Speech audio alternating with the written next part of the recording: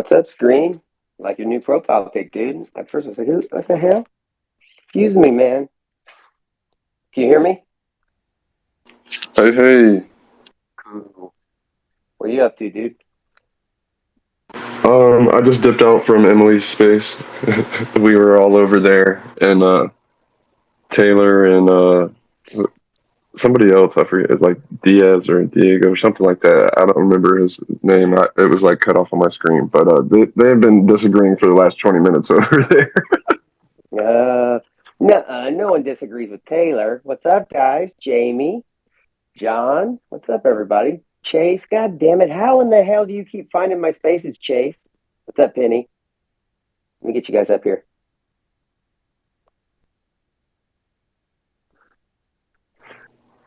Wait, Dude, how is do I do that what your what? child looked like?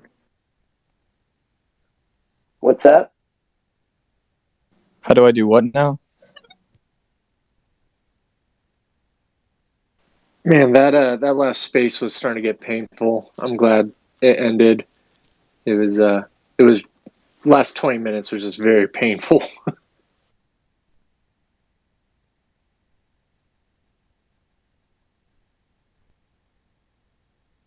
All right, so this message is to my co-host. You guys know how I usually run mine. That's all I expect. So if you're running it, get your fingers on the trigger too for someone who gets running. That's all I ask. When people step the line, put them down in timeout or send them out of the room. Because one of the important things. What's up? Nothing. Hello, Shane. What is up, AC? It's the queen of hot mic. I'm so glad to be here. Yes, I am a hot mic. Yeah. Who's hot mic? What's up, everybody? Get Emily up here. Let's see. Yeah, you guys just help me out getting people up, cycling people in and out, enforcing the rules. If people get a little wily, doesn't matter, friend or not, we all get a little heated. The thing is just to cool them off or just put them in timeout, And we tend to have a lot of people who like to partake before. No, I don't get no big deal. A beer or whatever, weed. But sometimes they get a little taken away by that, myself included. Just for example, that podcast. So we try to keep that shit on point. We just want to keep it on conversation. The most important thing in the room is the topic of paranormal, which it's a huge umbrella. Like anything and everything that you can imagine. If you're a Keel and Belay fan, I think falls under that umbrella. So Poltergeist, Bigfoot, I think it's all one and the same, one control system, right? So my co-hosts are here, my family's here. Let's get this shit show started. If you guys have any cases you want to They're do, my co-hosts too, Shane. Yay, I'm just a speaker now. I love this. I was hosting for a long time. I'm happy to just chillax. They said you had a space going on. I wish you'd have popped over here sooner. I would have preferred to make you a co-host as opposed to Chase. Oh no, these guys were my co-hosts too, so it's meant to be. All right, right on him. I'm glad you're in here anyway. So, Taylor, what's up? Don't start no shit, Taylor. Welcome. We got a timeout rule. You know this, people. So it doesn't matter. Here's the thing. A lot of times, this is what I'm going to get to before I get interrupted because I'll lose it. So we got to remember, we're going to have conversations in here where we all got different perspectives. Sometimes we take shit personal. A lot of times we take it super personal. Chase tried to mention something, stop somebody the other night, was on a rant about his experience to kind of say, we were talking about something particular. Now, we will open the room for experiences and stuff like that. That's not a problem. But right now, as our panel and we are discussing something, let's try to keep it on topic. But there's lots of stuff that pertains to it. Or if you have something you want to discuss, put it in the thread. Because this is some fun shit. As long as it's a non-toxic room, man, you'll learn, and it's super fun. I implore you, though, even if you're not speaking, if you hear someone say something about a subject and you know about that subject and you know where a link is, put it in the thread. Because I promise you someone will find it and they'll learn from it or it'll help them. And if people complain all the time about what they can do to get this message out or what's their part, that's it, minimum. That's all I'm doing. I'm running my mouth here. That's all I'm doing. So I'm grateful you guys are here. John, go ahead. What do you got? Yeah, kind of along the lines of Keel. So a couple of weeks ago in a space, I was talking to Sam Chupacabra, and he just started talking about Mothman prophecy. And right, like literally within a second or two of that, this massive moth just flew past my head. It's like, oh my God, what the hell is that? And since then, I just keep finding dead moths everywhere, at work, at home, like random places. And like I just live in an area like we don't get moths, and I just keep finding them. I found one in my car the other day, and then today at work, I'm like cleaning, and I go in the sink, and there's a big old dead moth. I'm like, all right, this is just what the hell's going on here. Um, I just want to share that weird experience. Also, I'm trying to cycle you guys up. We've got a lot of requests to come up. I'm not sure. We can't be full, are we? Oh no, we're full. Here, I'll Oh, well, drop no, down. wait. Now we should be able to. No, no, no, no. Well, we got one more up. So, yeah, if you're not talking right now, but we'll cycle you back up. Yeah, and if I drop you down, it's not that I don't love you. It's just, Oh, you yeah. know. That's the other thing. Thank you for reminding me. My ADHD took it away. So don't take it personally. If we mute your mic or drop you down, it's just to cycling people in and out. And here's one other thing. It's very important in our rooms. I get joke accounts are funny, but if you're a joke account and you're trying to come up and speak, I'm not going to let you. Just because, again, we take this stuff seriously, right? There's lots of people who have questions and answers. There's rooms for that, but not in my room. That's why I host these rooms. I'm glad you guys are here. So let's get this show on the road. Chase, Chase, take over. Just let's see what's up. Who wants to start us off tonight? Let's Ganga, you got let or study. Matt? Sorry. I said let's let study. She's in here. Study of UAPs or Hey, yeah. hello. Hi, everyone. Hey, Deb. Yeah, as usual, I can't stay long because of the children, but I wanted to come in and say hello. Actually, let me take this back over, Chase, since Deb's here. Hey, guys, you get a chance, Chase, I'm sure you already put it in there, UAP Med. I'm actually a part of this, and one of the reasons I'm a part of this, whenever I started having my experiences about 3 years ago, I was having mental health issues at the time because I'm a combat veteran, and I just left Wounded Warrior Care, this whole yada yada story, but there was no place for me to go. I had to compartmentalize my mental health. So I was trying to deal with my mental health with doctors, and then I was trying to use my, hey, Chase, you type any louder? Oh, is my mic hot? I apologize. I No, thought this no, it's was not on. I'm talking ASMR. to the other Chase. Chase. Anyway, it's just super important to me. Let me just say that I had a hard time because I had UFO Twitter was the only place I had. They saved my life. The people I met here, Ted Rowe, who's a part of this, is one of those. All these people in here are families, faces. It's a place that we talk about our experiences, and it's about the only thing I had. So I kept my experiences from my doctor. But now I'm well enough that it's one of the things I speak to. My mental health, my recovery. I'm an advocate for all these things, but experiencers as well, because mental health is very important. Now, this is going to be a message that a lot of people don't like. This experiences happen, but a lot of people in this topic can be unwell. And how do you know if we don't have professionals taking it seriously? So that's one of the things we like to do. I'm glad you're here, Deb. And I know he's already put UAP Med in there because I make him do that every night. So go ahead, Chase. Sorry again. Yes, I put the UAP connector, Deb. If you want to speak a little bit on that, because I know it's a project you work really hard for. So maybe give some people some kind of insights as to what exactly you're trying to do and, why you built the resource. Okay, so UAP Med is a short way of saying UAP Medical Coalition. Ted Rowe is the director. The mission is to educate and provide resources to medical and mental health professionals so that when they are approached by an experiencer, they're not mistreated or misdiagnosed, and then they have some information. So at this stage, we're kind of rolling out the education aspect. We'll be doing interviews, putting out videos. We already have a lot of stuff on the forum. We'll develop a web page that's a little bit more accessible with some of that information. And because it is a coalition, we are trying to reach other organizations and get them involved as well. Um, and, it's all free. There's nothing that, you know, people can't access or anything like that. It's really for everyone to use, and people can promote their own organizations and their own work, and it's all good. Yeah, and whatever you're cooking smells good. I'll tell you that. I'm making hamburgers. Yeah, it's an awesome resource, and if you guys haven't checked it out, honestly, you should just go click around, search around, see what resources they do have. Because I mean, it's a really clean looking website, and I think that that's a big aspect to it as well, just making it look clean and easy to use. So thank you for doing that, Deb. Yeah, to be clear, the UFO connector is like a general information website that is connected to UAPMC so that we didn't have to rewrite the wheel when people who didn't know anything about UFOs came along and wanted to know something. So there will be a more formal website that's just about UAPMC, but the UFO connector will still be linked to it. It will be connected to it so that no one has to start from scratch. So there is that. Love it. Thank you. Matt, you've had your hand up. What's up?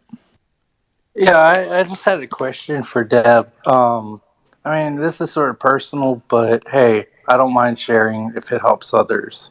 Um, I mean, I'm an experiencer, but I've also dealt with trauma.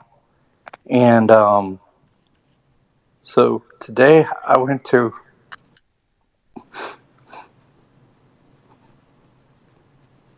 get some help. And I was curious what your thoughts are on EMDR. Have you heard of it? Is that the one with Daniel Ingram? Or no, am I thinking of something else? It's some Oh. eye movement thing, and they like, I guess when you start thinking of those traumas, you can get a Hmm. some feedback system to sort of help you reprocess some of those traumatic ideas or traumatic memories. Um, I just, I encourage anyone who needs a little, you know, uh, pit stop to seek it. And Deb, if you are an experiencer of like the phenomena or some type of phenomenon, um, Deb has a great resource, and she could refer you possibly to somebody. But if you need some help, ask me.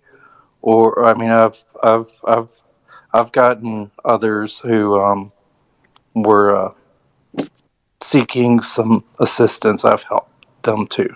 So we're all in this together, and we all have to, we're only as strong as our weakest link.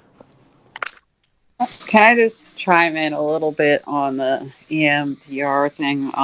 There's a lot of new things that they're trying with mental health. Really innovative things also. They're looking at how they can do work with psychedelics that doesn't involve having the tripping experience and all that. They're working on using magnetics, all that stuff. So the only thing I would say is I worked with cognitive behavioral therapists. And if you're going to do something that might be considered experimental, I would just recommend doing both. That's all. Oh, why didn't somebody tell me I had a hot mic? And I was going to say something too to that, actually, Deb. I just got back from Boston, I mentioned earlier, which was a trip with Wounded Warrior. And actually, I did a CBT, what was it? DVT, so many DVTs, man. Did so intense stuff. But the point was, it was nice because, like Matt just said, I needed maintenance. I just left in 2019. I was good, but the pandemic beat my ass. Experience on top of that, even more. So I needed a way to get some maintenance, but it was really bugging me that I couldn't just say, "Hey, I need maintenance," then tell them everything. I just could only say this to them, and I have just trigger specific people to speak about my experience or that kind of thing. So I'm sorry, my hot mic did extra complaining to everybody. Hey, was it Redhead or Jamie? I think it was Redhead. And if y'all are down in the thread, don't forget to smash the like and retweet like you met the space at the bar last night. Awesome. No, I just wanted to pipe in about the EMDR and I also agree with, what I would call talk therapy, and in that part, do both. But um, from everything that I've witnessed with my own eyes, with the change after going through EMDR. I didn't go through it, but I've seen the effects that it's done to others around me who had suffered from some extreme PTSD. It's eye movement training. It like redirects things. I've seen huge improvements on people. Like they're just not triggered anymore. Like people that there was a loud noise and they jump every freaking time. But EMDR may not be for everyone, but I've heard nothing but great things about it. But it definitely, there's other forms of therapy too. But when it's a purely trauma trigger response, I've seen wonders from EMDR. Just saying. Anyway. Yeah, and I know my therapist did a short stint with the EMDR stuff. It was interesting. So definitely take advantage of that. And we hope the best for you, Matt. I hope you know that we all love you here. So keep up the good work, Hey, man. Matt, dude, I'm proud of you, bro. It's hard to do. It's hard to talk about. That's actually one of the reasons I decided to not be anonymous anymore. Because it's so hard. I got, Matthew Roberts, Ted Rose, very few people who are experiencers or who've had trauma and that talk about it, because most people think that getting help is weak. Actually, the hardest thing I've ever done was ask for help. And I mean that. Like, hard, because I always think I'm okay. I don't want to take the time. And so that's, isn't it strong? It takes strength to do hard shit, right? And I promise you, it's been hard every time, but I know to make that shift when you need it, because you only get one of these lives, in my opinion, until you get recycled back through by our alien overlords. But we'll get to that in a minute, right, guys? Let's go to Jamie real quick. Hello, everybody. Yeah, I've done the EMDR, whatever it's called, the eye movement therapy, and it was all right. I didn't do very many things of it, but the thing that I did it for, the trauma that I did it for, um, like doesn't quite like it doesn't quite hurt as much when it comes up sometimes. Like it's just like, oh, okay, that was, I don't know. It feels like it was part of a movie and almost, instead of part of something that hurt me so deeply. Like, if that makes any sense. So I would recommend it. Like, even just try it. Like, if it doesn't work, then they can probably try something else. But it's worth a try, I think. So I'm so glad that you're getting help, Matt. Stay strong. We love you. Yes, Matt. Thank you, Jamie. Go ahead, Ray. Hey guys, I like what everyone's saying. There's lots of good stuff here. I am a trauma therapist, and while I don't utilize EMDR, I know a good amount about it, and it's definitely so it's eye movement desensitization and reprocessing, and it really targets the distressing memories, like that vivid imagery, the intrusive thoughts that we have, and a lot of the nightmares. So what it does is it uses eye movement to kind of recalibrate and um, our approach to our memory. Not, it doesn't change the memory, but really helps us reframe the way that we talk and think about it. So kind of like what Jamie was saying, it helps us to be able to talk more, or if it comes up, we're better able to manage it. So it really increases our distress tolerance. Now the trauma therapy I'm certified in is it's geared towards children, ages 6 to 18, but it really can be used for most ages. It's trauma focused cognitive behavioral therapy, so TFCBT. And there's a whole bunch of modules that you work through. And that cognitive behavioral therapy piece that I think Shane was talking about, that's really where the work is done in reframing how we think about our trauma, how we can talk about it, really building up that distress tolerance. But I think, in short, EMDR is fantastic when you want quicker relief. Sometimes it can be effective in just one session, though they recommend, a few more. But it's always good to follow up with some cognitive behavioral therapy or DBT, the dialectical behavioral therapy, which incorporates more mindfulness, and it helps with interpersonal relationships and things like that. It's always good to have that as well, because with the EMDR, it certainly helps with our processing and reprocessing, but it's not going to be helpful with all the other questions that may come up, and it's just good to have somebody to really talk to that you can trust. And with EMDR, you can only focus on one trauma at a time. So if you've had multiple experiences that are causing distress, you'd have to, start it for each one, if that makes sense. It Yes, does. I appreciate it. And if they said something about cognitive processing therapy too with it. I guess that's maybe, is that similar to what you were saying, the after the EMDR? CPT is part of CBD. Wait, I'm confusing myself. Right? Cognitive processing therapy, is that fall under cognitive behavioral therapy? If I'm Yes, correct. so I'm not quite sure what cognitive processing therapy is. I think anytime we're processing something, it is inherently cognitive. I think that's when they have you do the environmental stuff, or they have you kind of try to re-experience something. Like for us in Boston, they call it stuff like walk, crawl, walk, run. So we'd have to go do things like be in a crowd. We'd start being around a couple people, and then it just that type of thing. I think that's what CPT was there. If I'm mistaken, I don't know. So what you're describing sounds like exposure therapy, which is Yes. also helpful with trauma therapy or any anxieties, phobias, things like that. Cognitive behavioral therapy is first understanding how our thoughts, feelings, and actions are all connected. If you can picture like a triangle with thoughts at the top, feelings on one side, actions or choices, behaviors on the last side. And then if we start with a thought, we can, acknowledge how that thought makes us feel, and then how we're going to behave when we're thinking and feeling that way. So what cognitive behavioral therapy does is we help to target the unhelpful, inaccurate, thoughts, or like cognitive distortion, some of these negative core beliefs that really drive our anxious or depressive thinking and feeling, and how we react as a result. So it's actually cognitive restructuring. We're reframing, but through talk therapy, while EMDR does it with eye movements and much less talking.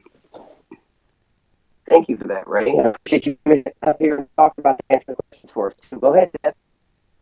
Yeah, so this question is for Ray. Since you are a therapist and you are exactly the demographic that we're looking for to come into UAPMC, what do you think we need to do with this project to get more therapists involved to take it seriously that experiencers are having issues? Because of real experiences, I might add, not because of delusions. Right. And well, I think first, therapists, well, I think education really is key for most things. The more you know, the better you are, the better we are to be able to kind of meet somebody where they are. Um, so I think therapists should absolutely, there needs to be some CEU course, but having spaces could be one way to really get therapists talking about this. I think it's our professional responsibility to acknowledge anything that people, groups of people are talking about and describing as being traumatic. I think too. So one big barrier is it's hard to talk about these things. Like if I work with kids and their families, so if a kid comes to me and they had an experience, I can certainly listen, validate, support, help them, process and develop coping skills. But if a parent, makes it clear that they don't want that being fed into, or things of that nature, it definitely poses a barrier for therapists. Um, as as awful as that is, it unfortunately makes a lot of sense. We obviously want to be respectful for the parents, but I really think we need to be educating ourselves, and we need to know how to talk about these things with people of all ages, whoever comes to us, while maintaining respect of religious beliefs, moral beliefs, all of those kinds of things. I actually just encountered this issue on Monday. I had a 6-year-old who was telling me about her dreams. She has a lot of what she describes as alien like creatures visiting in her dreams. And she's been saying this for quite some time. And luckily, I'm able to talk with this youth openly about these things. The parents are okay. But on Monday, I was assessing her for PTSD, for like domestic violence unrelated to, her experiences. And she, all of her answers were, she responded in like talking about her dreams, separate from what she had already shared with me. So that kind of told me that this youth is coping through describing things as though they're dreams. And I don't know if, her parents told her that when she was, living with domestic violence, that, now she's safe. That was a dream. It's all, I don't know. But now it has me thinking, is this youth really having lots of experiences that aren't dreams? And she just understands it and contextualizes it in the sense that it is a dream because she's not in it in this exact moment. And so she's safe.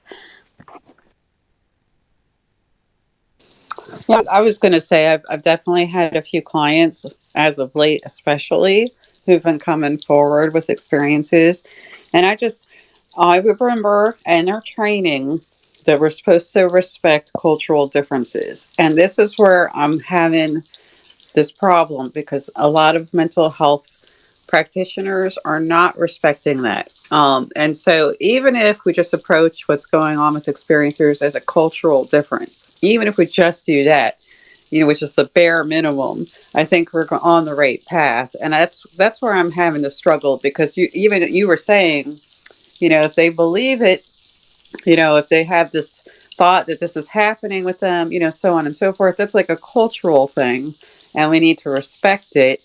And I don't understand why so many people are still not there. So I just wanted to throw that out there.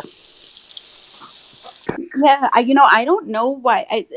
It seems like a lot of people don't know what's being talked about in terms of UAPs and all of this. I I feel like I'm on Instagram much more than I am on Twitter.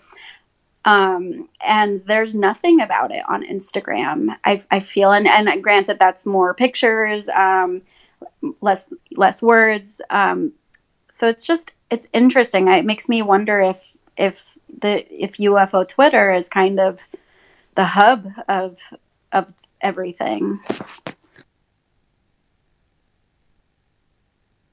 You heard it here first, guys. UFO Twitter is the hub of everything. Thank you guys both for being in here. What's up, Lacey? What do you got?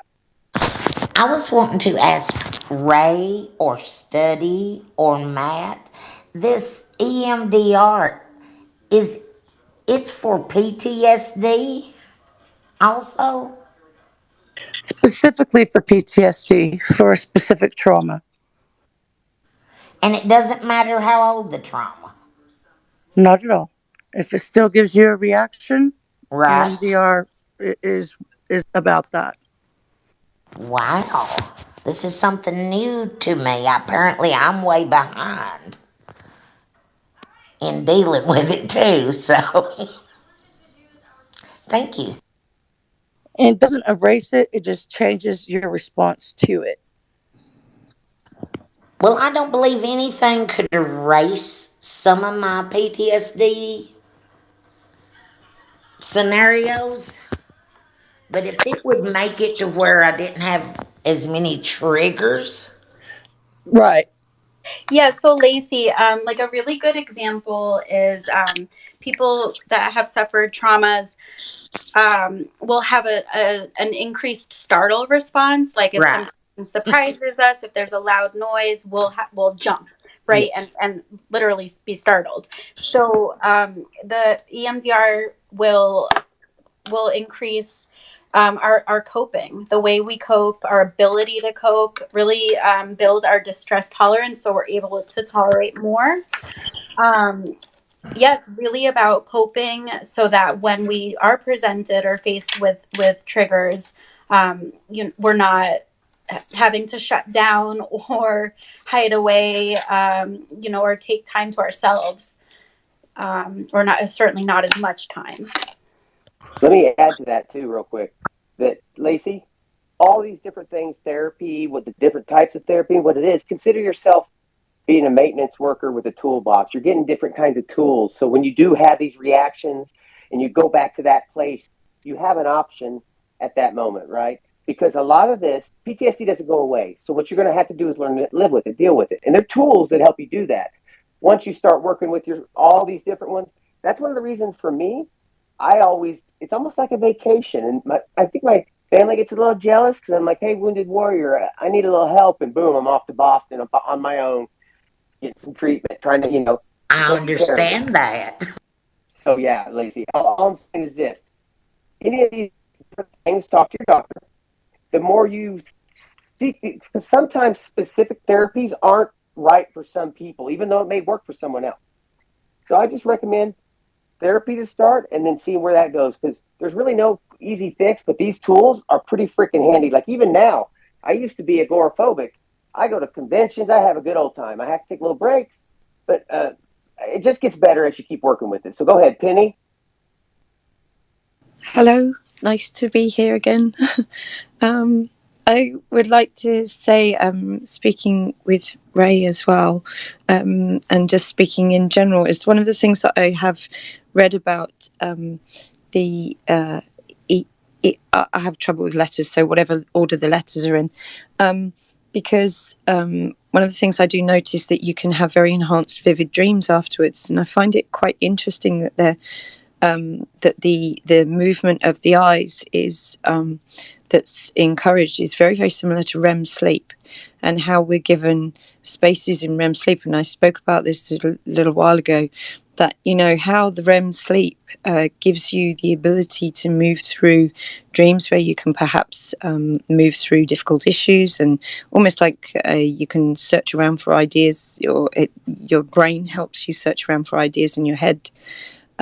So I think it's quite interesting, and especially talking about little people, because I've got a lot of little people. Just for general populace, I've got 5 kids, and my second child and my little girl, my only girl, they have both seen things, and my daughter's seen some pretty incredible things, lights and beings and many different things, and ghosts is how she describes it. And the thing that I'd like to say about that is that one of the things about children that I think is always overlooked, and much the same as women in general, or people in the services who've gone through traumatic things, is it's like I'd really appreciate it if people in medical circles were able to appreciate that we can actually differentiate between things. We might have suffered trauma about many things, but my daughter's very clear on what is imaginary and what happens to her, even though she may use the same language to describe some things. And I think this is an odd thing about people, is that, if you see what I mean, it's I might have had some very difficult things happen to me in my life, but I know when I've seen things that are other. You're aware of something outside of yourself and other. And that's why I know the things that have happened, it's the expression happening to you. You know something is happening to you, not you are projecting something out of yourself. Something might respond to what is projected out of yourself, but you know it's other from yourself. And I think children are amazing for having that actually very, very clear distinction in themselves. Thank you. Before we get around the room, guys, we're talking about trauma and its relationship trauma, mental health, and its relationship to UAPs. But we're going to keep on going. This is fine with me as long as it's on this topic. So let's get over to, was it Deb or Matt? I just wanted to quickly say that, whenever we're mentioning these different types of therapies, I find it helpful. You might not know what these are, but you could probably Google types of therapy or types of mental health therapy, and you can get a list of different types. And if one of those looks good to you, or if you could always come into Old Vet Space, and he'd probably talk to you about it. But if you, it's good to ask the types of therapy that the therapist you're working with or mental health professional that you're working with, that it aligns with what you're comfortable with.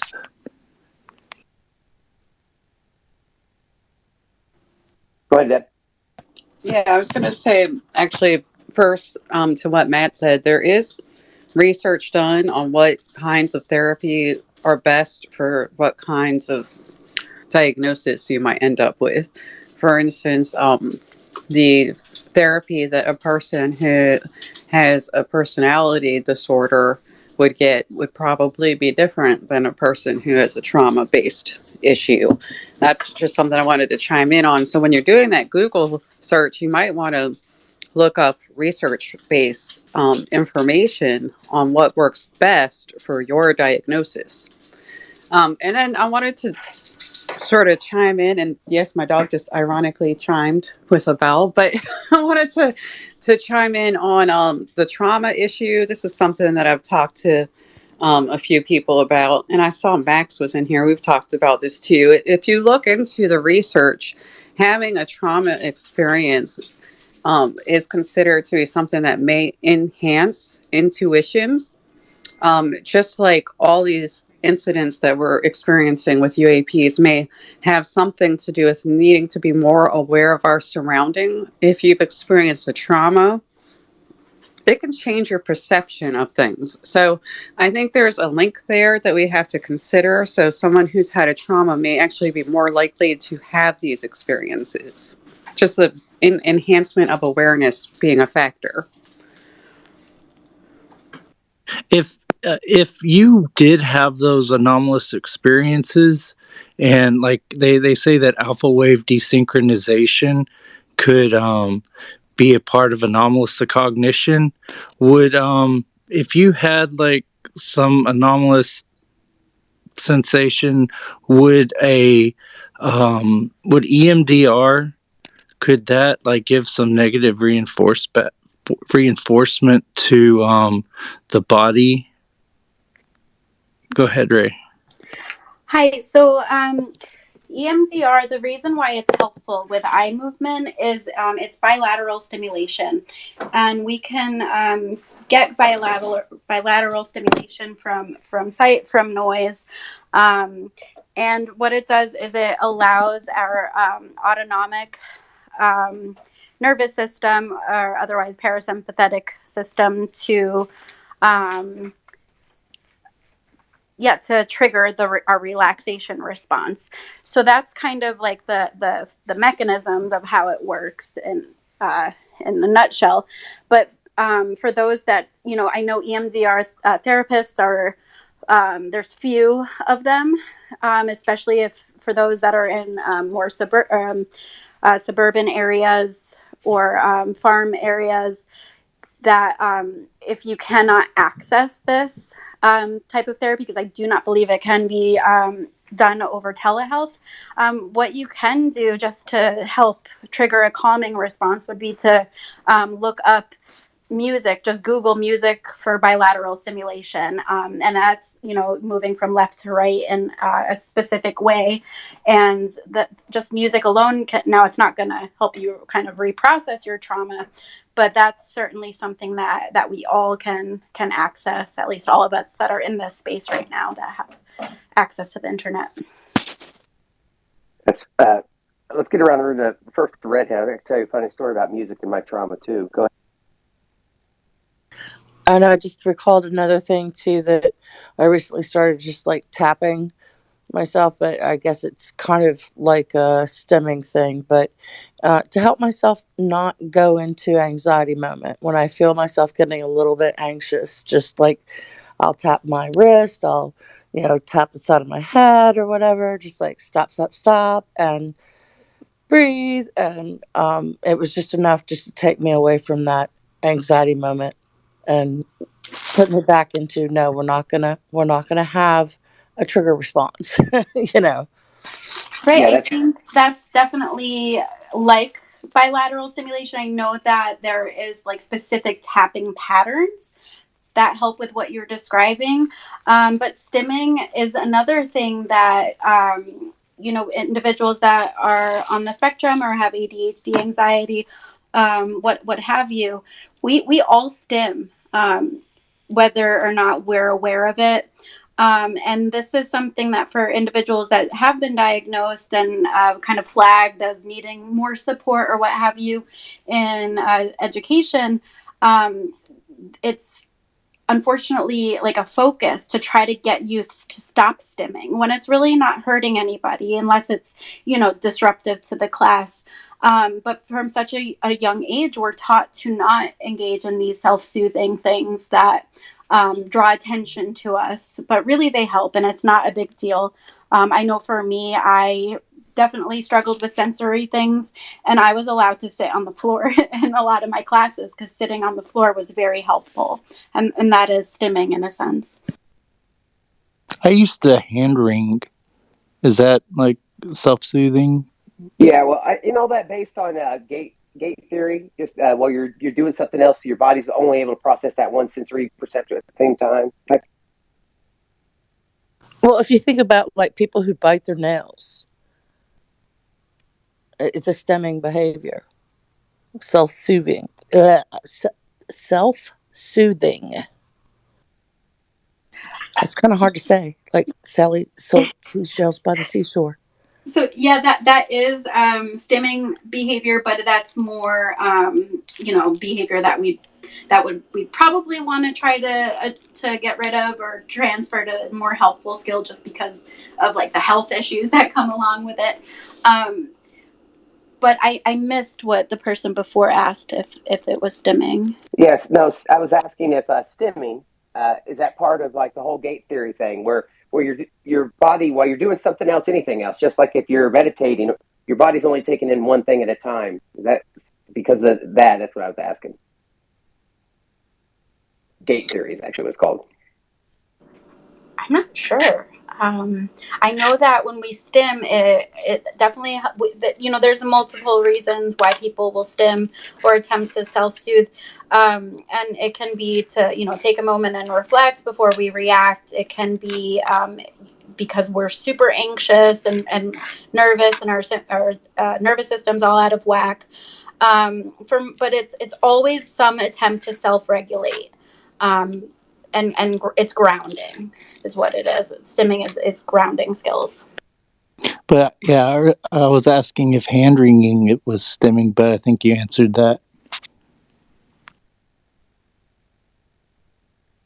Okay. So, anybody got a topic you want to talk about UAP wise, or we can keep going mental health wise until then?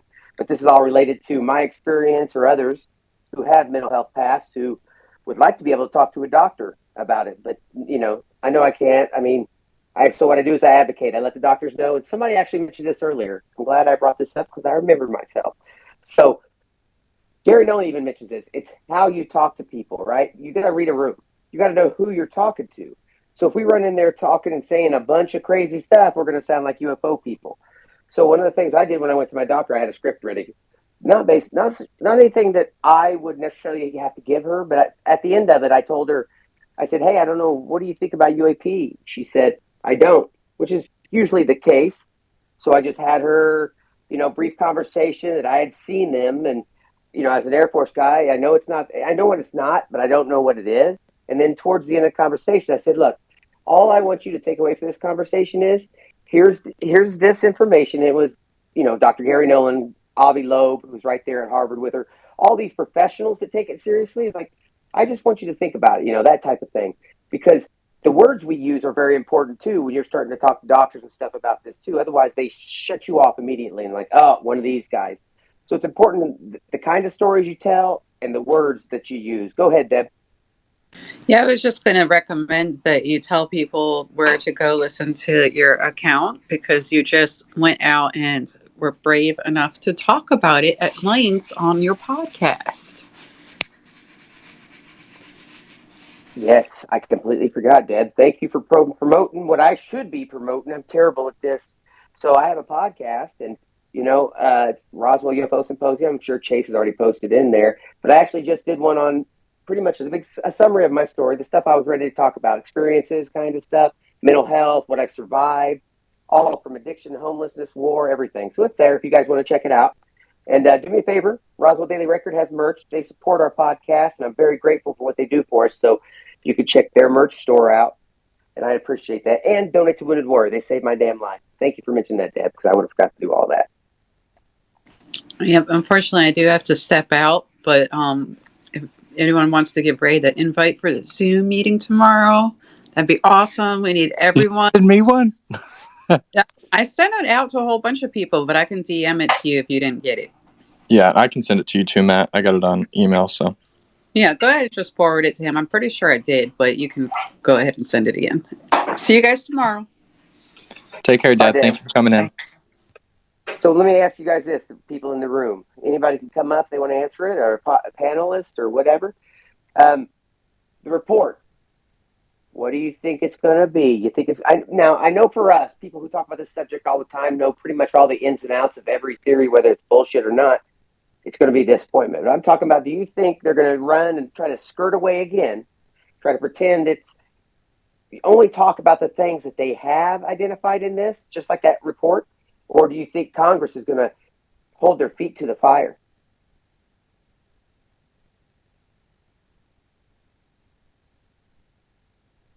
Don't Penny, everybody do you get want in to say line at something? once. Yeah, don't everybody get in line at once to talk. I think that it's not going to.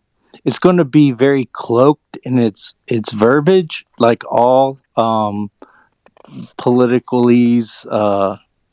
Or not, that wouldn't be legislation, that would be more of it's just a report, but it's going to be very protective for politicians.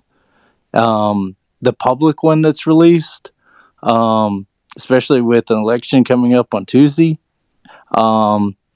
So I look, there's going to be certain keywords in it that I'm sure everybody on UFO Twitter will be parsing, but it's not. I don't think it's going to say we've got. It's not going to have the freezer number at Hangar 18 where the bodies are or whatever. Who knows where if they are, but I don't think it's going to have that in there. Okay, so I agree with all that, but I do disagree with, not disagree, I will say that yes, we do have bodies. We have crash retrieval. What are you going to do about it? I'm almost positive we do, right? As much as I can know, and I do know, Al, I will say this, all I can say. I do know more than a regular person would on this subject, just because of my experience and my life and the people I've met. I happen to know someone that is able to tell me some of this, and that's all I want to say about that. But I'll say that I do know that I have to think there's something there. So let's move around the room. Dr. Robin, was it you? Hey, how's it going? Thank you for hosting the space. Thank you for allowing me to speak. Yeah, since there is an election coming up, I don't think that we're gonna get anything new. I don't think there. It's just gonna be status quo. As far as we know, they know everything, and we can only make speculation and conjecture on things. And like I have a different theory on that. Sorry, go we're ahead. slowly, they're slowly releasing like the FBI like declassified files and if anything, I feel like somebody's gonna make a leak, and we're gonna get some information later on. But yeah, thank you. I appreciate it. Thank you. I have a different take on it. So you guys think about it, right? So think about it only from like a politics point of view, just for a little bit, right? So right now we got a bunch of people who have already signed their reputation to the fact that they've and also like the taxpayers' money, right? The last thing they want before an election or during an election, right, is to be to look ridiculous, which is exactly what the New York Times article did, which is, I think, the reason why Congress was furious and made them rewrite the whole thing, is because if they put up a big old nothing burger, then it's going to look like these guys are just wasting our money, wasting our time, and all of a sudden politics is playing on our side because now they don't want to look like they don't have anything, or they don't want to look like they're crazy because now, like, the way the New York Times article makes it look like there's nothing going on, right? Then it does make like these people, all these congressmen, all these senators look like they're ridiculous. And they hate that because it's all about their ego now. It's an election season, and that can play on that could be a big thing that plays on our advantage. The people that want the truth, right? Because now it's not only us wanting the truth, but now it's also Congress who already risked their reputation. They're already way too deep into this. We got Tim Burchett, you got Gillibrand, right? So like all this money that has gone into RO, all of this shit, it's now their reputation is on the line. So if they put up a nothing burger, then they're going to look like idiots, and they're not going to allow that to happen. And I think that's why they delayed the report, because they were going to look like a bunch of idiots if that went out to the public. That's my take. I agree. I'm going to say this, that people are joining us and you're not sure what we're discussing. So the New York Times article just came out and it was discussing the new program and whether the government knew what UAPs were and if they were high. Basically, about the whole amendment Gillibrand had written. Well, this article comes out and clearly it's almost propaganda because it states in the article that of the of the incidents identified, right? So that's wording right there. It was trash, this, that, and the other, trying to write all of that off. It was a bait and switch. We don't give a shit of what was identified, but if the United States Air Force government has anything they can't identify, that's big news. That's the stuff we're talking about. That's what we should know about. And so it's just a bait and switch. And Congress was pretty pissed because as a congressman, you know that, okay, my job is to have these programs. Well, when they're brought in front of you, and then and I know Gillibrand had made a couple comments about, I want to say retrievals or metamaterials or something along those lines. When they know that and they see a nothing burger like this, it's like someone's telling it's literally, and as a combat veteran who served, all this type of stuff, bureaucracy is a thing, right?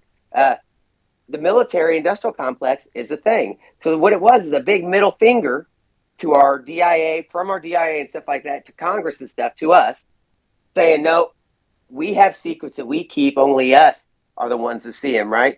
So, yeah, you better believe there's going to be a battle. Go ahead and tell me that. It's just, you got to consider some of these people in Congress are like us. They'll fight this tooth and nail, because go ahead and tell them, no, that's not your job. No, that is our job.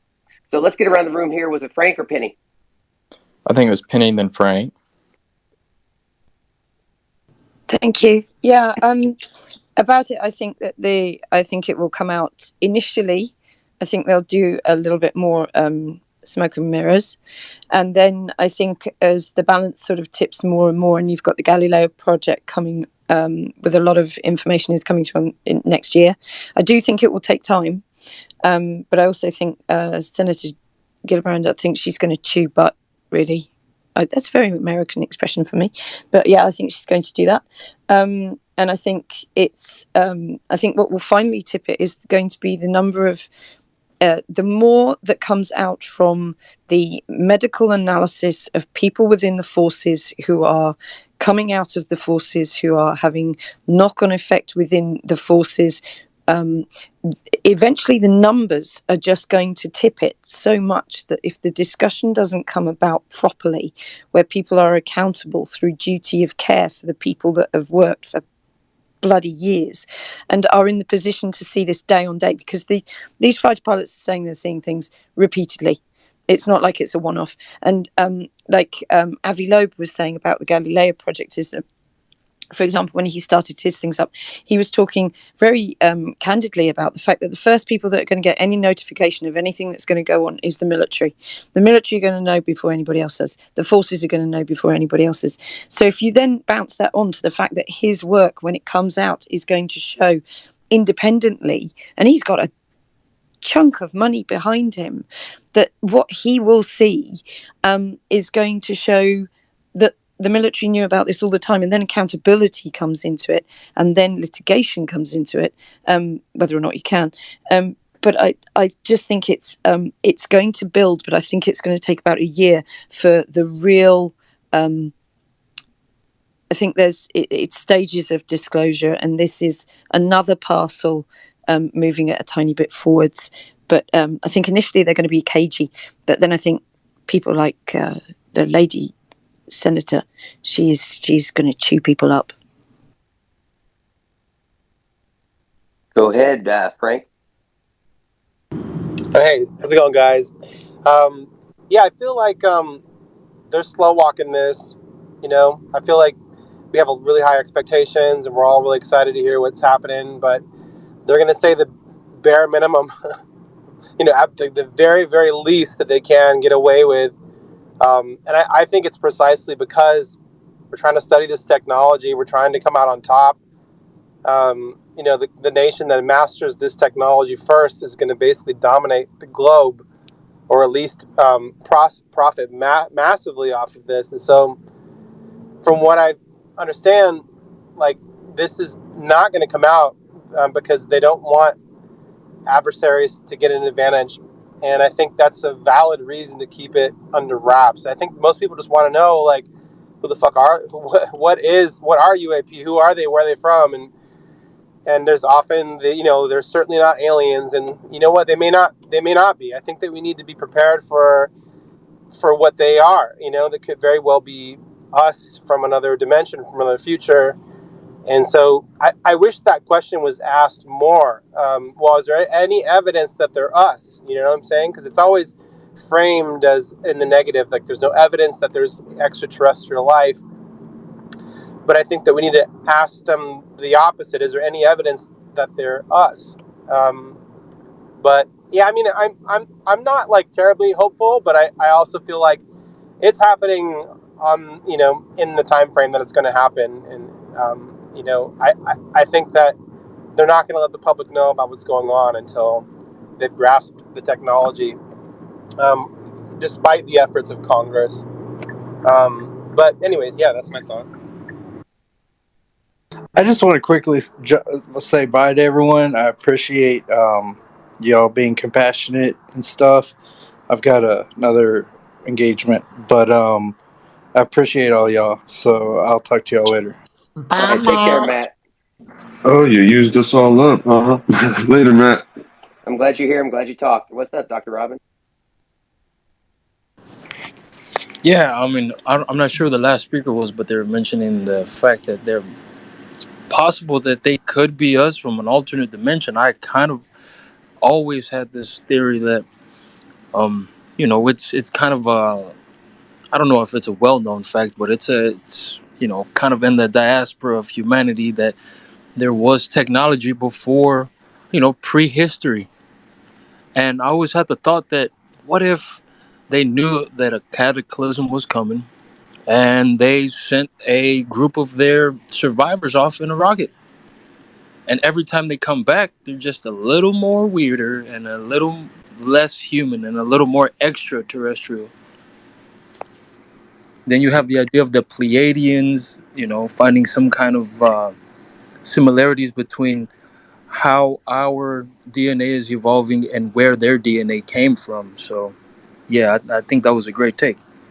Can I just piggyback on that? I mean, this is one of the quotes in Strieber's Communion book that just really blew my mind when I read it, about just the thought that people passing through time could take a brief weekend and go back in time, go all the way back to the origins of humanity to study ourselves. But relative to the bystander seeing these things popping in and out, it would appear as if they'd always been here, and they would appear in our art and they would appear in our history just like they have. So I don't know. I love it if they were aliens. I don't have like a, like either way. I think it's just incredible reality that we're living in right now. We're all around at this one point in time where it could be the biggest paradigm shift in human history. And how amazing is that? You know what I mean? Well, and it's also kind of how do we define alien? Because Exactly. one aspect, one of my crazier theories that I love is, what if the mushrooms underneath our feet, the mycelium, is more conscious than we are currently aware, and they're actually making some of these crafts in ways that we just don't yet understand. That's a little out there theory too. But Christian, you had your hand up. Yeah, but I'm dealing with something right now, so never mind. I'll come back and talk later. Yeah, I like that idea of like the superorganism. I think the mushroom was actually a really good kind of analogy.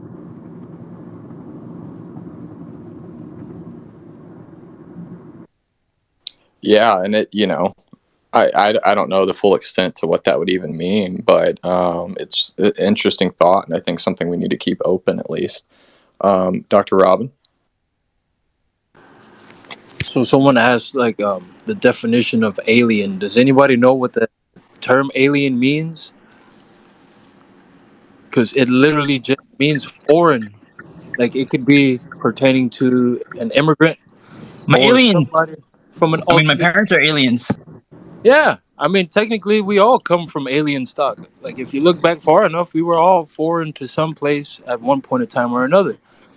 But what is the origin place of that being? Like, that's what we should be asking. Like, okay, forget what we know. What is the unidentified portion of it? Like, what does that seriously? What is the origin of the unidentified? Well, I don't think alien actually means foreign. I think it means of unknown origin, of something unknown. It's not necessarily foreign. Foreign, well, different words mean different things, but when I hear the word alien, that means not necessarily on, extraterrestrial type things, Since but when it's do just different words mean different things? words have meaning. But yeah, no, it's more of just it's unknown, something that can't be explained. Yeah, it's like another absolute other. But I think one of the keys to unlocking this mystery, because it's just a mystery, is to try to understand the reason for being clandestine. Like, what is truly the reason why they're so clandestine? That's a really interesting mystery. Like, what do you guys think? Because silence is one of the most powerful weapons that you can have. Secrecy and silence is the strongest weapon you can have against anybody. I think it was Penny and then Lacey.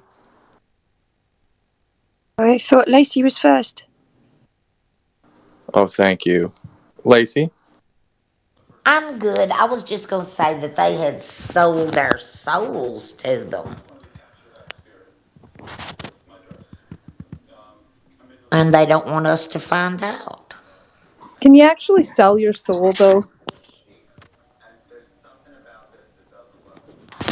I No, it feel like doesn't belong even to if you. you didn't want your soul, you're kind of stuck with it. Like, it's kind of yours.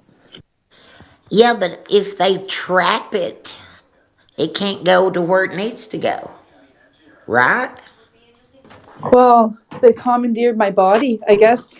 I mean, once I pass away, I hope something good happens to my soul, but I don't know, it's not really on me anymore. Like, once my physical body's gone, I don't know. I don't have much control, I don't think. So we're pretty much all believers in the Alpha and Omega, right? Like everybody pretty much agrees that there was a creator, an ultimate creator. I wouldn't say that, but I will No. say this. Hold on, guys. Somebody's mic hot. Uh, I will say this real quick that my experience has made me go from atheist to agnostic. That's as far as I'll say about it. I'll say there's something, but when we say creator in my mind, I don't think we could begin to understand that this topic, this phenomena, is all encompassing, and all these religions are probably all these religions are probably the same. So look beside religion, because technically religion is just a form of control, right? But just the spiritual aspect and the idea that consciousness is energy. Energy Yeah. is the higher being or the creator. So therefore the creator is consciousness, right? So without consciousness, there can be no life, because the meaning of life is to observe life, not to be an agnostic, not to be a Christian or a Jew, or to be positive or negative, because all those aspects are created. They were a creation. They are a byproduct of the consciousness and a byproduct of the thought. So anything that is, anything that was, it's all part of, like, the total creation, which is consciousness. I mean, nothing in the consciousness can do anything to the consciousness that will ultimately defeat it or break it. So you can't lose your soul, you can't sell your soul. Energy cannot be destroyed or created, right? Like, all those ideas kind of tie into the same mathematics versus belief. I'll say this: you made a comment. Yes, religion is a control system. Guess who else calls this topic the phenomenon control system? Kiel, Valet. That's what I'm saying. Religion, or if you look at the Bible, whatever you want to say about any of that, those are a list of experiencers and listing their experiences. That's my opinion, obviously. And I think all religions are the same thing. We're all talking about the same thing, killing each other over the same shit. This topic is just huge. Ghost, what we see is so all this. I didn't kill anybody. Sorry there, I buddy. don't believe that, Logan, you vampire. We had to put Logan in timeout for interrupting. Killing me. That's what they all say. I think Penny was up. Thank you. I think what would help is if looking at the phenomena, we look at it in global terms. And I think it's very easy to look at the patch that we live in and not notice that this is global. Shit, Penny, I just muted everybody. I'm sorry. Keep going. Okay. Yeah, I think it's a global thing where the weight of global discussion and conversation will bring it to a point in it, and then there will be a sort of overlap globally of specialist people of God, I can't even think of my words this evening. Sorry, I'm having a lot of trouble with my words this evening. But I just think that the division, when that division starts to net, and because we have this platform of social media and things, that if this UFO Twitter could join with, I've been reading about things to do with ufology in Africa and ufology in Australia and ufology in these different nations. When that starts to knit, and the scientists across the board, and I'm using very simplistic language, sorry, but when they knit, I think that's when there will be proper progression. Go ahead, Emily, was it, or Redhead?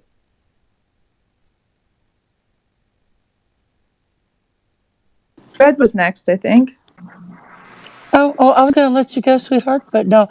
I honestly think that we have more of a situation where whatever the UAP comes from, these other beings, more civilized beings, it's a situation where they just know more. And the reason why there's secrecy is because, well, they've could kind of already see every possible situation of just letting every single human know all at once with disclosure and everything. It could shock the crap out of some of them, or cause panic and cause, somebody probably in your neighborhood, or someone that just would just flip the fuck out and like, let's get guns, we gotta kill the aliens. And the reason why there's secrecy there is because the other civilizations have told you, yeah, no, it's not a good idea to let them know. But the ones that truly want to find out more, we kind of are the disclosure. We are the ones kind of figuring out, okay, this is not a one-off. There's other people, there's other experiencers, there's other everything. We are kind of bringing it into a circle of people. Say, yeah, okay, we know.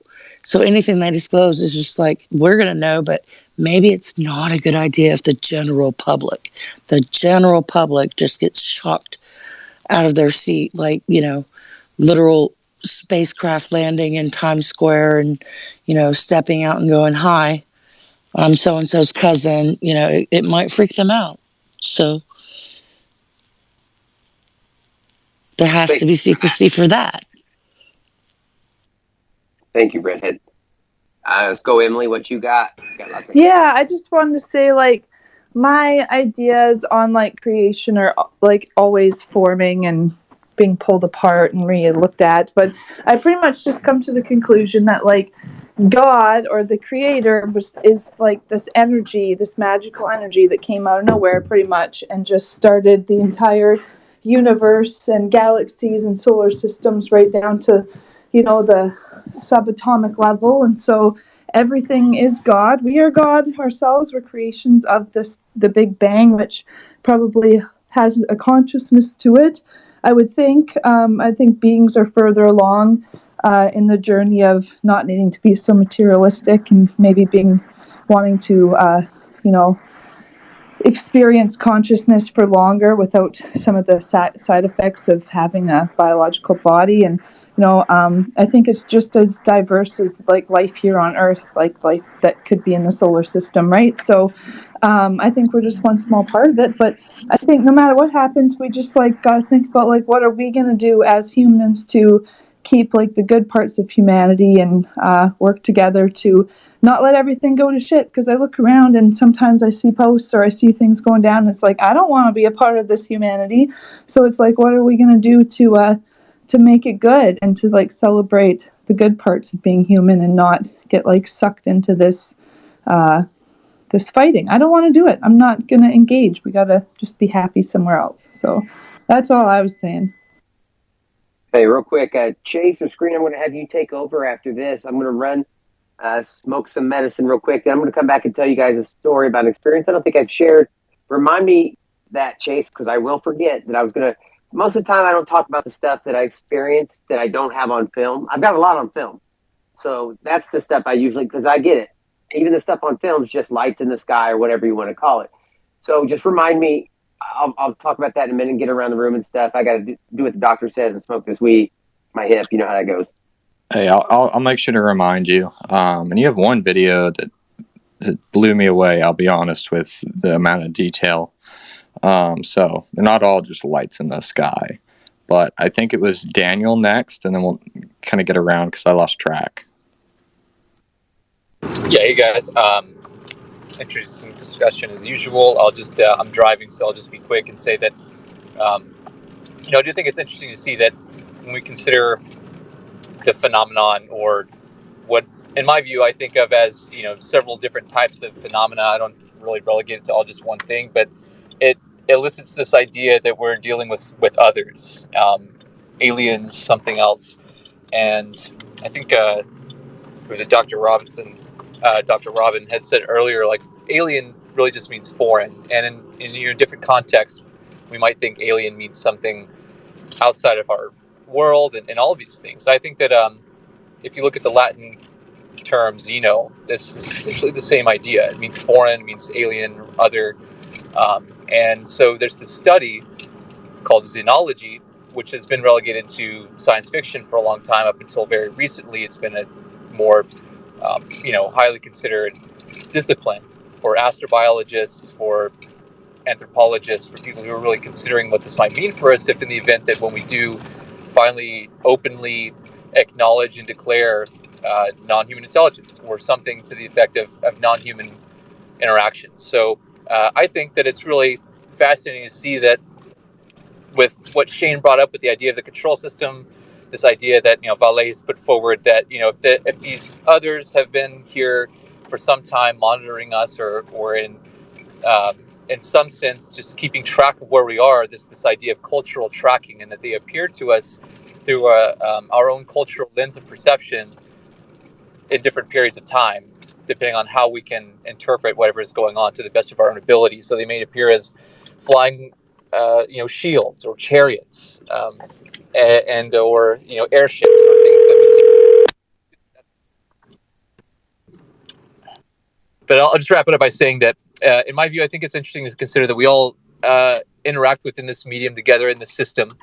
I call the mythos, a mythical operating system, which we are all a part of. And to me, my interest is that if there are these non-human intelligences, that maybe they act as sort of system administrators of this control system, this mythos, and that they have maybe a greater form of reality management than we do. That's something that Vale has put forward as well, that perhaps they can enact upon a greater form of management in reality than we are currently aware of. And that may appear to us as metaphysical or magical or something spiritual, but just lies beyond our perception. So, there's this idea of the Kardashev scale.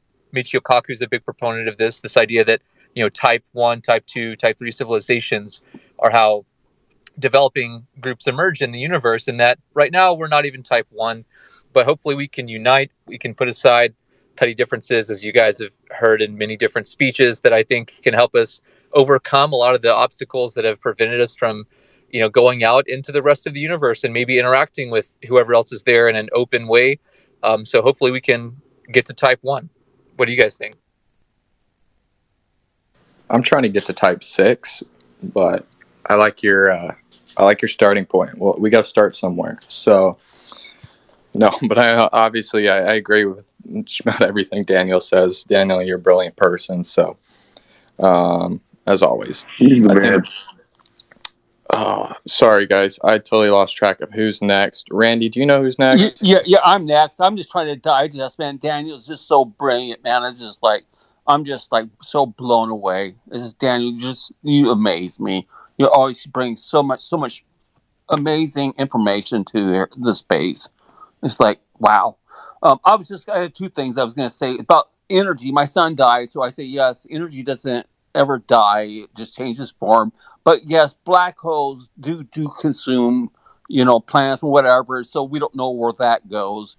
But what Ocean was speaking of, Jimi Hendrix, they said, gave the devil whatever his soul for 13 years of fame and fortune. I don't know, if you see a cloak guy with a sickle at your bed, I would say, he's not there to give you candy. I would probably start making some changes in my life. And I don't know, I just, like I say, we all have we're all got like a rope or a rubber band, and good and bad on our shoulders telling us good and bad. And I just try to follow the light and go choose to do good in my life, and don't listen to the bad things. And I don't know. If something takes our good and something pulls and takes our bad, I don't know. I just try to live good. That's it. Thanks, Randy. And Chase, if you eat enough frogs, you will get to type 6.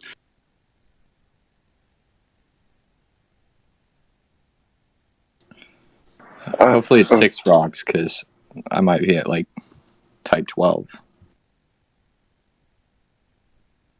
Wait a minute. No, guys, don't eat frogs. It's a joke. I think it's Kent and then Diego. And you're on your own after that. Hey, Randy, I was going to say, no one was paying attention to the frog joke. It was just Chase trying to pretend he knew what the Kardashev scale was. Hey, Shane, do you remember that story you were going to tell us? Yeah, not yet. I'm not done yet. I just had to laugh because that's what Screen was talking about when you said, I'm looking for level 12. He was like, wait a second, because that's Do you way see the beyond. doctor's hand up there, Chase and Kenton? Ocean, do you hear Shane talking? No. You might have to drop back in and out, But yes, I'm doctors. sorry. She might have been lagging. Let's get around the room. I'm smoking. I'll tell you when I'm back inside. I'm sorry. I just wanted to interrupt you to let you in the joke that me and Scream were like, level 12, Kardashev. Dr. Robin? Yeah, I just wanted to touch bases on that their Kardashev scale. So like imagine you're you're the boot and you walk over an ant, right? You think the ant is thinking like, what is this guy thinking? What is the boot thinking? You know, like we don't really think about what ants think about while we're stepping on them, or what a cockroach thinks about, you know, when we smash it. So why would any higher being think about what we're thinking about, or even be cognizant that we are aware of what's going on? I mean, sure, like we make nuclear weapons, and like we have TV, and you know, we've been sending out radio waves for the last 100 or so years. But yeah, like I think we're looking at this in a way that we believe that there's not any great intelligence outside of us. It's kind of selfish for us to almost think that way. Um, and I'm not sure what the joke about the frog was. I don't like inside jokes. You know, inside jokes don't make friends. Hey, I agree, actually. No, I'm not back in, Chase. I was going to say, I agree with the inside joke. Chase likes to lick frogs. That was that joke. But I'll say that as far as theories go, there is a theory. So just bear with me here. That, for example, what would they want to mess with us? We're like ants to them. There's a theory we're like cattle to them. Maybe they feed off of us psychically. But they don't mean like blood and all that. Well, there's a theory about that too. Reptiles, an ultra-terrestrial reptile civilization of dinosaurs that drink our blood and are mingling with us. But there's also a theory that says somehow, whatever this is, just like a god. Now think about this. Part of religion, there's a name of the religion. I'm going to mess it up. And Gnosticism or something like that. Something like that. Well, the point of it is, like praying to them, that psychic energy, they feed off of that. There's a whole theory beyond that. Like maybe they just keep us here as cattle, and it's our own little matrix. Go ahead, Jamie, and take back over, Chase. I'll tell you when. Sorry. Yeah, I just wanted to say to the last person who was speaking that the not to Shane, the last person before him, sorry, that was About the speaking frog. about yeah, that was speaking about like why would they care about what we think when they're smashing us? Well, maybe some of them don't understand what we think, but apparently from what some people are saying, there is anecdotal evidence that they're telepathic. So they would know because if they bothered to look and listen or whatever, then they would know how we feel. And if they can do this thing with time and space, then they can, you know, they can do things like make it hard for people to remember, or maybe just trauma does that. But I think I think that maybe they do some kind of frequency or something that like trank darts us in a way, and messes up. But you know, we can't move or whatever. Probably like some people are mentioning that this is part of their experience. So I just that's what I think with like it's like an not electronic, like an energy or frequency trank dart that messes up our memory. Like when we go under anesthesia, like we don't remember every minute of our surgery, but or maybe necessarily our experiences, but you know, it comes back to us sometimes. Well, electromagnetics actually does that,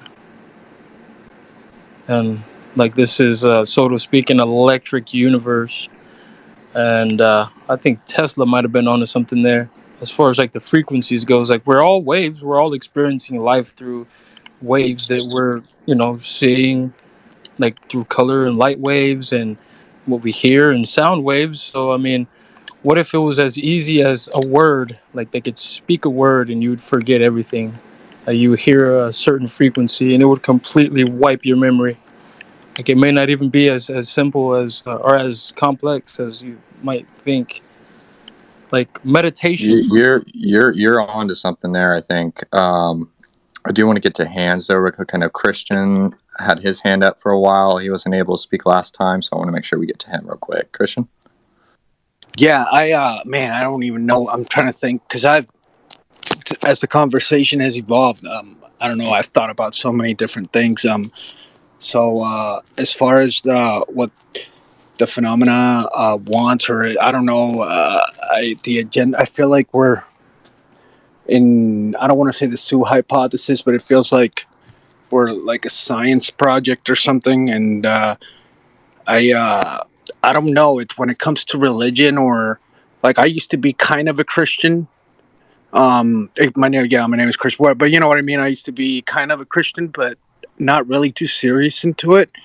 But I do believe in Jesus. But the phenomena has definitely changed my views. Like I don't like the word God. I just don't. I think this is a sensitive topic for a lot of people I know, especially for Christians. But I think the Bible is just it's got a lot of wisdom, but it's just like how people used to view the world back in the day. You know, like it's outdated, and um, I don't know. For me, even though I believe in Jesus, like I think like now you hear about people that can heal. You know, I've heard those stories of like people that have actually been like affected by this phenomenon, and they have like the power to like heal other people. And Jesus used to do that, you know, and um, you know, Mary supposedly she was a virgin and she got. And I don't know. It's just like I just connected to this phenomenon. The whole thing I connected to this phenomenon. And I don't know, man. It does scare me a little bit because I think about death, and I'm like, well, I used to think I used to go, you know, it would be I don't know, I don't, and then it's like, well, what's gonna happen when I die? And I think about that, but yeah, I don't know. That's I'm just gonna leave it there, honestly, because I don't want to ramble too much. And Christian, to your point, I don't think you need an experience to heal people. I think I think we all have that power within us. Would be my understanding. You don't need anything special or abnormal. I think that's. I'm not really sure the science of that, but I know, like a Dr. Bill Binston. I'm going to say his name wrong, but he has some interesting studies on that as well. So I don't think it's isolated. I think it's something we all have. But that's just my thought. Yeah, it's like the site, like, you know, psychic people. Everybody has it in them. It's just sometimes the phenomena can give somebody a boost or something, you know, but everybody has it in them. I agree with that 100%. Exactly. Next hand was Diego. What's going on, man? What's up, guys? Well, just a thought on like you know, why the secrecy behind UAP. I always like to just, you know, put myself in their shoes, right? What if we were an advanced civilization? What if we ran into people that are in our level of technological development, like type zero civilization, like we are? How would we approach them, right? Would we just go, you know, show up to anybody, any average Joe's doorstep and just go like, hey, what's up? We're human, we're from Earth. Or would we just sit back and cautiously watch? Would we go and land in a park and try to talk to everybody, or would we just go and have some sort of official contact? You would have to contact the people's leadership, and unfortunately, over the millennia that we've been a humanity, our leadership is clearly corrupt, and that's the problem, right? It's up to us to overthrow that leadership, or to change it, or change its mind, if that's even possible, right? Because at the end of the day, like, it's got to come from us. We're the ones that got to be like, hey, so, because like at the end of the day, right, like, what's the goal of disclosure? It's not going to be like, disclosure is going to be like, okay, they're not ours. We don't know what they are. We don't know where they come from. And that conclusion doesn't just end right there, right? The next step in disclosure would be, okay, well, now that we have collectively as a humanity accepted that there's this whole nother realm of reality, do we now engage it? And how do we engage it? How do we approach it, right? Because they probably don't look at us like, hey, there's Colombia and there's Guatemala and then there's the United States. They just look at humanity, right?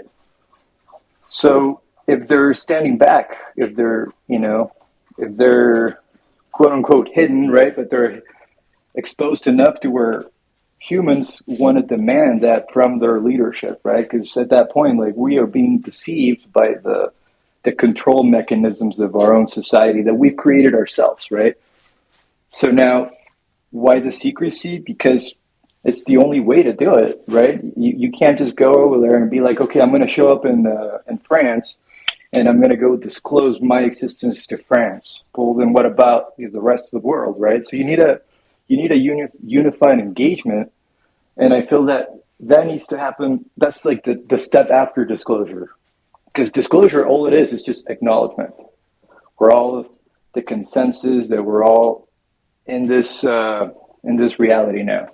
Then we gotta, make that next effort, which would be reaching out, and that's the way I believe we would do it. Right? We would have to officially contact whatever other civilization we want to contact. We're not just gonna go talk to any random Joe.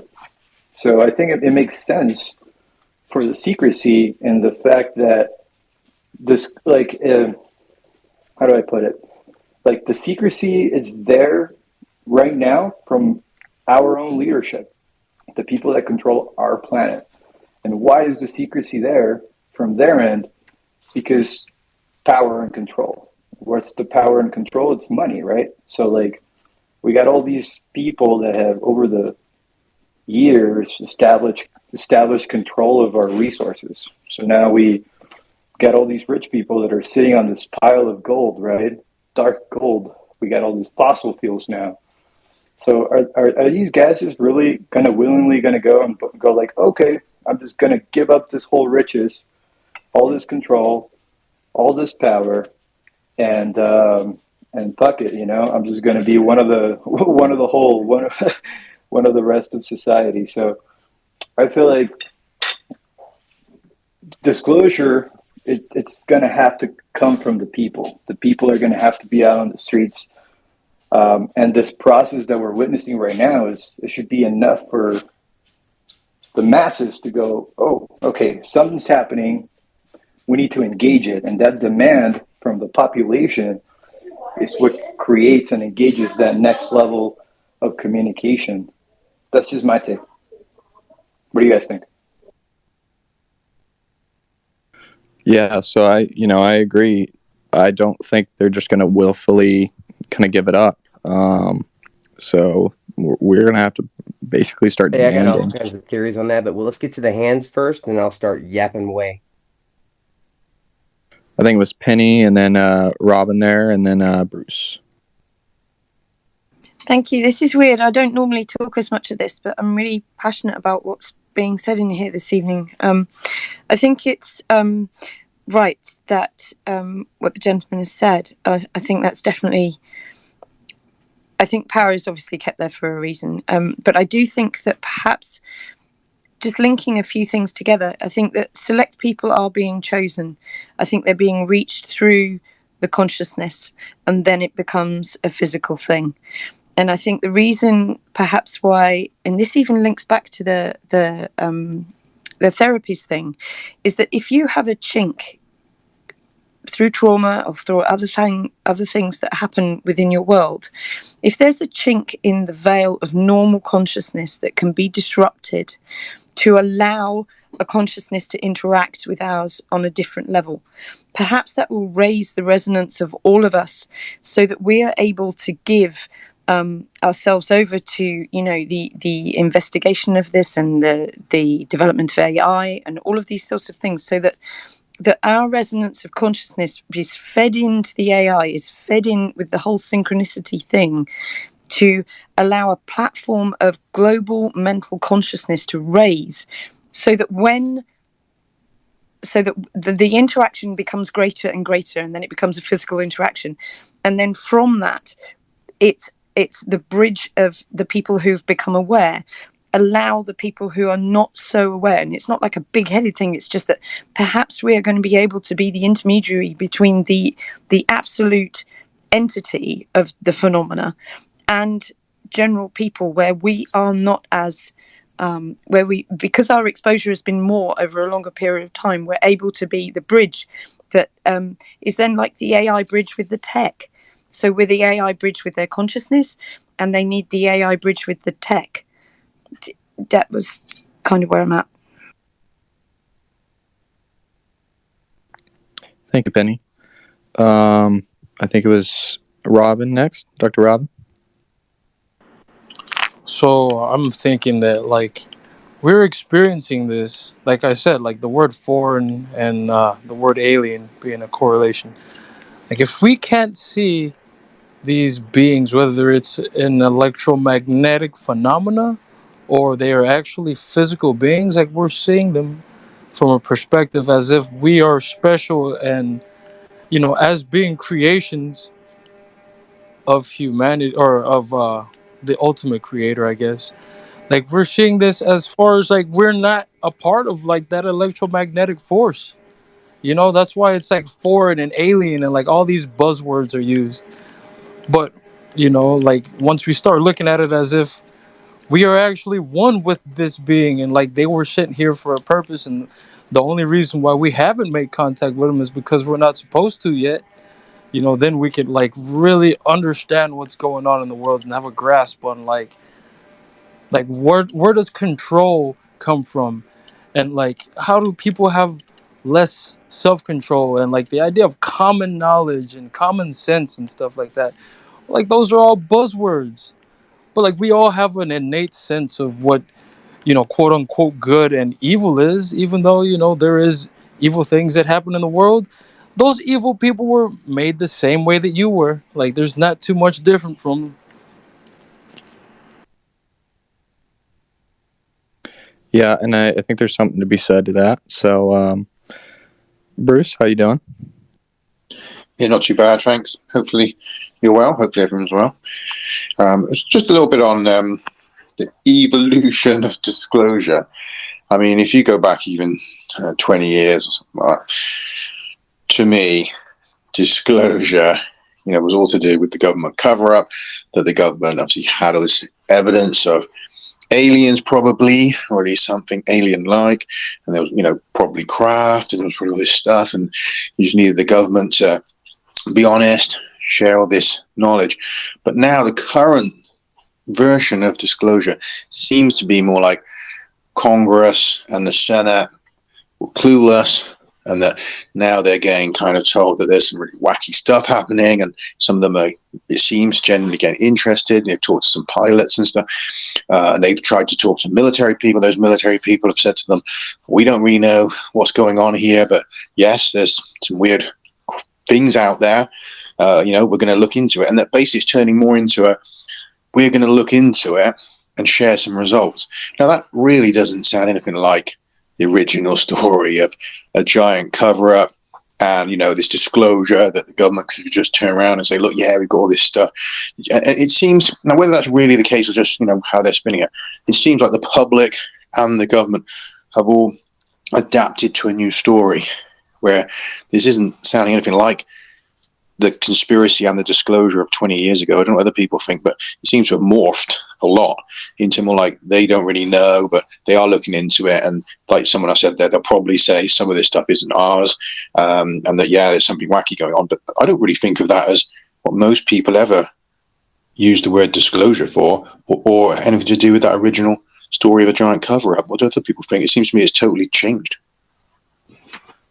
I have a take on that because, right, if we all just kind of go off the, you know, we take the story that aliens met with some of the presidents, right? That was part of the original cover up story, right? So if we take like little hints, it's bits, you know, from history. I mean, what if, you know, they did, you know, engage, they, whoever they are, right? The phenomena engaged with humanity at one point. Now, the leadership that it engaged wasn't ready for it, and they made the ultimate decision, right, for everybody else. They made that final executive decision to be like, no, you know what, this is too much for the people to handle. Thank you very much, alien or whatever they are, right? Thank you very much, but we're not going to do that right now. And who knows, like, because of the fact that we've seen a rise, exponential rise, I believe, of the phenomena lately, well, maybe they're sick and tired of us stalling. And by us, I mean, you know, like the leadership whom they talk to. And now they're doing their part because we've just decided to slow down the process because of, power and control and all that I was describing earlier. But what if, like that is part of the reason for the way disclosure is panning out now, because the people that made that executive decision, that decision was so compartmentalized that a lot of people in official places of power didn't actually get that story. Like, presidents have not been read in, and we know about that. And so, if that's the case, somebody or some group of people decided to make that executive decision, and I'm leaning towards the corporations, right, that run the energy sector. Why? Because they're the ones that have the most to lose out of this whole deal. All of a sudden, we're not riding cars that have gasoline, right? Because we're looking at all these things in the sky that obviously don't run on gas or coal or anything stupid like that.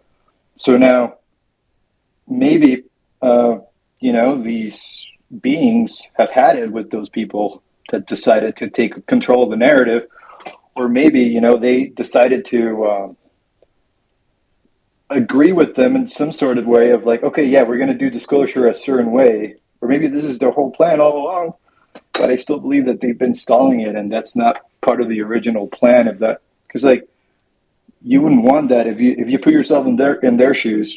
You're this other civilization, you're contacting another planet.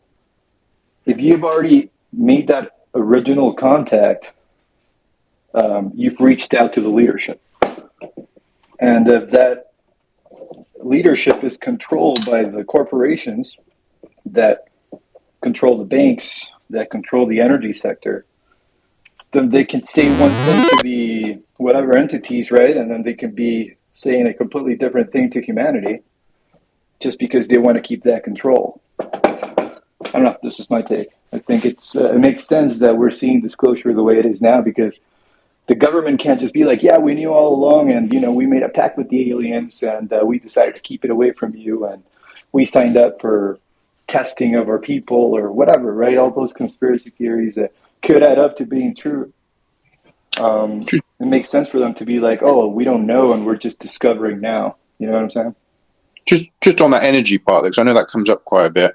I mean, at the moment, I would just consider that like ufology, mythology, though. I mean, nothing's ever come up that's really substantiated that there's this threat to the energy industry. You know what I mean? Like it comes up a lot, but we've got nothing objective suggesting that's actually real. Like, that they've accessed some energy that they can replace fossil fuels with. I know it gets said a lot, but we honestly haven't got any evidence that that's the case. But also on top of that, if you think about it, I mean, the oil industry can just say, well, we're going to charge more for the plastics and stuff. Because I mean, the oil industry does so much else, and so does gas. It's for like fertilizers and stuff. I don't see that they couldn't just turn around and say, well, yeah, we're not going to do so much energy supply, but you know what? We still need to make our same money. So plastic is now freaking expensive, and so's your fertilizers can be freaking expensive. So I mean, those people aren't going anywhere. They're going to stay super rich. So I don't think that. I think since we have a simplistic views in ufology, I mean, it's way more complicated. I don't think those people are going to suddenly lose out. And who's going to regulate and supply that energy? Probably the same people, even if there's a breakthrough. Well, think about it like this, right? If you have unlimited energy, right? Let's just say we hypothetically have access to UFO technology today, right? If you have unlimited energy, then that's what runs the world, right? Literally everything costs money. Why? Because it takes energy to produce it, right? If you can have an automated system, an automated AI that can build everything that every worker does today, right? And the only reason why we can't do it today is because it requires energy, right? Who's gonna build it? Who's gonna pay for it, right? That's the question, the big question. Why don't we have free things? Because somebody has to pay for it. So if we look at it from that lens, you gotta think about it. Free energy means no more economy the way we know it.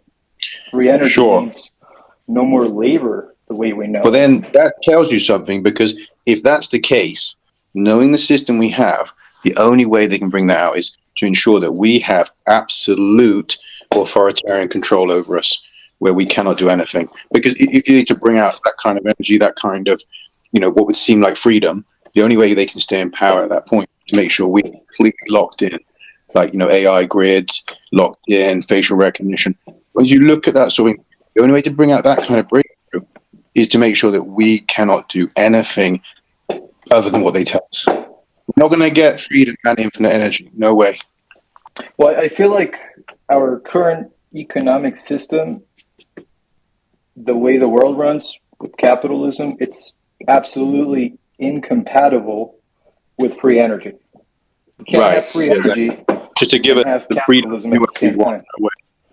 Right, which leads right back to what I was saying earlier. Like, that's the reason why they don't want to change it, because it would destroy capitalism as we know it. Because if Then you look don't at the have rise of labor, authoritarian control. So, I mean, if that's the direction, I know that Richard Dolan has talked on this a bit as well, that if there is something like a mega, something that's going to be coming out, look at the imposition of control that's being wheeled out. That would fit with getting ready to unleash a technology or something that is so disruptive that they want you fully under control before they release it, which makes sense. So to move on to some hands real quick, I love the back and forth.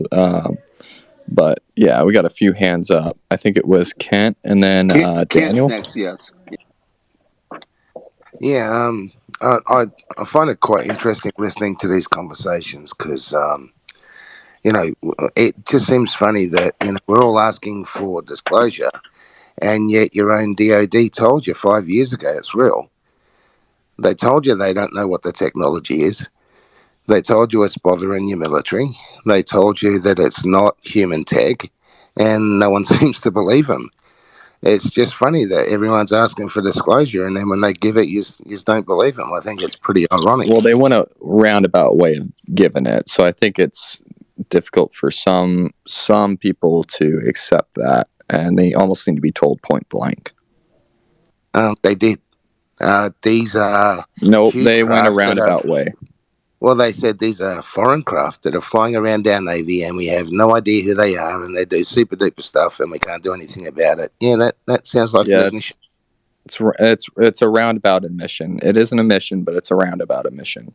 I still have friends who think this is all human technology. So, if that was it, yeah, they didn't hear it. So, I remember at the hearing they said super duper. Daniel,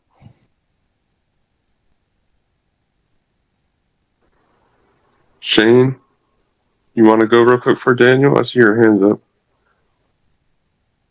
I just want, let me speak.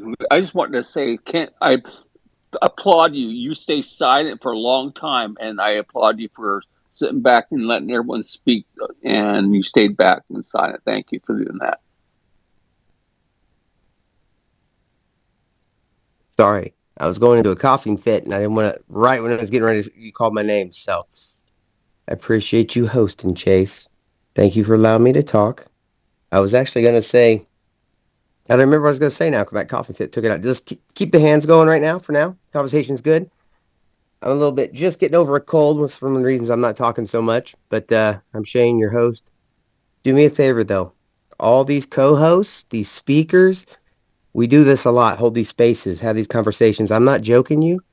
I have a lot of friends that I talk to that are in ufology. Then I go to these conferences and I meet people, speakers, people who speak at them, and I have conversations with them. The conversations we have in here is far different than when people go to these conferences. It's like, hey, do aliens exist? These are some deep conversations and I enjoy it. So let's just keep it on topic. Keep doing what you're doing. I appreciate everything. Just do me one favor. I'm pretty fail at this as a podcast host. I have a podcast, Roswell UFO Symposium. Give it a follow, but retweet this. This is my thing. Spaces, hanging out, having like a big community conversation, vast amounts of knowledge and theories. So retweet this, please, at people who you think may enjoy it. Because one of the things I take seriously about mine is just respect. People around, raise hands, and you can differ in opinions. Just don't be assholes. That's the rule of thumb, right, guys? I'm looking at you, Don't Chase. So don't let's keep forget this going. Jamie. Don't forget Jamie. Oh yeah, Jamie. Oh yeah, Jamie. I'm sorry, Jamie. And let me just say, Jamie's part of our team too. Jamie's been going to be helping out with social media stuff, and she's so good at it, just naturally. Plus, she's got the vibes that I do, which are like super pause. We just are the happiest people you meet. So I appreciate her, and she's going to be doing quite a bit of this. She's really good at it anyway. So pay attention to what she does. She does it out of the kindness of her heart, and we're just trying to get this message out to their experiencers, people who may be suffering and that need help. So, and this is all part of that. So let's keep moving around. Chase, why'd you interrupt me? Keep going. Well, Daniel interrupted you, right, Daniel?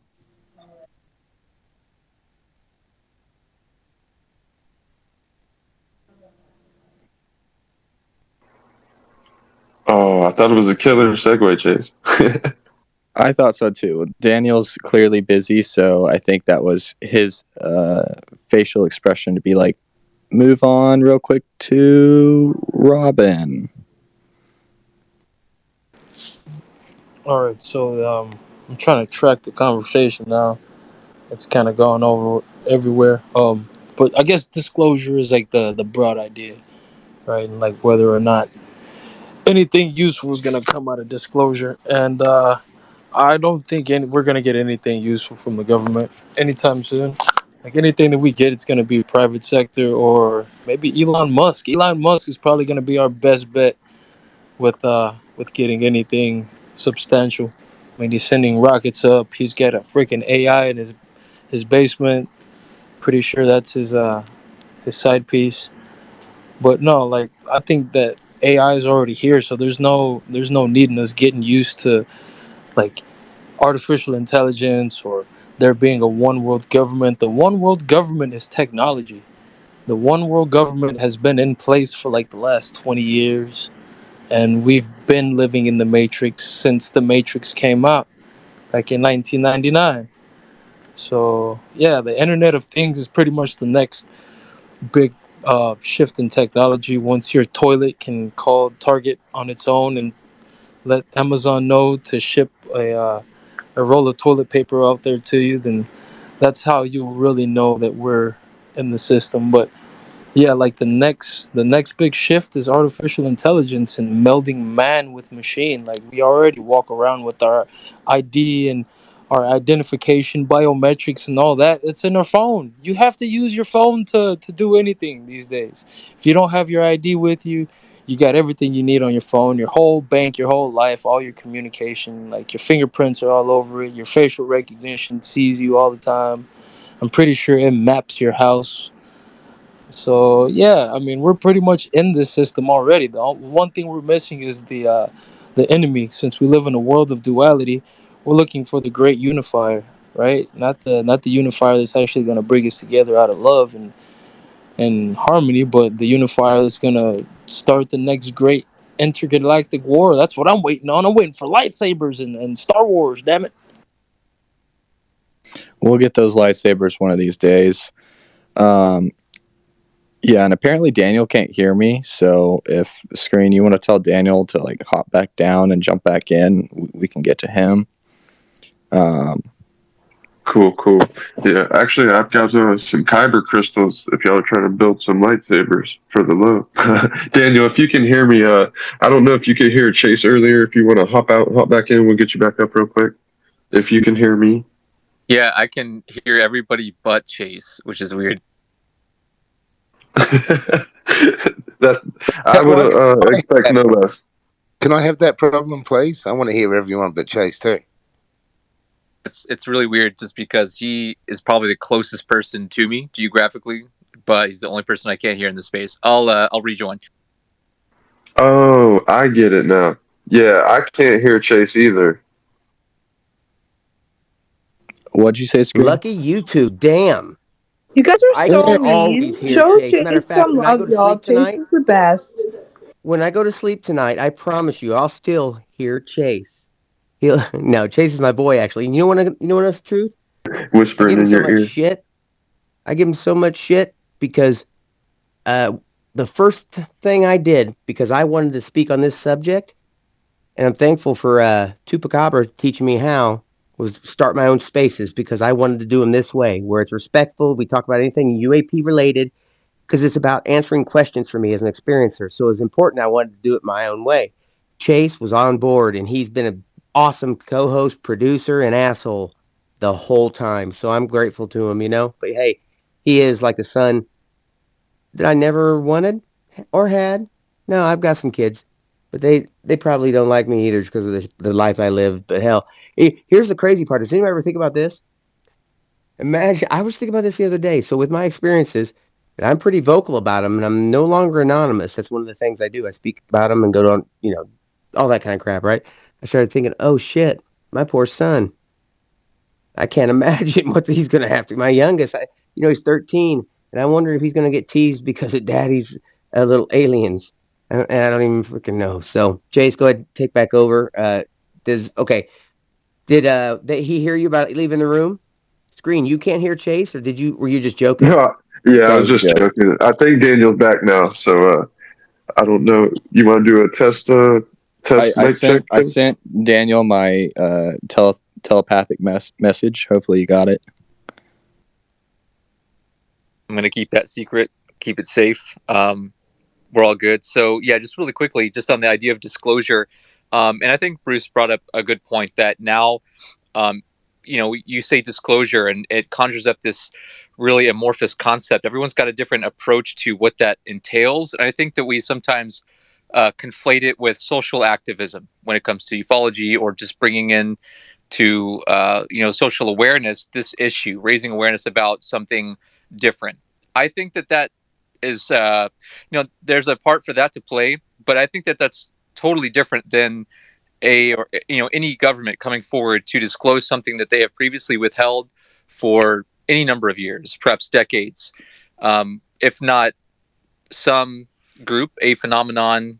We refer to it as a phenomenon, but if there are people, if there are intelligences, and I think it's beyond just some unknown phenomenon. But I would just say this is that unless they or whoever the others are disclose themselves to us in whatever form, whether they contact people directly through visions, through abductions, through contacts, experiences, or they land on the White House or fly over, like maybe some suggest in 52. I think that that's one of the challenges we face is that the ways in which this issue gets disclosed, people perceive in many different ways. And I think that it's one thing to suggest that the government has come forward to acknowledge the existence of a phenomenon that we loosely refer to as UFOs.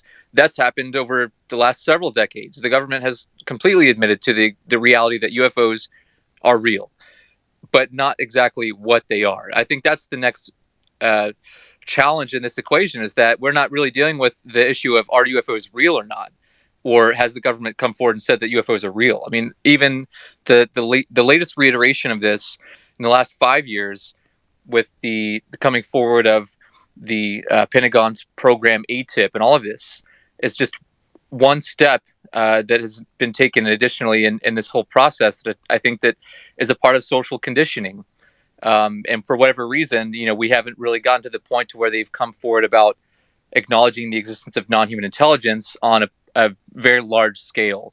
I mean, they're suggesting that maybe there are still unknowns, but I think that's totally different when it comes from an official source versus when we casually say disclosure in a sense that people sort of are in a grassroots movement talking about it, doing more or less social activism. I think those are a little bit of conflated concepts. Thank you, Daniel. I think Gango is next. How you doing, Gango? All right. I wanted to ask Daniel, how do we verify the disclosure information is accurate? Because so far science has kind of let us down on the paranormal. I mean, if the paranormal actually exists, it should be evident in our science, even if our science isn't exactly complete. And yet, we see tests all over the place that show there's paranormal side effects of something unknown, but in reality, we have no model for it. It's not introduced in the main model. It's not acknowledged or anything. So let's take it further than that. Disclosure comes out, and then we start to figure out there's a whole freaking lot of reality out there. How can we trust science that it will actually do the right job this time when it didn't the first time?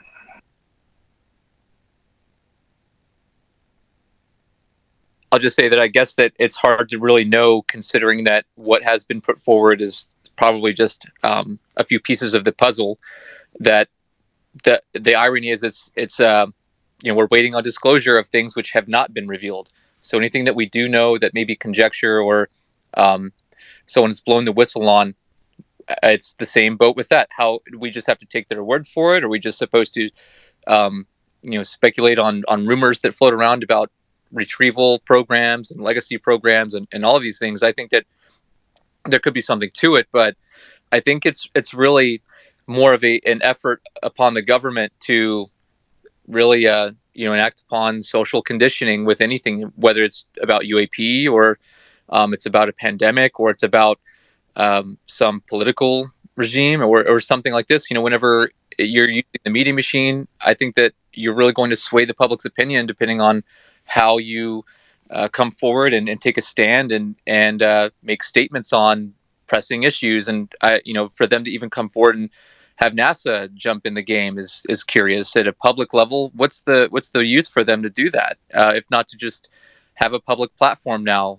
So I think those are great questions, and I'll just say that I think it's really important that we continue to push the precipice of what science allows us to understand, because it's just a tool to help describe nature and describe reality the best we're able to with the people involved. And I think that those people involved who have been doing this behind closed doors may know a lot. I'd like to hope that they maybe can reveal that, considering if they're contractors or if they're part of the government, that they have amnesty and won't have their lives threatened or anything like this. So we'll see. Great answer. I think Kent was next, and then Ocean. Yeah, I think my personal opinion, I think we are our own worst enemies. The governments of the world in various shapes and forms have admitted this stuff's real, and yet we don't believe them for some reason. And I think that's a big problem for us, because our community is saying that all we want is disclosure, disclosure, disclosure. First point, disclosure is not going to come with an explanation. That even if they tell us what's out there, they don't know what the fuck it is.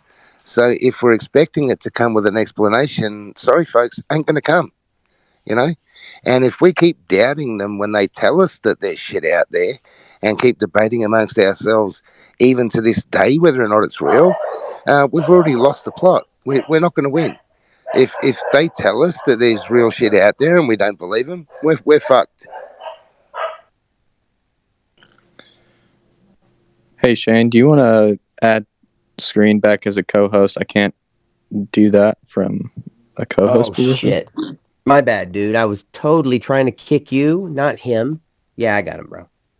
I think the disclosure comes from more like a validation rather than like us finding out that there actually is something out there. Because, like you said, we have no idea what it is. I don't think they will have a clue what it is either. But at least we know that we're not all. It's like fishing for fool's gold necessarily, right? No, that's a good point, Robin. So thank you for bringing it up. Ocean?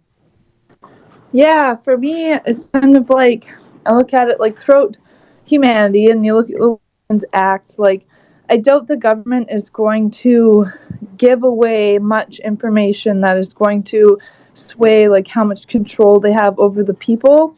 So I think, like, as long as they're in control, they're probably not going to disclose a whole lot. There's no reason to cause an uproar. There's no reason to educate people if they're doing what the government wants you to do. There's no reason to do that. They're just going to keep their backroom projects going and kind of like learn for their own self. So I think it takes things like dropping a nuclear bomb or on the brink of a nuclear war before they're able to even like look it in the face and tell us what's going on. Like, I think it's a lot like, if you had a group of children and it's like, okay, children, you can believe what you want to believe. And then, they start waking up or growing up and it's asking questions. And, at the point, like, I feel like our governments, the world's doing like not a very good job getting along. And so, like, they're already losing control. So now would be a great time to be like, well, it's not our fault. It's actually this. And I also think no matter what they say, they're only going to tell us what they think we should know. And they're they're always going to shine themselves in the best light possible. So, even if that's not a very good light, because, what if there has been relationships between government and ET for some time? Like, you can't just be like, hey, by the way, like, we hid all this from you, right? So I think no matter what they come out with, they're going to shape it in a way where it makes them look the absolute best. And it either makes, like, whatever they say, the disclosure responsible for, or other countries responsible for. And I think it's kind of like they're kind of waiting to see how much we know too, because nobody really knows what everyone else knows. And so, not disclosing and saying we know this much. Maybe they're sitting back and kind of seeing what we're probing for, seeing what we're asking for, to know what we're going to want them to disclose and what maybe we don't even know about. Does that make sense? Yeah, thank you, Ocean. I'll be honest, I kind of lost track after Jamie. So Okay, I think, sorry. yeah, it was Jamie, and then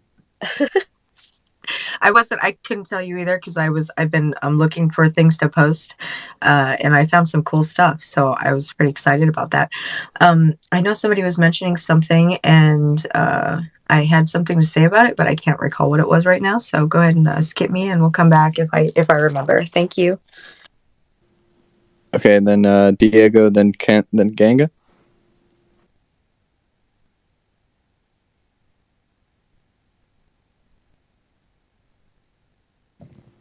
Diego, did you put your hand down?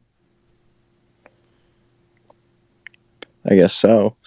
Kent? Yeah, it's just a bit more on the same.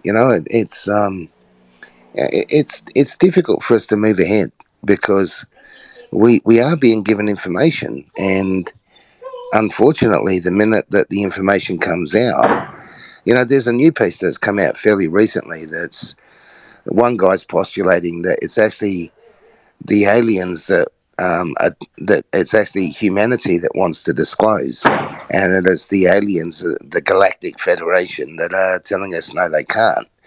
I just find it all so moronic, because we can't deny that this shit's going on. We can't deny it's there, and this constant bullshitting on every side is not getting us anywhere.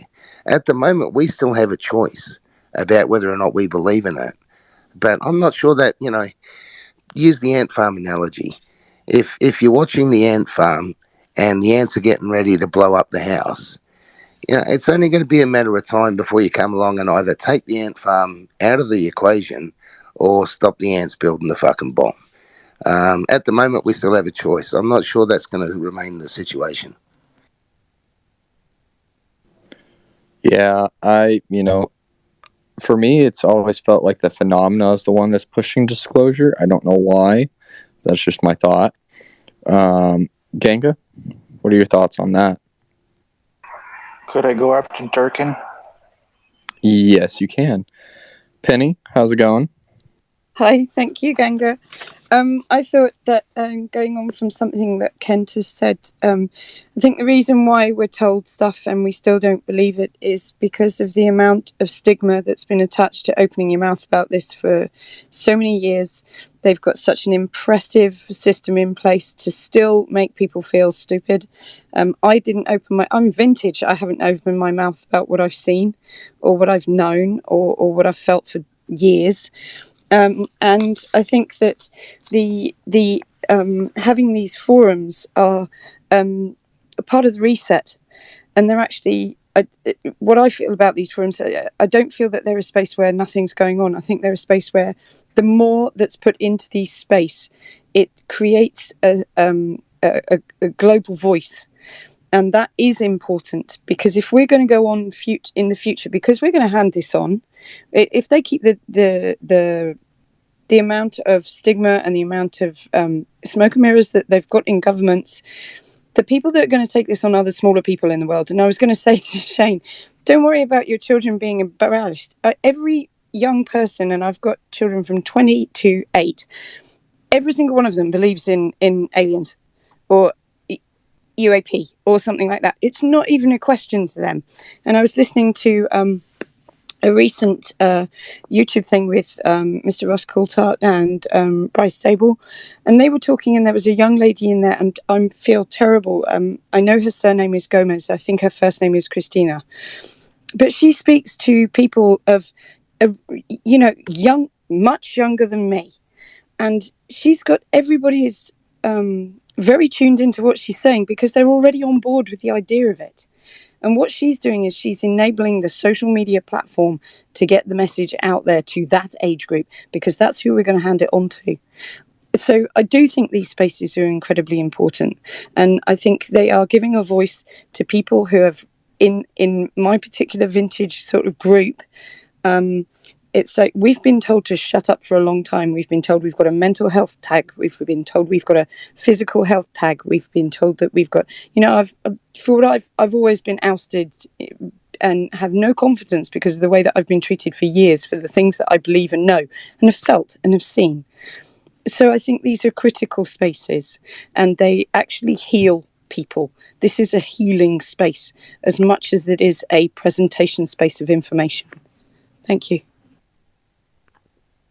Hey, I got it now, Chase. Can you hear me? Yeah, I can hear you. How's it sound? Because I switch headsets. I mean, it sounds good. You sound like Shane. Okay. Yeah. Well, this headset's supposed to block the most annoying part of your voice. Let's see if that shit works. All right. Before we go around the room, I was going to say, one of the reasons I hold these spaces is because it's cathartic for me to talk about this subject, to constantly do this, to work, talk about this with people, work around it, and help other people. It's super cathartic. So it's important that we do. It's important that we just keep doing what we're doing. This is some of the most fun I have, is sitting in here talking this conversation, hearing different theories go back and forth.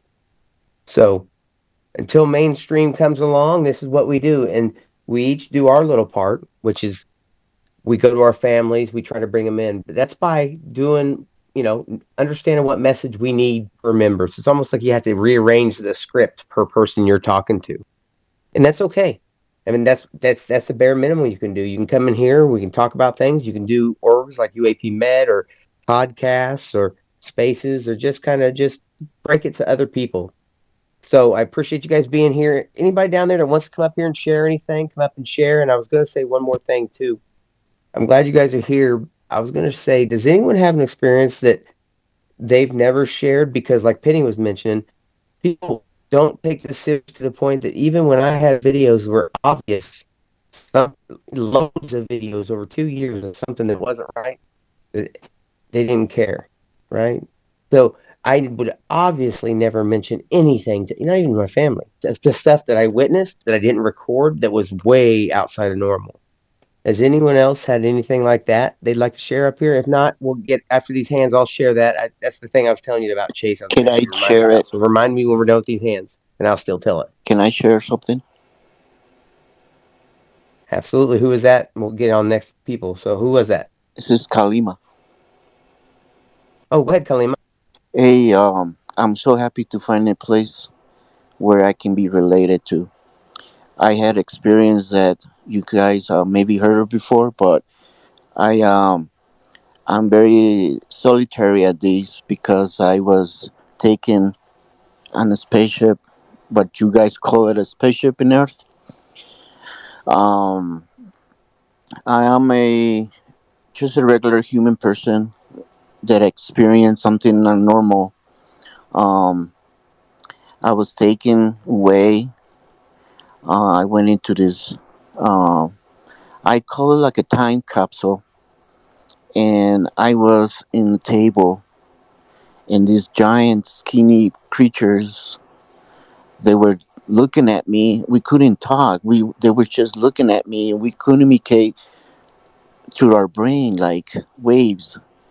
And I didn't realize what I was doing or what was going on because they were in control of me, and um, they injected me with something, and they were doing things awful, and I felt pain, and there was a terrible smell in there, and it was just so different.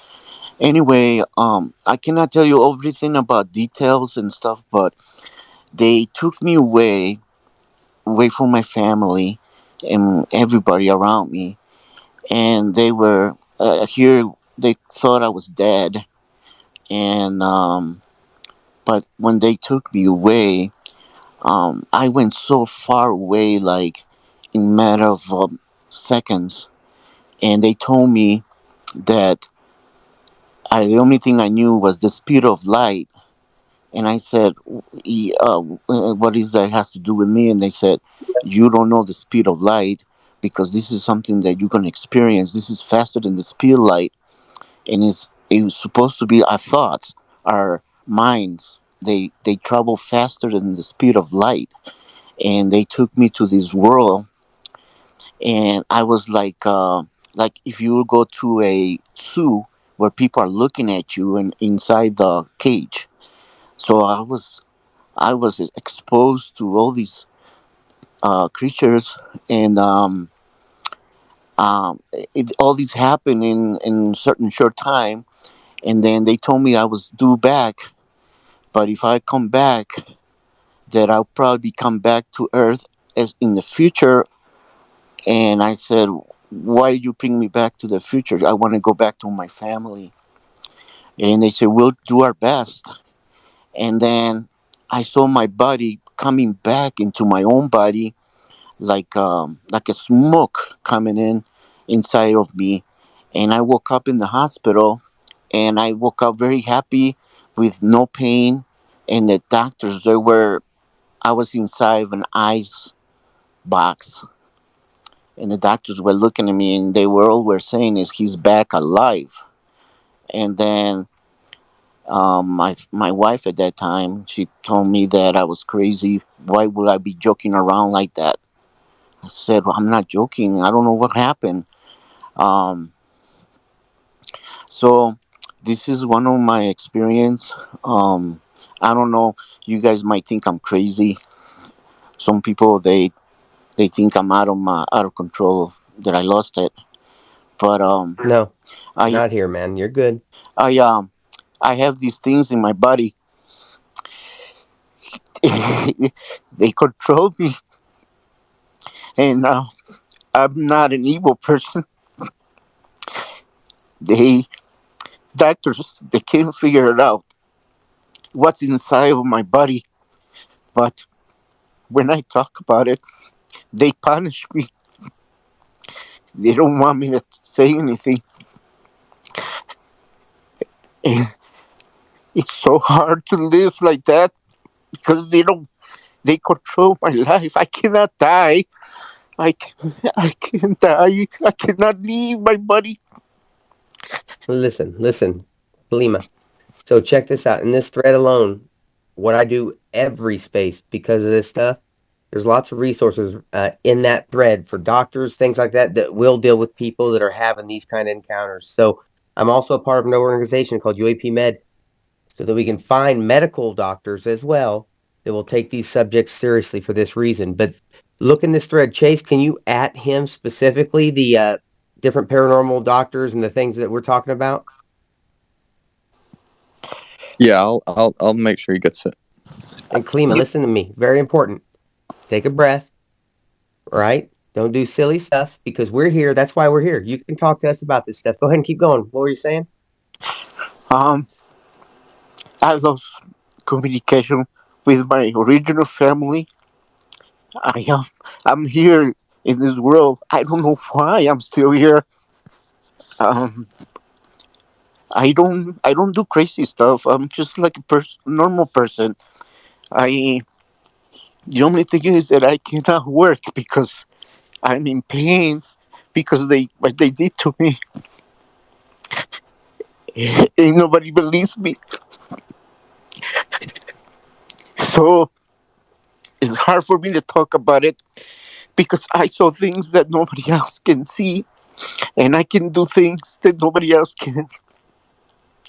And you guys were talking about things, and I think you all confused because it's not like that. We're humans. We're like special space, special people, special humans. We're not like them.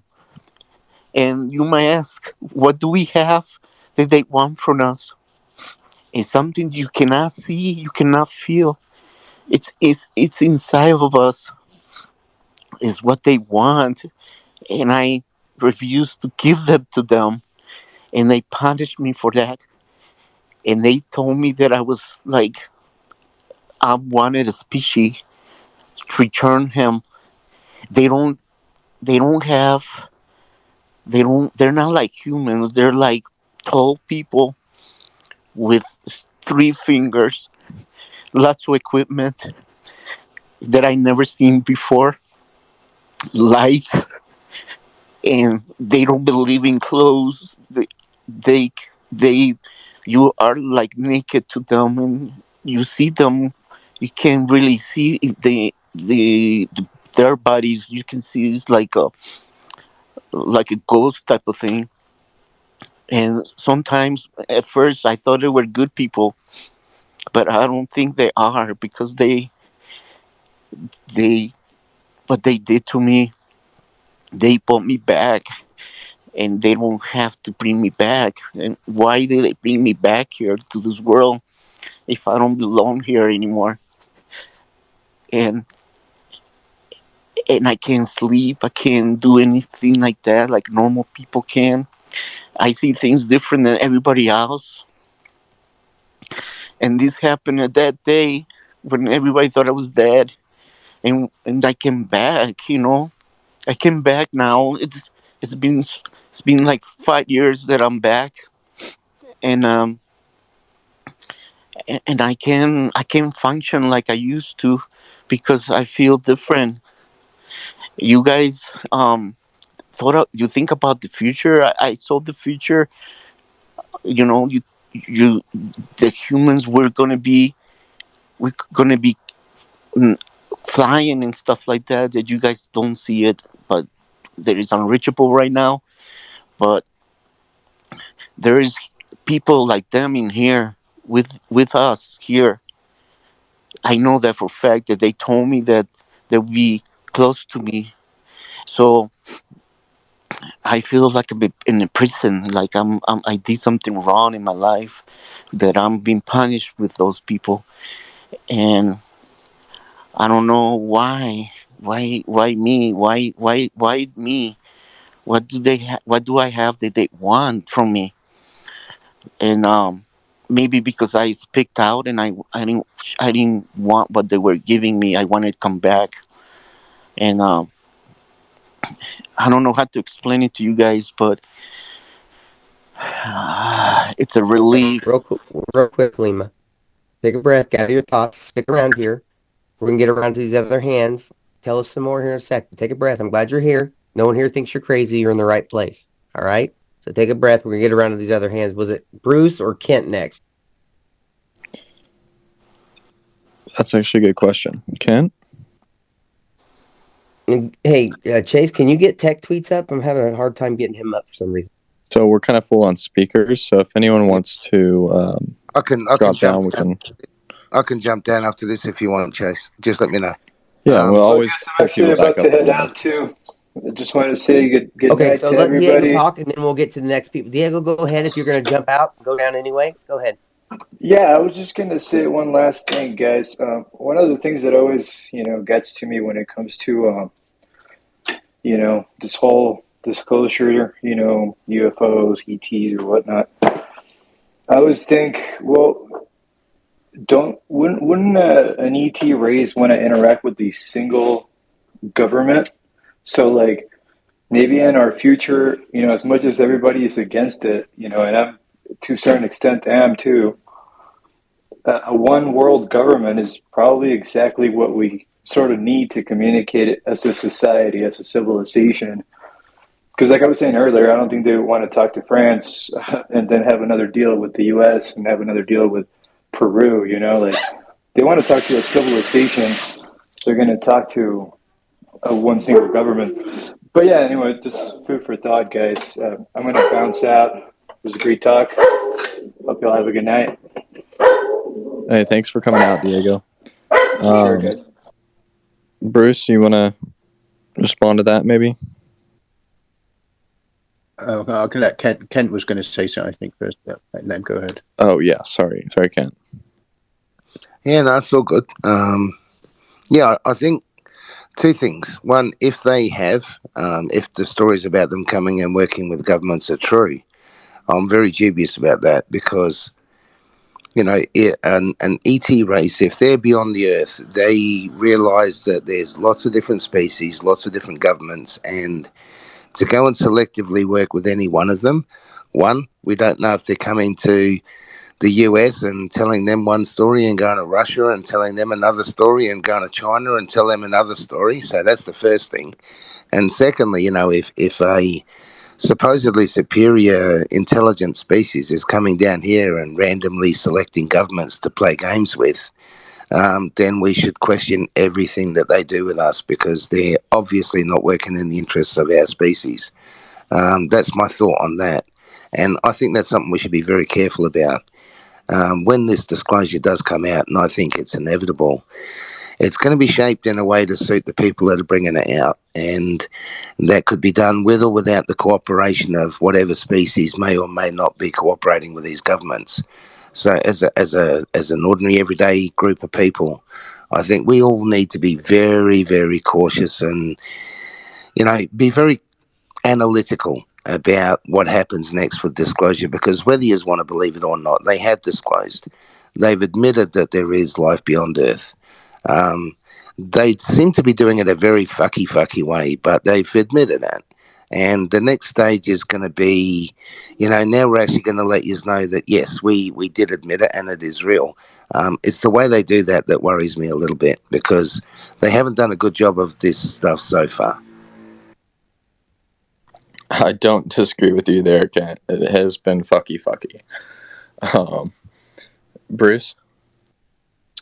Yeah, first of all, I'm just very quickly, obviously, responding to the, quite sort of emotional sharing for Kalima, which just to remember that, many of us have some level of post-traumatic stress disorder and have had difficulties related to the experiences we've had in relation to either the paranormal in general or UFO alien type phenomena specifically.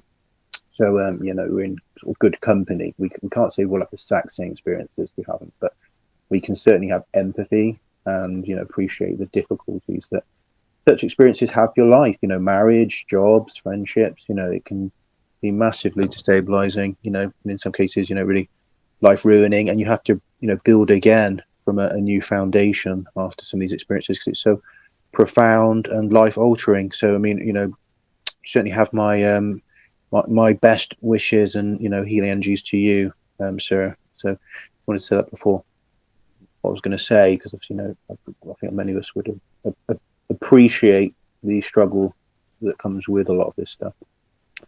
Now, what I was going to add too was, obviously there's a topic that comes up quite a lot, which is the idea that, alongside this idea of government disclosure and whatever's going on there, and obviously we've talked about how that is different for different people. Is it really they're just going to come out with this stuff, or is it that they're going to, start looking into it and all the rest of it? It's very complicated. But on the flip side, we hear a lot of people say that, surely the real disclosure should come from whatever intelligence is here, or at least some part of it, and that is something that many people bring up and look to.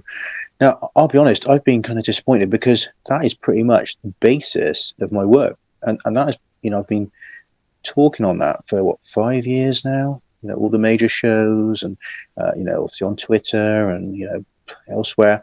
And I'll be honest, I've been really disappointed with the level of engagement, considering, we had the potential there, an amazing case, which is the Bostock and Barrow case, which is at the basis of my work, where the people had basically the full download, the full thing from an alien artifact, telling them the whole history of humanity, what happened, gave them enough evidence that could be checked. Now, they didn't do that. Now, I did that. I took their information, checked it, found that it checks out, that there's evidence of a craft that was destroyed, the debris, which I talked about, the tektites, the genetic anomalies, which I've dealt with, also other events that are in there information confirmed. And I'll be honest, I just think it makes me think maybe humanity really isn't ready, and that people get saying we're ready, but then if you put that out there, and I have, people seem to prefer this idea of let's just wait and see what the government says. I'll be honest, it's given me a bit of a head spin, because you'd have thought that everyone would have jumped on that. Even other researchers, people that have been in this for years, they haven't even asked me a question on it. All these big names, all these people that say they're looking for the best evidence, none of them have spoken to me, not one. You just think, I'll be honest with you, I find it absolutely fucking bizarre. I mean, some of you guys have been great, and there's obviously other people online that have engaged, but think about it, that's a tiny proportion of the people that say they're interested in aliens and UFOs, and tiny proportion. It's like, what do they want? I mean, we had a case where the people got a full download, they had an artifact, full download, telling them about a craft exploding, about genetic anomalies. I identified those, I've written a paper on it, got another paper that I can do on the genetic anomalies. I'm at a point where, honestly, if anyone has a clue of what you're meant to do next, than that, I really don't know.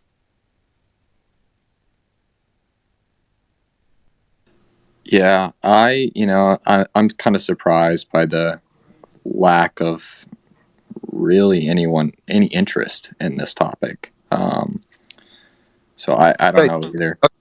I wanted to mention, I was talking with Luce yesterday, Alexi from Lucius Labs, and we were talking about projects and blah, blah, blah.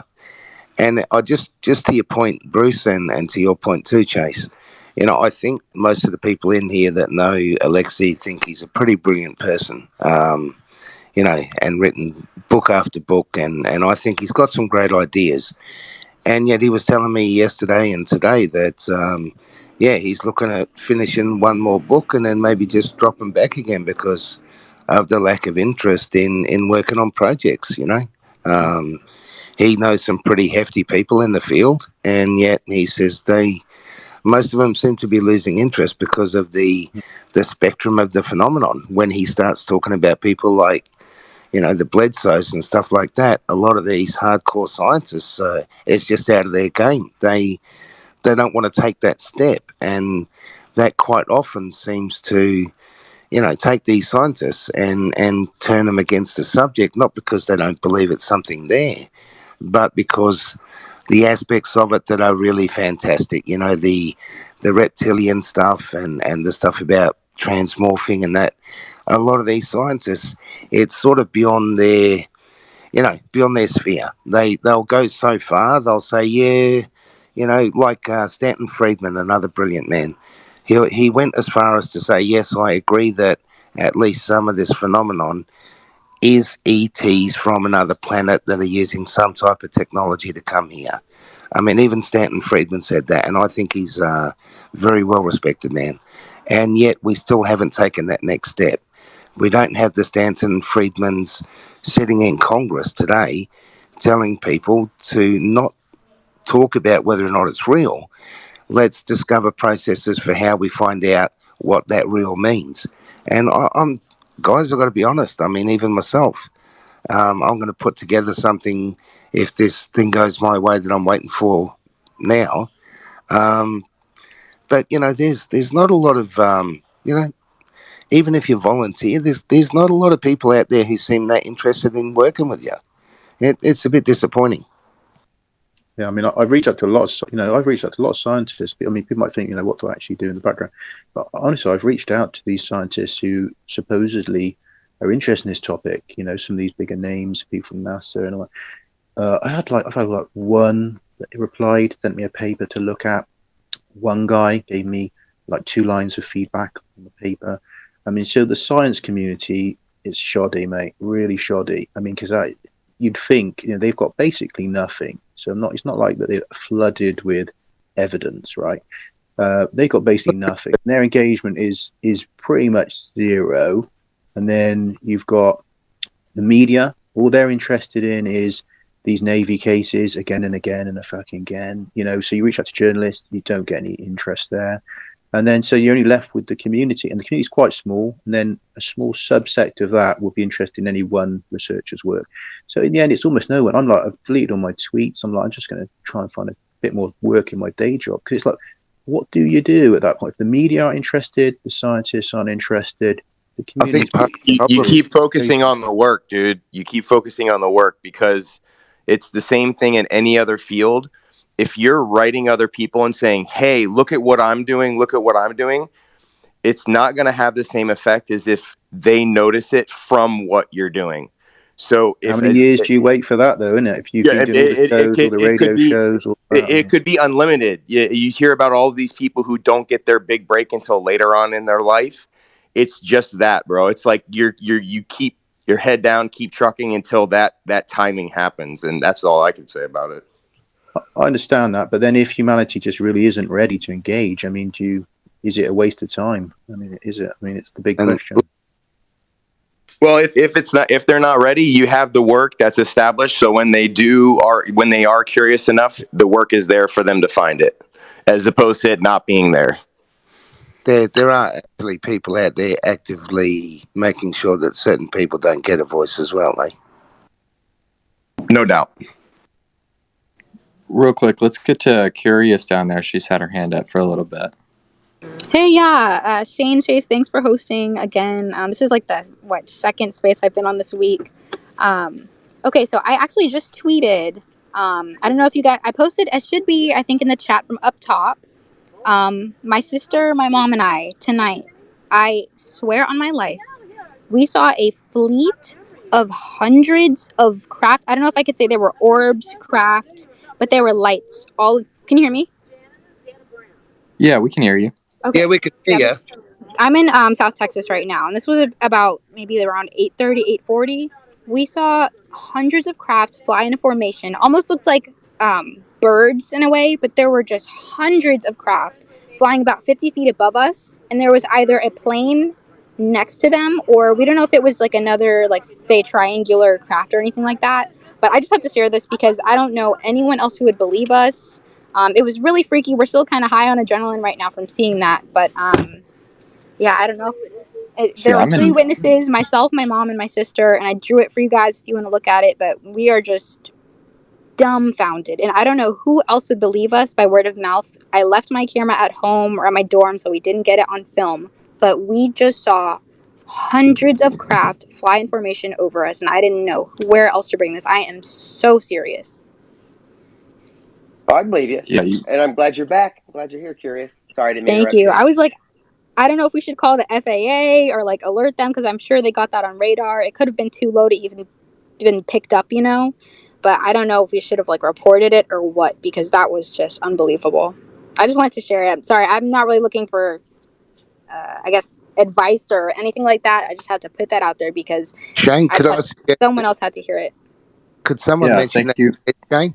Someone should mention that to Ted. Maybe he can get someone to pick it up on radar. Yeah, so I'll send you Ted's thing real quick. But yeah, you got me. I'm in North Texas, so you got me want to go out there and look and see if I can see Okay. fleets of stuff. Yeah, I'm in Corpus Christi, right outside of Corpus. Robstown, actually. Yeah, Robstown, in between Kingsville and Corpus. Hey, But you're Ocean. already 50 feet off the ground. What did they? How big were they? If you don't mind me asking. So, no, you're fine. They almost what did you? Okay, so This is my sister. I'm the one that saw them first. I looked up, I saw what I thought was a plane to my right. Mm-hmm. And I was like, wow, that plane looks like it's flying really low. So I kind of like freaked out and turned to the left. And when I looked up to the left, about like, I don't know, it was so low. It was either so low or so huge, Right. at like 50 feet or 20, 50 feet. I don't know, somewhere in between there. There was like rows of bright white circles. Like there were like 2 rows of like 15 bright white circles More. in a row. I don't know. It looked like a bunch of them, and they were flying really smoothly in like a semicircle. A semicircle. In formation in like a semicircle. Like a horseshoe. Yeah, like a horseshoe. And it was just, I don't know. That's the craziest thing I've ever seen. We've seen UAP before, but never like this. And it was, I don't know. We're all kind of spooked. Yeah. Do you think it could have been one single craft that I you might? think so. My mom thinks it could have been one craft, but I saw separate. There were when I tell you there were like at least 100 at least 100 craft next to each other flying in a horseshoe formation. I believe they were individual and not one craft. But it could have made up one. To me, it looked like one craft. It could have been that there were like so many pieces that it made up one craft, but we could see like the individual lights. And now our memory's Yeah. kind of foggy because it's just we're trying to, I guess, process what we saw for ourselves, and our brains can't make sense of it. But Yeah, I it don't could have know been. what we saw. It could have been semi-cloaked as well. So it might have Right. appeared like separate craft, but it might have been semi-cloaked as well. Right, and I'm not sure if what we saw was a plane even, or if it was a triangular craft, because that's what we were looking for first. We were like, oh, that sounds kind of loud. It sounds like an airplane. So we looked for the plane with our eye, and then we looked to the left, and there was that huge mass of craft flying over us. So, yeah. Could you describe the sound? Come again? Could you describe the sound or like mimic it as close as possible? The what now? The sound. So the first thing we saw, we assumed it was a plane because it sounded like a plane. We saw red, white, and green flashing lights, but it was flying very low. And we live kind of a few miles out from an airport, maybe like 40 minutes from an airport. So we're like, oh, it might be a little crop duster flying over us. So we looked for that first, and to me, it sounded like a plane, but when I looked up, it looked triangular. But then Then to the left of that triangle or plane or whatever that was the fleet of craft. Sorry for not being very articulate right now, but there were two separate things. There was the plane or the triangle, whatever that was, and then there was the horseshoe. My brother saw something similar 2 days ago in Paris. Wow. I've just posted the picture on my Twitter now. Okay. And what's your handle? Let me see. I'm sorry, I can't see who's speaking. Priaris, yeah, I don't know how to raise my hand. Okay, let's see. So that's wow. Pereira. I can't really say your name. Sorry. Yes, And to raise, that's right. That's what it looked like. raise your hand. That's exactly what it looked like, but they were in a horseshoe. They were in a horseshoe shape. They were flying in formation. That is exactly what they looked like. I don't know how to raise hand. Those almost look like I don't want to be dismissive or anything. I'm not saying they are lanterns, but it almost it had that like look to it, but it was flying in formation. Yeah, they were bunched up together. That looks just like it. Yeah. They were so bunched up that it looked like a flat craft. Yeah. Right. This was not visible with the naked eye. They were just taking photos and they saw it afterwards. Wow. That's interesting because some of the little ones that have been going past here lately, you can see them by eye, and yet when I've been trying to capture them, I've been trying to film them. I've got to get my binoculars out and try and see them, better. But I've been trying to film them, and they're like you get one or two flashes, but the thing that's going past is flashing constantly. But when you try to film it, you barely get one or two flashes. It's unusual. It's something about how the cameras pick it up, I think. Yeah, and I know the other day we were outside, and the first time we saw these crafts, we were doing CE5. I don't know if other people have heard of that. It's called basically I think it's Encounters of the Fifth Kind or something like that. But it's this meditative practice where you attempt to kind of conjure these things or almost manifest them and see them. And so we were doing that in the daytime, and I actually posted video. I edited them, slowed them down. But kind of that same phenomenon was happening for us. We only saw one with our naked eye, but when I played the video back and slowed it down, there were three separate, they almost looked like the Tic Tac, but there were three separate Tic Tacs flying around us, and we only saw one. So, we just wanted other people to know we're in a small, little rural town in South Texas, and I didn't know who else to tell who would believe us. So thank you all for being so receptive. Truly, it was insane. Hey, so I put some videos under. Real quick, curious. I put some videos under your drawing. Go ahead, Kate. Okay, I'll check those out. Oh, no, sorry, Screen. I didn't mean to jump in. I was just going to say, no, it's really good when people find somewhere to tell people straight away. And if Ted gets to find out, and if he can cross-reference the timing and location and ask some of his local guys with radars and stuff if they picked it up, you've got a great correlated case, you know. Right, right. So, do you know what direction they were flying Yeah. towards? South. Oh, They're flying south from where we okay. were. Because I'm in Dallas, so if they were heading up this way, I'm definitely going outside. Right. Chase, I can't get Dr. Robin up, and I don't know who was next out of like Christian and Randy. Do you? Dr. Robin's already up. Yeah, I'm in. Oh, okay, never mind. Let me try to back out real quick.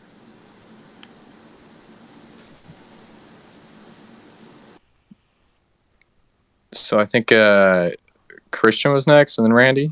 Yeah, so I totally I feel like the excitement of that of these women that just were just talking. I don't know. It just reminds me of the first time I had a sighting. It was like at 1 a.m, and I woke up my roommates. And they were like, "Dude, like, what the fuck, why did you just wake me?" Like, they just like rolled their eyes, and I was just so blown away because I saw this was in 2016, and I saw this. It was a saucer. Like, you don't hear much about those anymore, but it was shaped like the Millennium Falcon, and it went quietly. It was a silver object, and it went quietly so fast in the sky. It was in a straight line. It was gone in less than 2 seconds, and that changed my whole. Yeah, I was like, "Holy shit, it's real!" Yes. but. Yeah, so I feel your excitement, and I also wanted to, I don't know if you got something to say, but I also wanted to talk about what the previous topic was, but because I think it's important about what the doctor was talking about. I just want to say that I think it's going to be a long road, and we need patience, and we need to be perseverers, because just keep pushing, because that woo factor is a turnoff for a lot of people. And even for me, some things are too woo, and I roll my eye. I find myself rolling my eyes sometimes, even in spaces when I don't judge anybody or nothing, but I'm like, yeah, like I still struggle with that, but every day I get a little bit more woo myself. Like things that I believe in now 6 months ago, I wouldn't have believed in it. So I think once you accept the phenomena that it's real, like once you know that okay, these objects can do this and that, then you know slowly, if you accept it, you'll slowly accept more. But it's a process. You can't just I don't know if there's a scientist or a doctor. You can't just like suddenly give them all this information.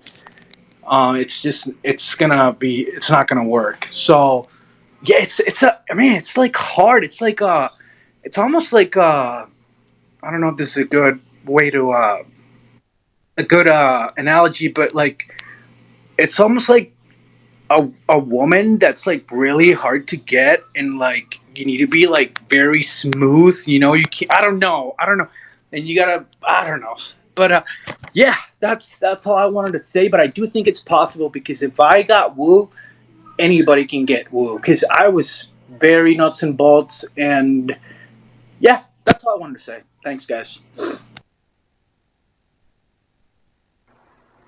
I like that. You said you got wooed. Randy?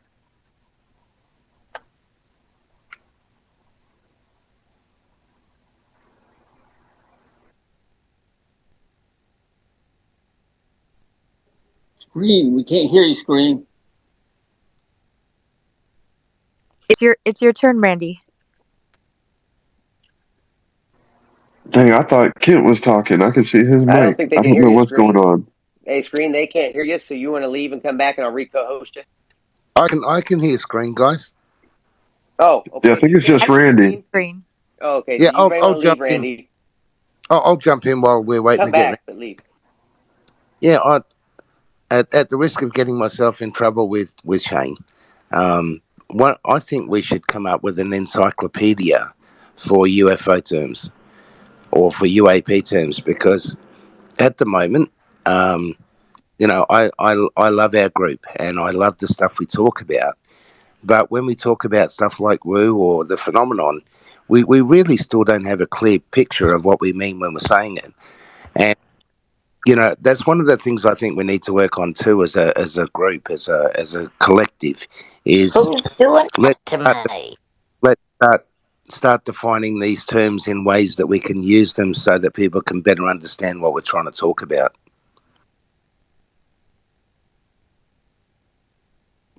I agree, Tim. So, What's so Lace? Tim, what I I'm meant by woo is like because like the psychic connection and like the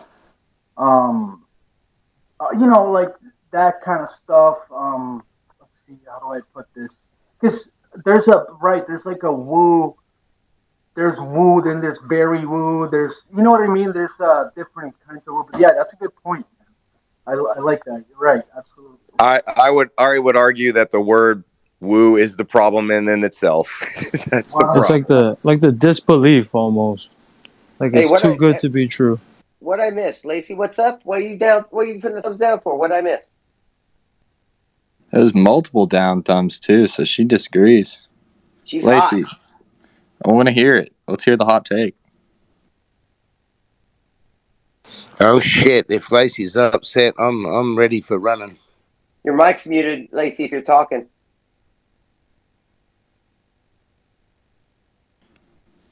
Lacey, are you there? I think maybe she's lagging. Lacey, come in, Lacey. You read me. Oh, she's Am there. I the only one that can hear her? She's talking. I think she's lagging. She's literally I'm talking. just messing with y'all. Oh, I was gonna say.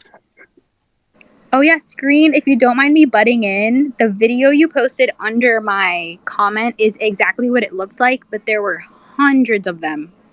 Hundreds of them, and they were much bigger. That's wild. Yeah, It's those are that just like little plasma orbs, you know. yeah. I'm sorry, go ahead. That's crazy. I mean, Yeah. like crazy in a cool way. Yeah. Yeah, and it's I funny, Christian, I that you say that too mentioned. much. Yeah. It's crazy, Christian, that you mentioned the Millennium Falcon. Oh my God, sorry, I cannot speak right now. The Millennium Falcon, because my sister said that's what it looked like right after we saw it. Like that was the big kahuna of UAP. That's what I say. Goodness. Yeah, that could actually be one giant sphere from the fourth dimension, you know, and they look like a bunch of smaller ones. Yeah. Oh my goodness. I wish the world could see that. I wish you guys could have seen it. I cannot believe I wasn't recording it, but It seems like they're not hiding anymore either. Like this seems to be like pretty. Is it me or is the phenomenon like more visible now? Like it seems like it's almost, I don't know. Maybe it's just me or maybe it's just that people are more aware of it. I don't know. hey, It's why I keep making the point, folks, that at the moment we still have a choice. We might not necessarily have a choice about disclosure much longer. go ahead, Randy. Sorry, my earpiece fell out. Yeah, I know you guys aren't a big fan of Skinwalker Ranch, but it was kind of neat. There's like in this triangle piece of the property at 5,000 feet. There's like this energy field, and they like every time they would shoot these rockets, a UFO would always show up, and once a cattle died, and this UFO showed up right near that steer or a cow. I'm not sure if it was a male or female. I think it's probably male. Died, and then it was like Good. they flew a helicopter up at 5,000 feet to drop all these sensors, these EMF meters, and they had like about 100 of them. But the helicopter kept on saying there was an object right underneath them, the GPS thing, like like you're going to hit the ground, and it kept on going off like there's something 40 feet underneath you, something 40 feet underneath you. And the guy's, he's a professional helicopter pilot, and it's like the brother of the owner of the property. And it's like, geez, this is kind of scary, but they keep on dropping these sensors, and there's like some kind of energy field that's making these sensors avoid where it's trying to land actually. And so then they're taking pictures of course, the helicopter and stuff, and later it lands, and they actually get a couple of pictures where there's a dark UAP underneath the helicopter of a sphere shaped object, dark in color. And it's like really, really weird.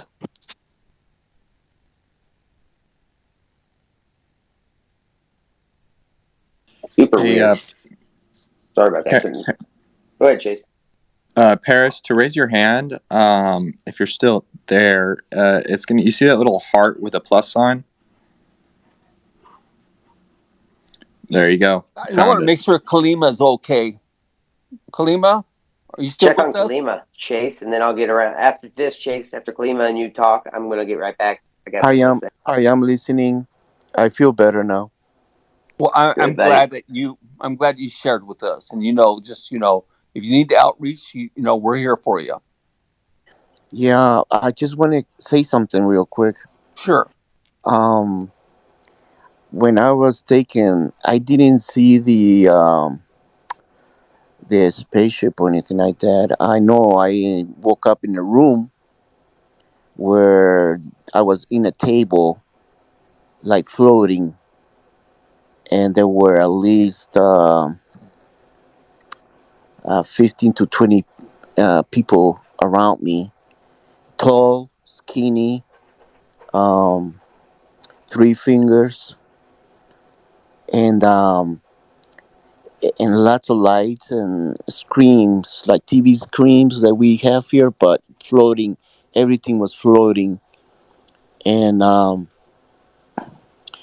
everything was through the mind. It was no like physical through them. Everything we communicate through our mind.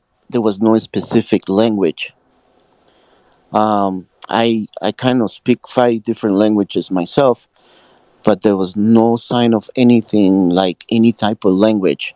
It was everything through our minds communicating, and they were very like no feelings. These people have no feelings, um, but they were um, they were floating, and I don't know how that happened. How they were floating like that, and then they took me to a place. After I was there for a while, I took me to a place which is like I can maybe say it was another world where everything was floating, spacecrafts that will appear in the space like in the like clouds, and there was hundreds of that around, and they were very busy people, very busy from one place to another. And I believe I was not the only one there that had a human body. Um, I don't know why I didn't have any clothes, but when they sent me back, when I came back to Earth, I had clothes on. Um, the injuries, the cuts that I have on my body, they put like microchips. You guys call it microchips. Um, they I have those inside of me, and I have these mind power now that I can see things that are going to happen, but I cannot control it. I can see things like I can see a car crash before it happens. I can feel people coming to me before I know they're coming. I can um, feel animals that are in pain. Um, Crazy stuff like that. But you guys call it crazy, but um, I don't know how to explain it. I had to explain it. But what I think, one thing I know for sure is that if I concentrate and you ask me a question, I might be able to answer it. Um, I know that people ask me questions, and if I can keep my mind uh,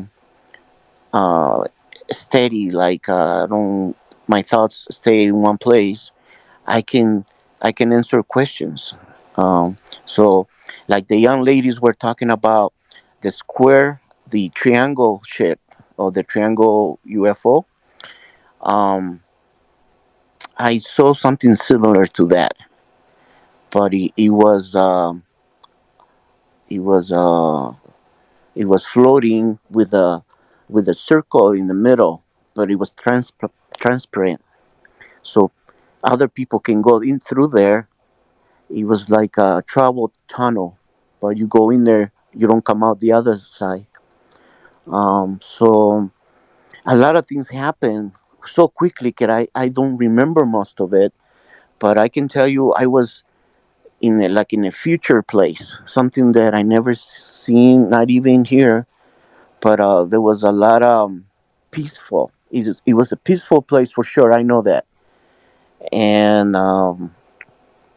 you don't feel pain. You can see your body. I can see myself. My mind can travel and see down. I can see what was around me, but I was in the table.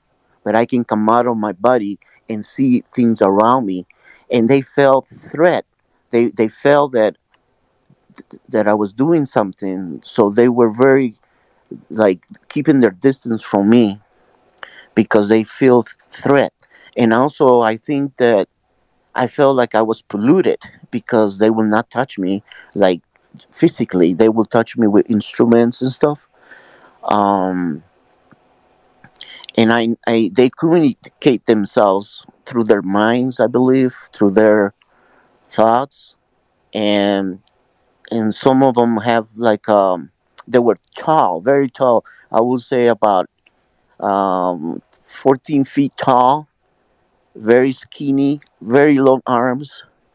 Um, Kalima, you said they communicate through their minds, and that reminded me when you were at the beginning of the story, and you said that they communicated to you as well through the mind, but it wasn't like in a specific language or anything. So, did you get images, or did you just like? Can you explain that a little bit more for me? And then we might have some more questions for you. I see some hands building up. okay, so when I was laying down, they they kind of like asked me something, and not in a specific language, but it was through my mind, through like how can I explain it? Um,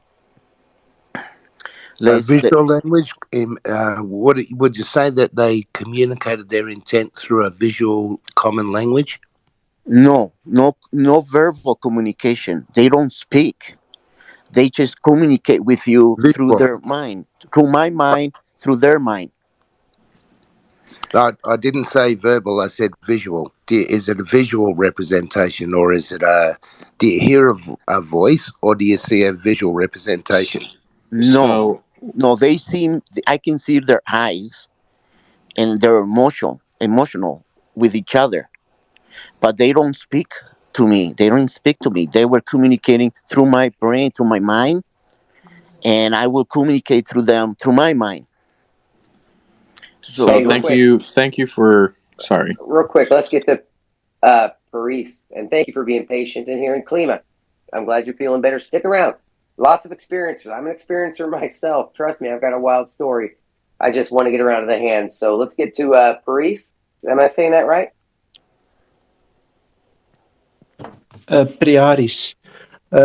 Yeah, I saw a lot. I see like you think it's a falling star, a very bright one, makes a sharp turn of 90 degrees, and then flashes away. Then things you can think like it's a satellite, but then starts zigzagging, and another satellite that just passed comes back and starts doing things in the sky. Yeah, I can go on. I see a lot really. I don't wait for government things. I just look up the sky and be open for it, and you see it yourself.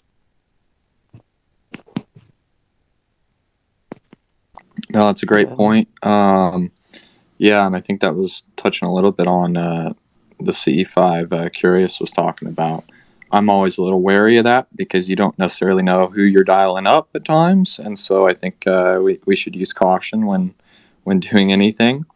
But yeah, I think it was. Sorry, guys, I lost track. Dr. Robin, Jamie, then Lacey.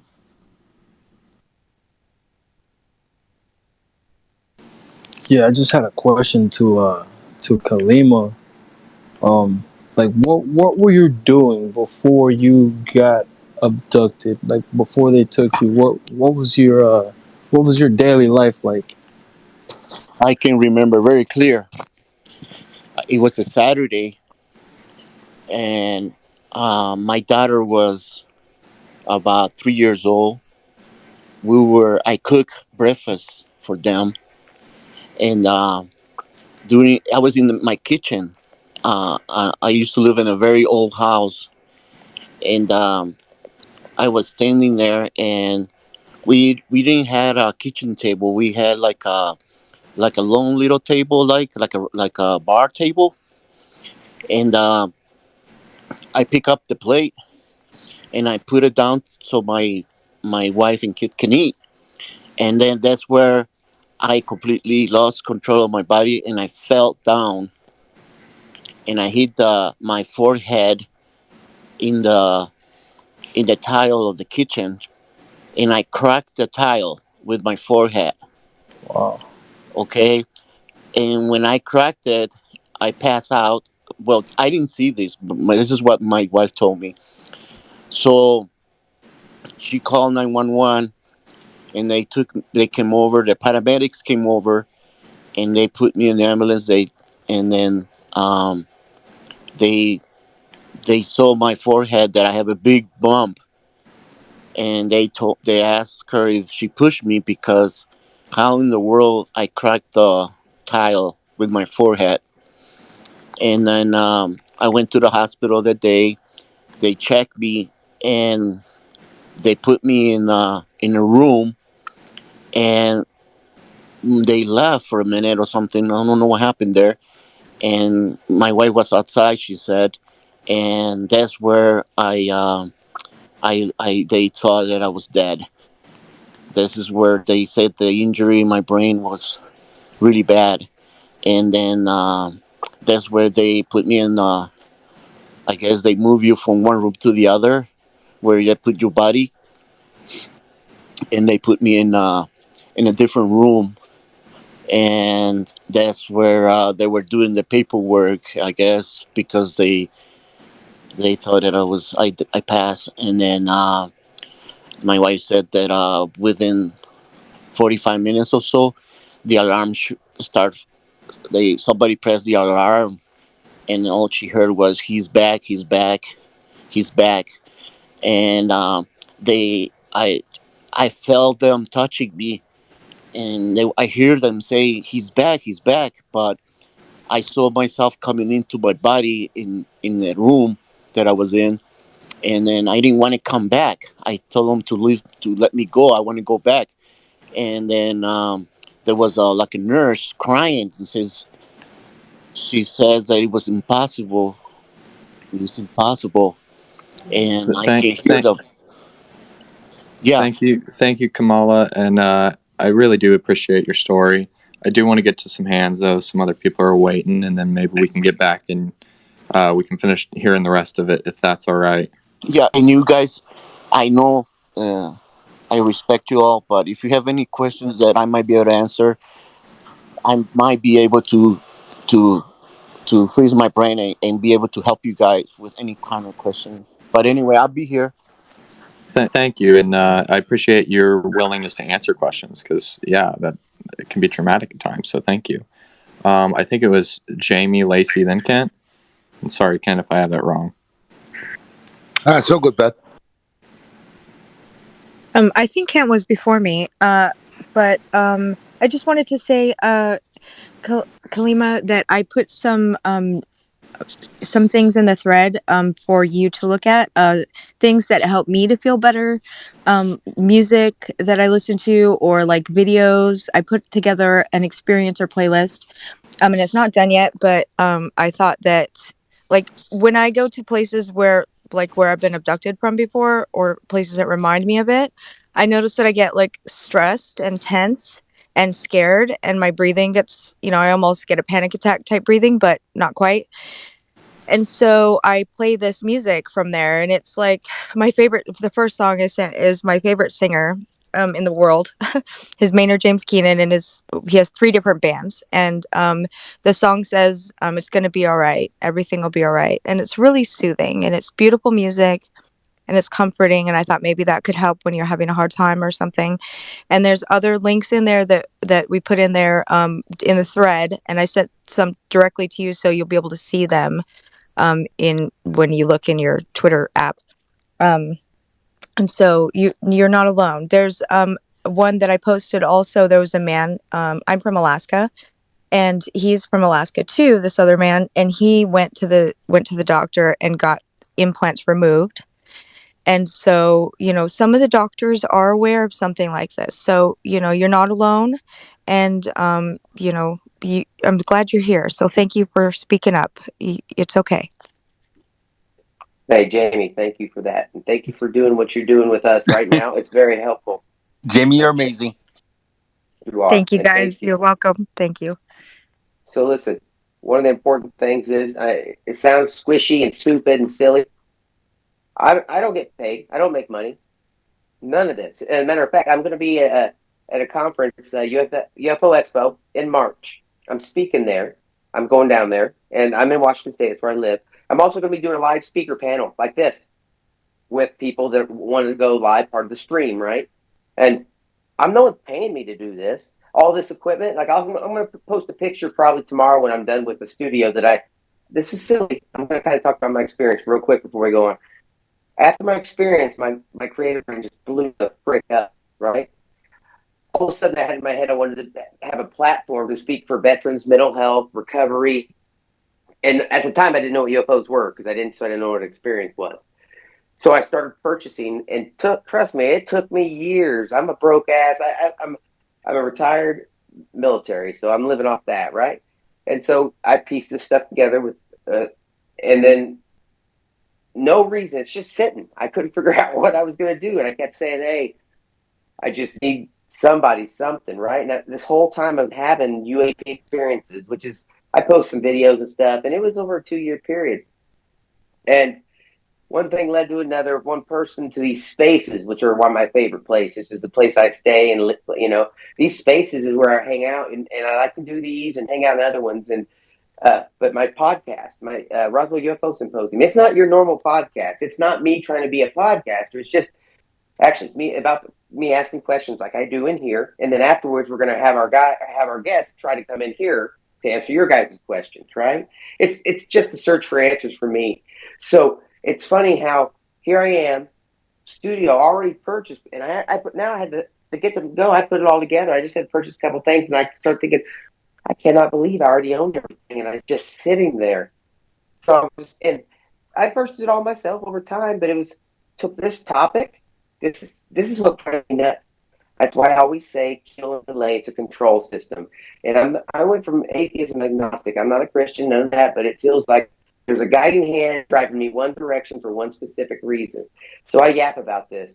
I'm not anonymous. I go places I talk about it. I actually go to experiencer groups in person too when I go to these festivals, if I go press, whatever, in person, to let them know that there's someone out there that's trying to get medical for implants and mental health on board, right? There's UAP Med, which is what I'm a part of. There's Ted Rowe. We'll talk about that. It's in the thread. But I want to get around the room. I mean, if you guys ever have questions for me about my experiences, feel free to ask. I just hate my rooms. You can verify. When I do a host, I hardly talk. I like to hear everybody else talk so I could research shit. When I'm in Screen's room or I while out. I take that shit over. I'm sorry for that. So let's get around the room here. Who was next? Lacey? Yeah, I had a question for Kalima. I wanted to ask him, Earlier, when you first told your story, you said that there was something inside us that the aliens wanted and that you wouldn't give it to them. Can you tell me what that is? Um, yes. They want total control of our minds. We, I think we have something that makes us think faster than they do. That we don't totally give up. That's why I think that's what they're were looking to get out of me, and that's the feeling that I have. Um, it's what's inside of our mind. We have a powerful mind, and they want it, but they can't get it from us. Okay, thank you. Yes, ma'am. What you got, Kent? Yeah, I think it's really important, these types of forums where the diversity of the stories, that it's just fascinating that, because Shane, Chase, everyone here, all the regular people, we go to so many of these things, and there are so many experiences that are starting to open up because they feel safe here and stuff. And the thing that just keeps on fascinating me, that there's, no matter how many stories I hear, and mate, I've been listening to these stories for friggin' decades, and there's still new ones coming out and new people with new experiences all the time. And the reason I mention that, mate, just quickly, is because I think that should give people a little bit more faith in themselves, that no matter how, unusual or out of their normal realm their experience may be, don't start to doubt yourself. Just start to have a look at what the experience was, and be safe in yourself, and try and understand it. Just the fact that it's different from everyone else's doesn't make it any less real, is what I'm trying to say.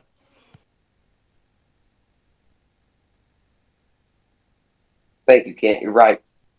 Let's get over to I messed the name again. Tyrese. I'm sorry. Triaris. I want to talk about the abilities of Kalima since his implants. He communicates telepathically.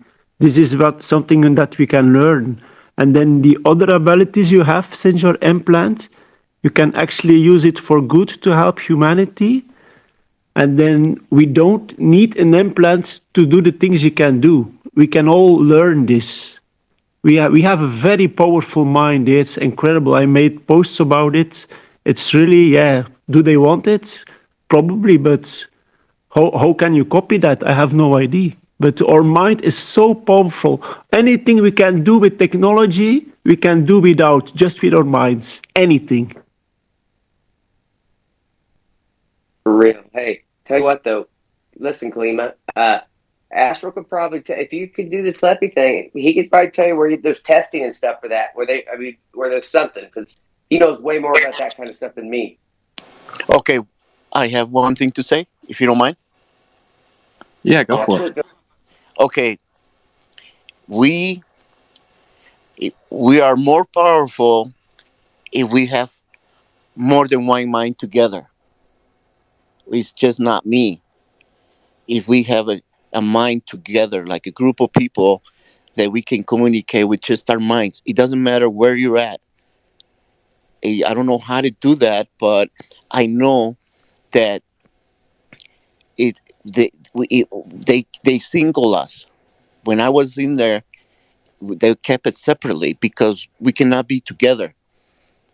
And I believe that we we actually function better with our minds together, with a group of humans, let's say, with our minds together. Somehow, we don't have any studies. I don't know, myself. I don't know anything about how can we um, put our minds together. If we can accomplish that, if anybody is listening and has gone through my same process that I went through, and they want to communicate with me through our minds, no matter where you're at. I think it's possible to do it. Um, I that's why my I mean this happened to me a long time ago, and I'm still thinking about what was the message that I can give out to people that listen to my story. Like I said, I'm the person that I don't smoke, I don't drink, I don't do drugs. Um, and people that have listened to me in person, they said that I'm a drug addict. As a matter of fact, I went to a doctor who did a drug test on me because they thought I was on drugs, and I didn't refuse to do it. I said, "Go ahead, you can test me for any drug you want. Do a blood test," and they did, and I came out clean. I don't drink, I don't smoke, I don't do drugs. I never done that. So, um, like I was telling you, people, why did they choose me? What do I have that any human? There's smarter people than I am. Why they choose me? And why did I decide not to give up? And that's why they sent me back. That's why I'm here back. And I don't know why I'm here. So hold up, Klima. Let me say this to you. First, those two things you just said. Okay, can you mute mic for me, bud? It's really hard to hear over your mic. Okay, hold on. Okay, so maybe it wasn't your mic. Jason. Maybe it's your mic. Oh, it's screen. You?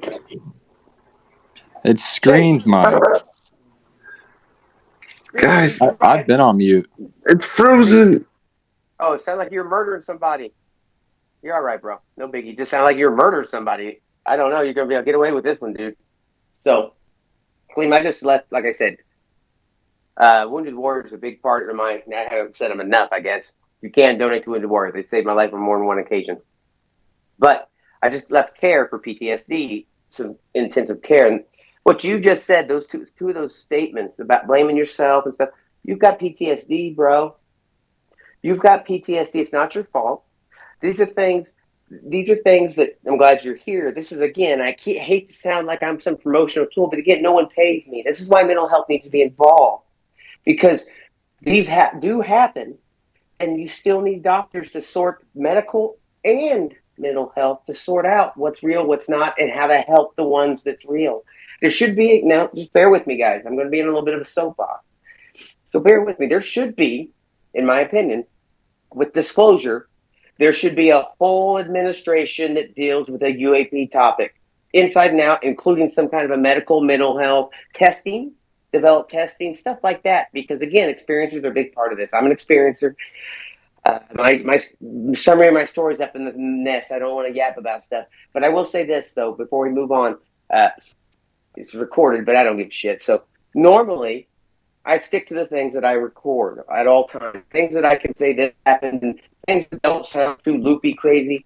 But I've had so many experiences that were pretty, I would say, pretty crazy that I'm not ready to share. But there are a couple I'll share tonight. If you guys, once we get around the room of these hands, I'll share like two of them that I, just kind of like, wait, what? This makes that I actually ended up checking myself for mental health type stuff, right? I ended up going in and getting a psyche val over it, just because I was like, this doesn't make any sense. That's how intense and how real it was to me. And I wish, or to hell, I could have said it was because of this. I had to make some fake ass reason that equated to the situation. Now that sucks. Now imagine this happened, guys. I never talked about this. Me powwowing with a couple other veterans who love me, who are in here, not in here now, but saved my life that are on this on Twitter that I met. All my best friends are from UFO Twitter.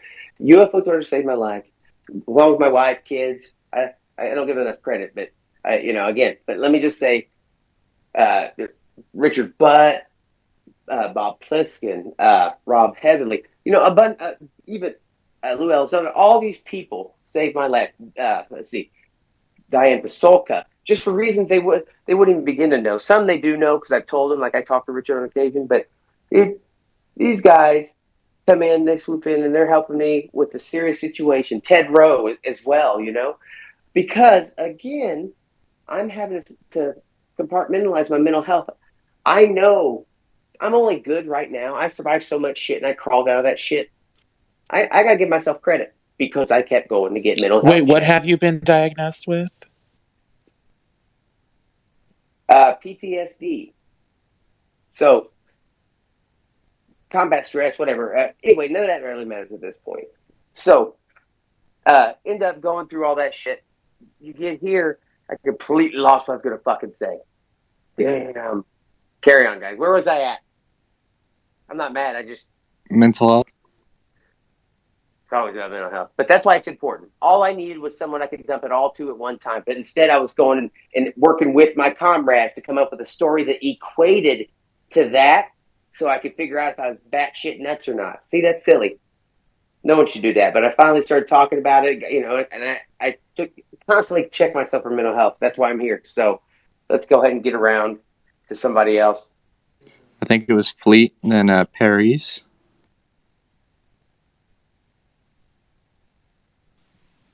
Hi. Yeah,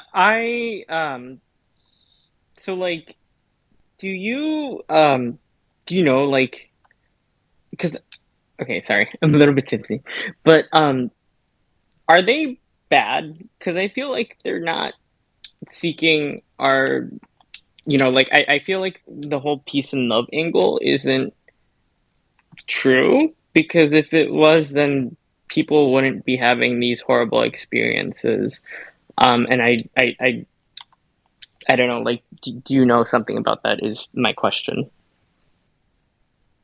Here's what I do know. I can tell you I can recite a bunch of kind of resources. I hope someone in this room can kind of hear them and maybe post a link if they know where they're at or whatever. I know that you have many theories. Let's say many, but let me put it to two sides of the coin. You have the evil, which would be that they're not good, which is kind of like the John Ramirez thing, which is the ex-CIA. You also have Jim Cinnamon, who's ex-CIA, who talks a lot about it being almost demonic. And so he's not a religious guy, and he was on an episode of Calling All Beings, and he talks about how pissed he is that no one will take seriously in the government that something's here, and that him and his wife are part of a group called the Cohort, right? This group is monitored by the government, the United States government, and it was kind of secretive for a long time, but I was at a conference in Vernal, Utah through Synchronicities and met Jim. I'll think of it.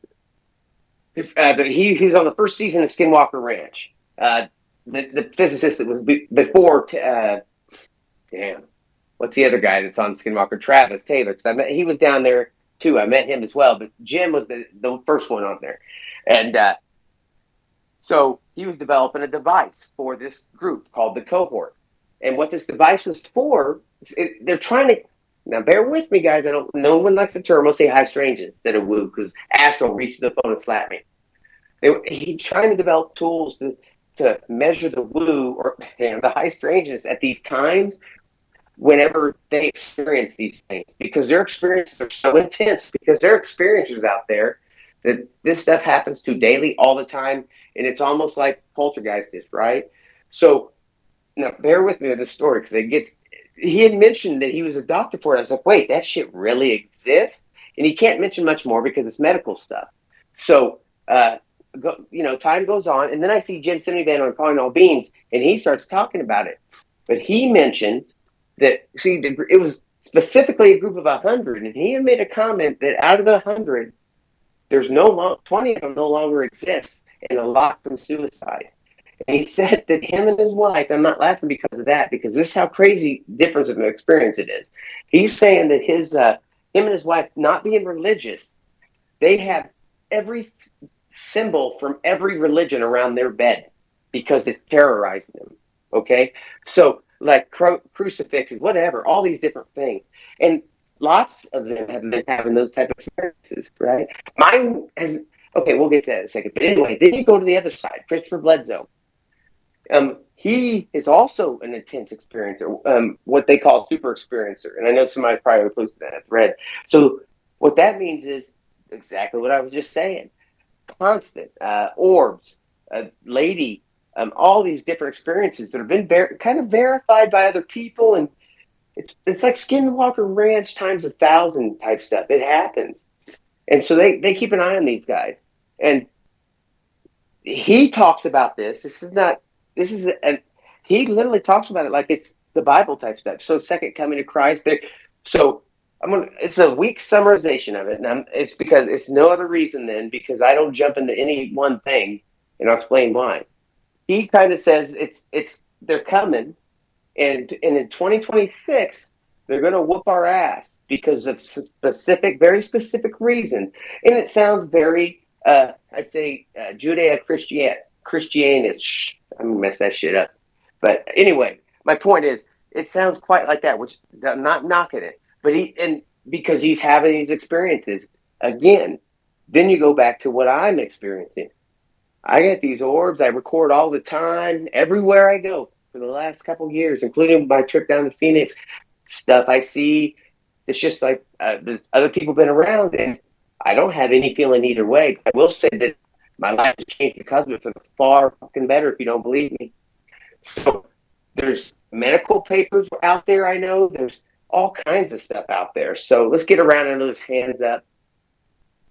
I was yammering on. Sorry. Who was next? I think it was I me. think it was, yeah, it was Perry. Yeah. It's about the consciousness, the mind, how to work together. You can do that by meditating in group, and you can achieve so much. If you indeed connect your minds together, you can do anything. And that's why governments want us not to connect. That's why the duality is here. They want us keep us divided. And then there was another thing I wanted to say that I heard. What was it? I forgot.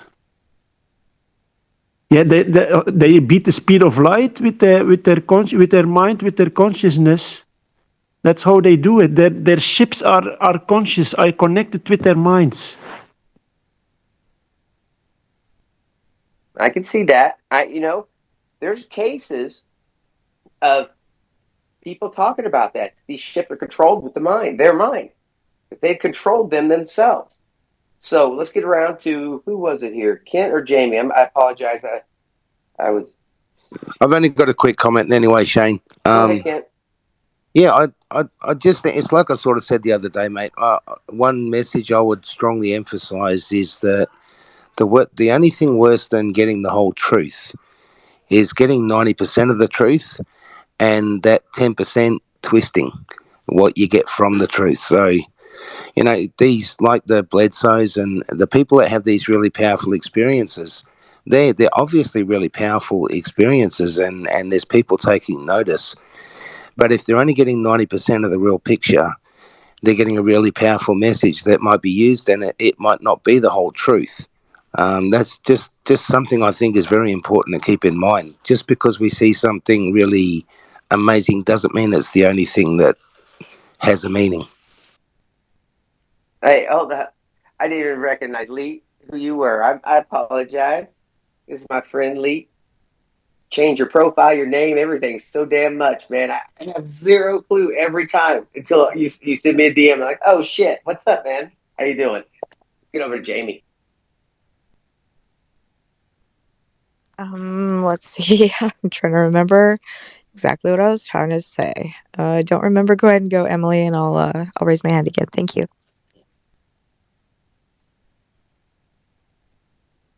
Emily? I thought Astro was before me. I'm just saying. All I want to say is, like, my dad called me, and I was talking to my dad, and he just, like, bitches about whatever Ocean's dad bitches about all the time.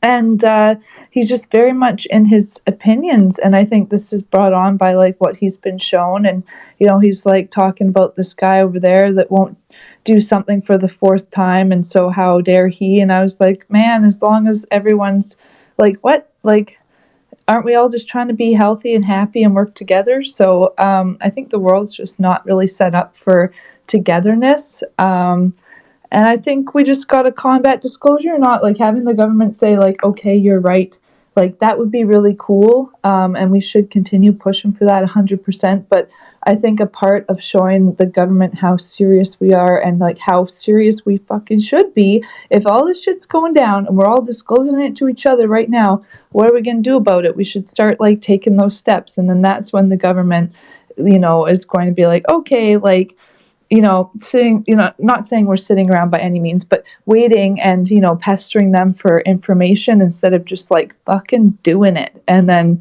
they'll have to disclose, right? So I don't know. I want to have a farm. I want geothermal. These are my goals, to be like self-sufficient. And, but yeah, I'm all up for helping. I don't have a ton of like ideas how, but I'm here to help. So, but go ahead, Asper. I know how, Emily. We'll talk, okay?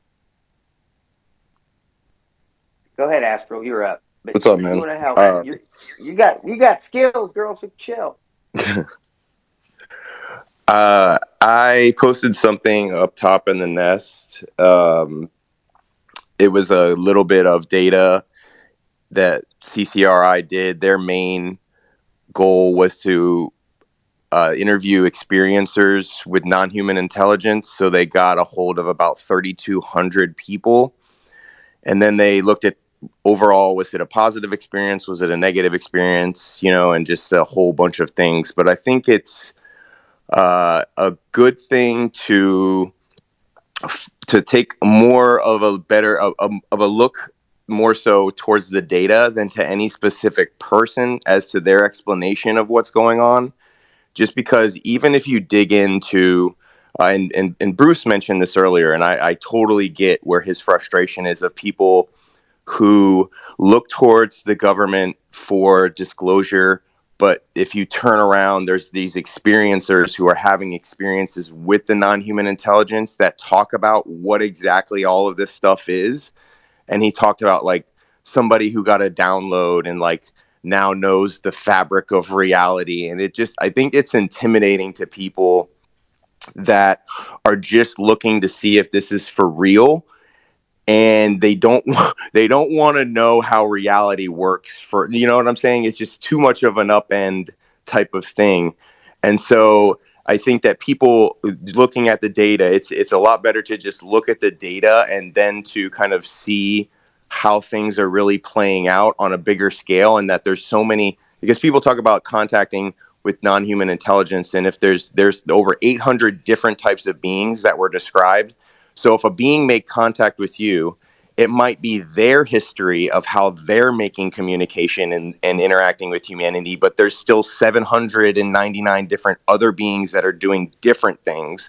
And so like Kent mentioned, like pieces, like you're just getting one piece of that puzzle. You're not getting the entire story. And I think people hang on to like trying to get the entire story, and we're never going to get that.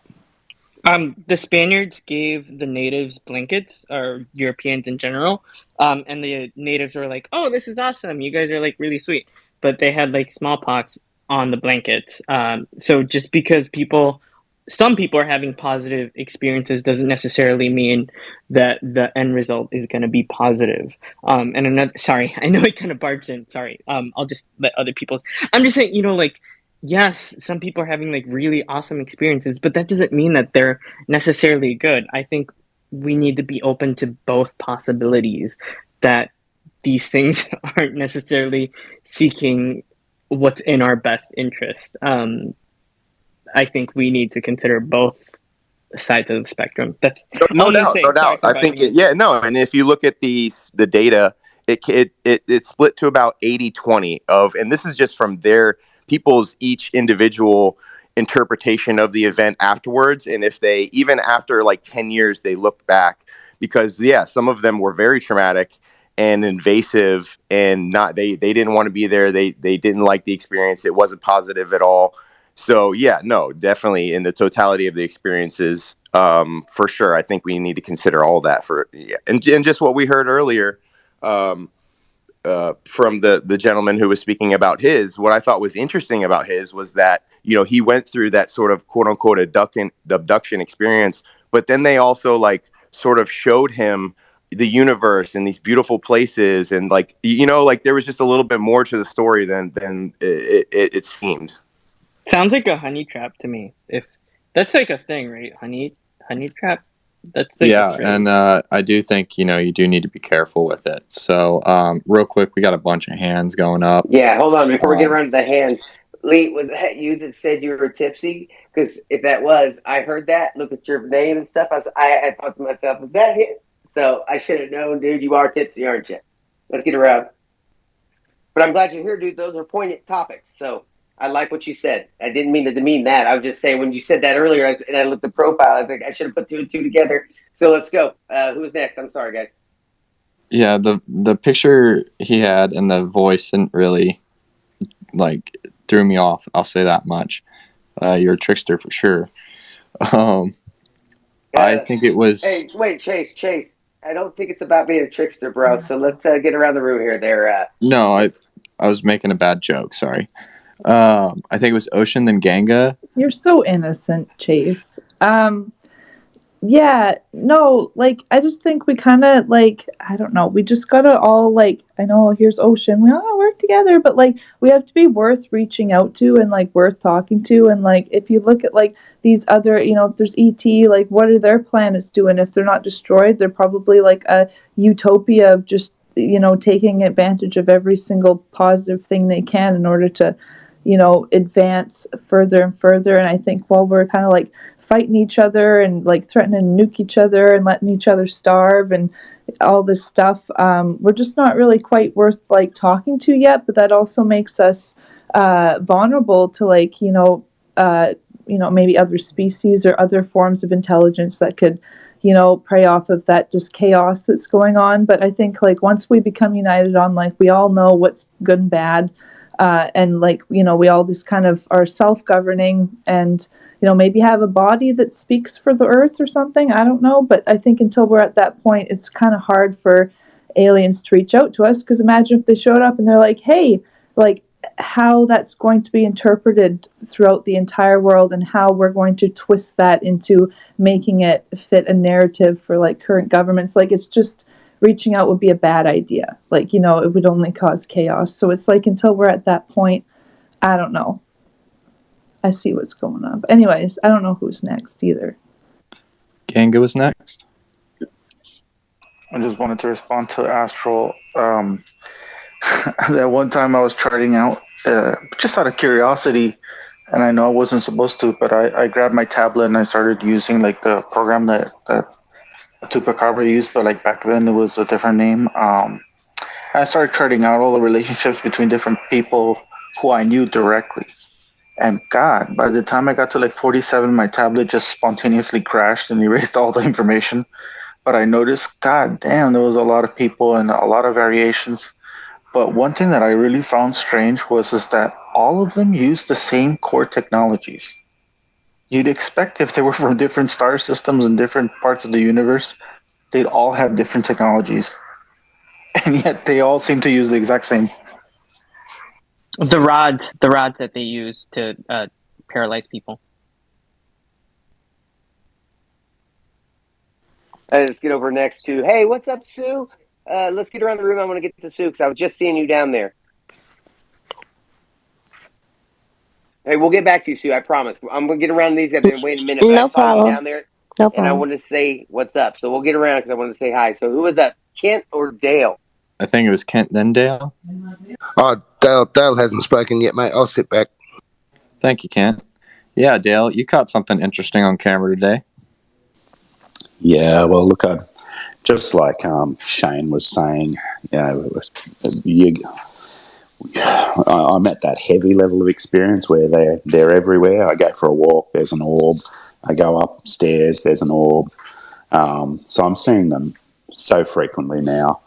But to touch on what Astral was saying about, people get these downloads and they have these experiences and they become, I guess, qualified as an experiencer. And for what it's worth, I accept the testimony of most of the stories I hear.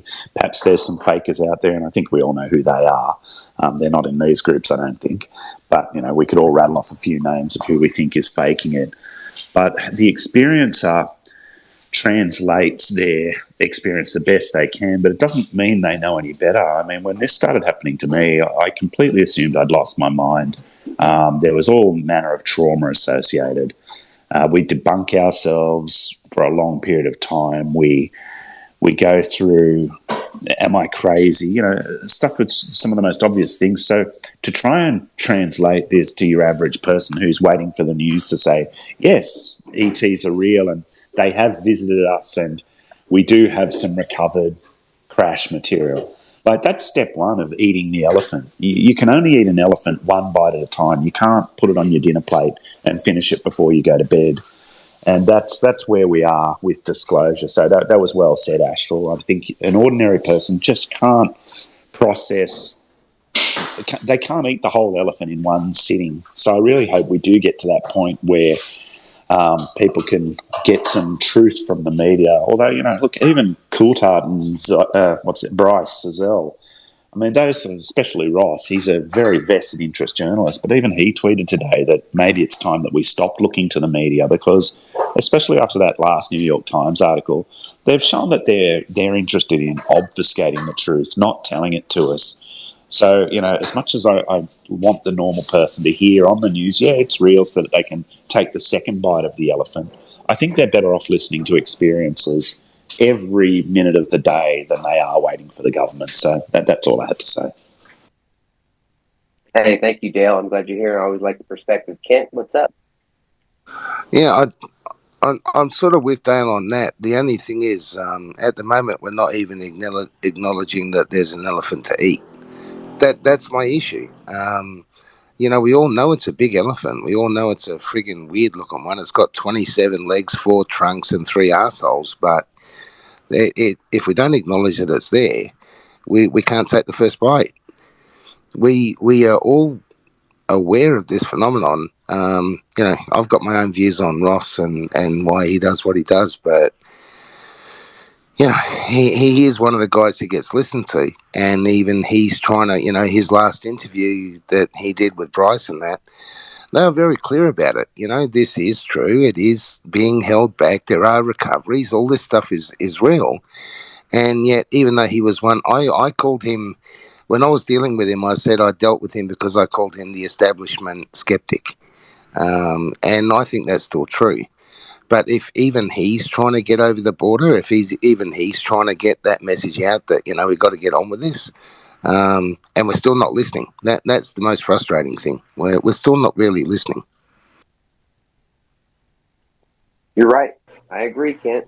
Hey, hold on. Let me say this before we move on. Hey, Sue, how's your day? Is it any good? Because I got something I'm going to tell you.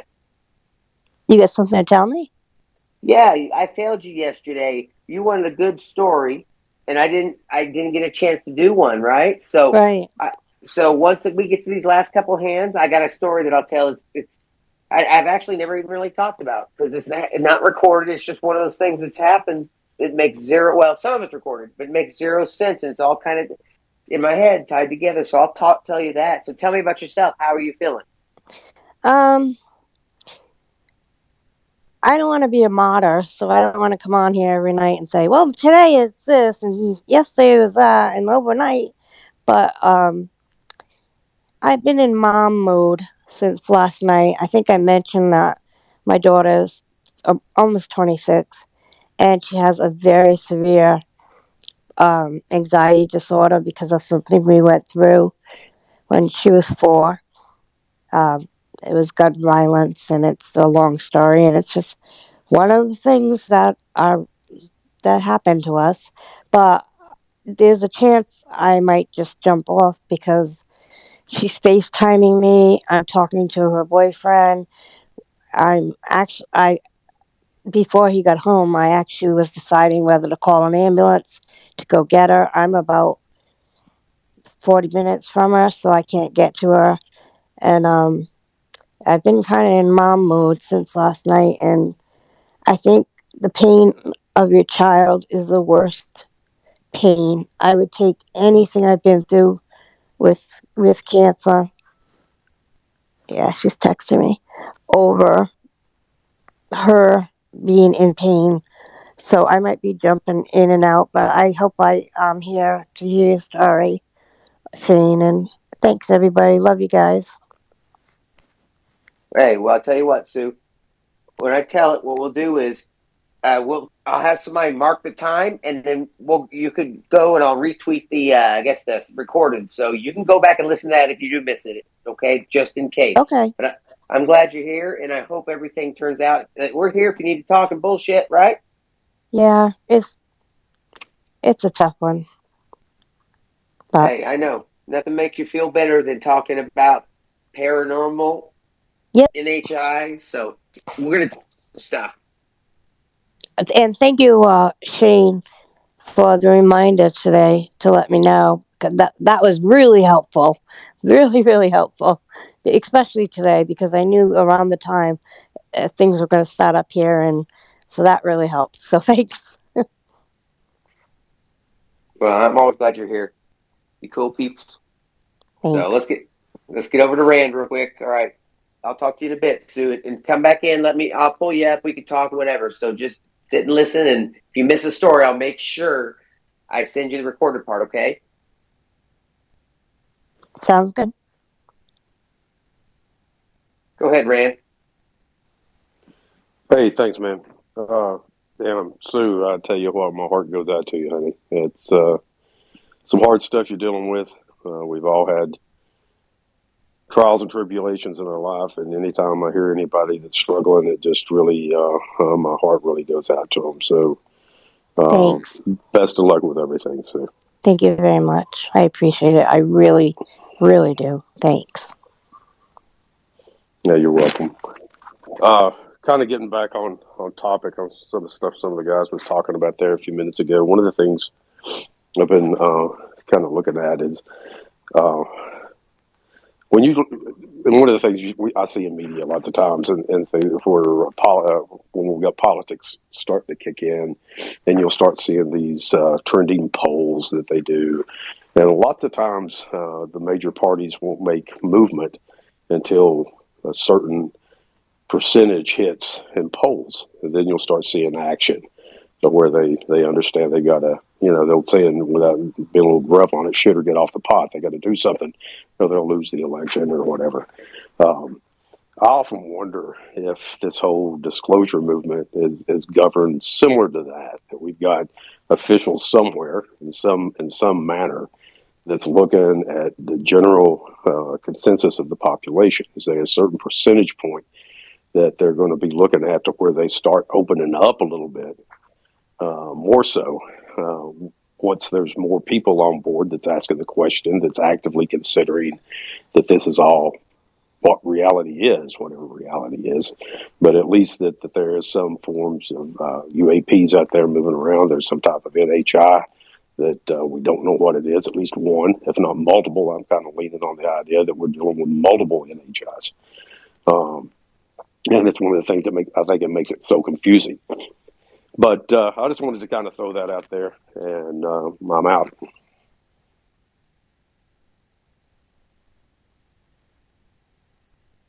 Appreciate that, Rand. Thank you. Nobody else? What's up, guys? I'm your host, Shane. I think I was going to tell you a story. So I actually, I've got a video posted. And it's just, and I promise you, just with a little context here, it looks like a jellyfish. Some people want to say it's a plastic bag, right? So basically, the very first time I saw that was I spent a lot of time in the mountains, sometimes by myself. Go ahead, Kent.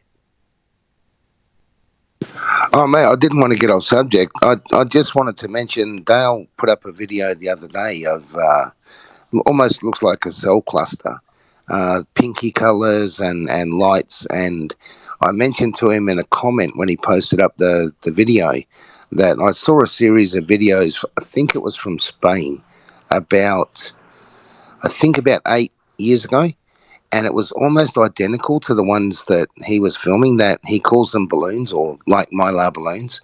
And I just wondered because They were almost identical. They worked in a very similar way, but they were all translucent and white, not coloured like his. I wondered if it's in those videos. No. What you put in one of my comments? I mean, I don't get swamped with comments. I'm sure I would have responded to you if I'd have seen it. So, if you could, No. I just mentioned it in a comment. All I'm saying is, if you want to see something that looked I can't remember the names of the videos and where I got them.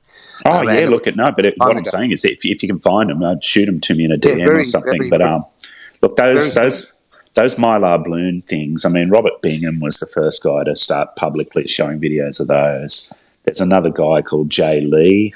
He posts heaps of videos of them. There's another guy who calls them plasmoid anomalies. But yeah, none of us know what these things are. They change shape. They appear out of nowhere and then disappear into nowhere. But they do. They look all the world like mylar balloons. But once you know, I just saw one. I just saw one as I went for a walk in the park. You can identify them pretty clearly. They have this silvery thread hanging from the bottom of them, which often ends up in a blob or like a whole tangle of threads.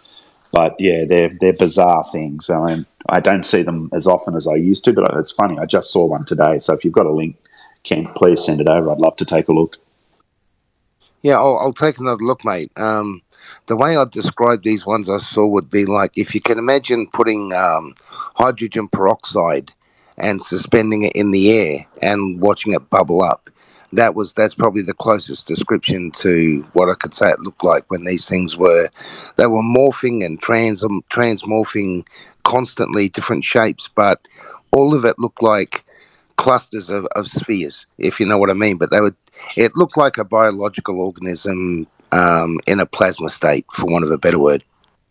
Yeah, I've seen them. I've even sent video. There was he's into quantum physics, and in particular, he had an interest in how soap bubbles represent all the laws of mathematics and how perfectly efficient they are.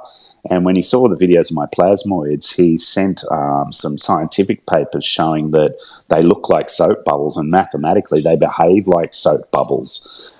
So yeah, look, we're talking about the same phenomena. They can then form into a cluster of spheres, and then they will emit points of light. I've got videos of them emitting points of light and then moving around in formation. And the scientists who were studying the Hess-Darwin lights in papers dating back to the 80s and even more recent papers have said, yeah, they form clusters of plasma spheres and then they emit mini points of light. So whatever they are, they've been around for a long time. Go ahead, Jamie.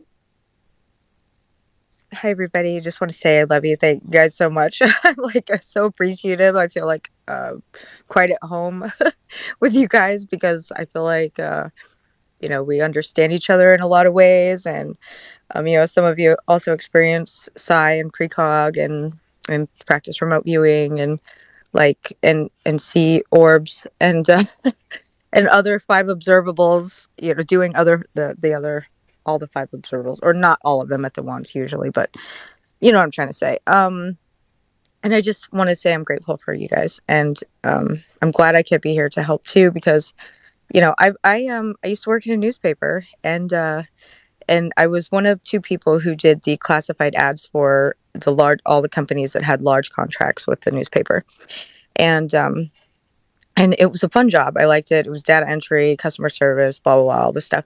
So that was fun. And then I got a job opportunity to go somewhere else. Make more money and, just all this opportunity and stuff. Unfortunately, when they were hiring me, they didn't explain to me that, oh, by the way, you're going to be human trafficked because that's what's happening to one of our other employees, who was my fiance at the time. So, I know what the repeated abductions feel like, and I know, but not necessarily by an alien. That I can remember at this point because I do have some of the body marks, like I showed to one of the other experiencers.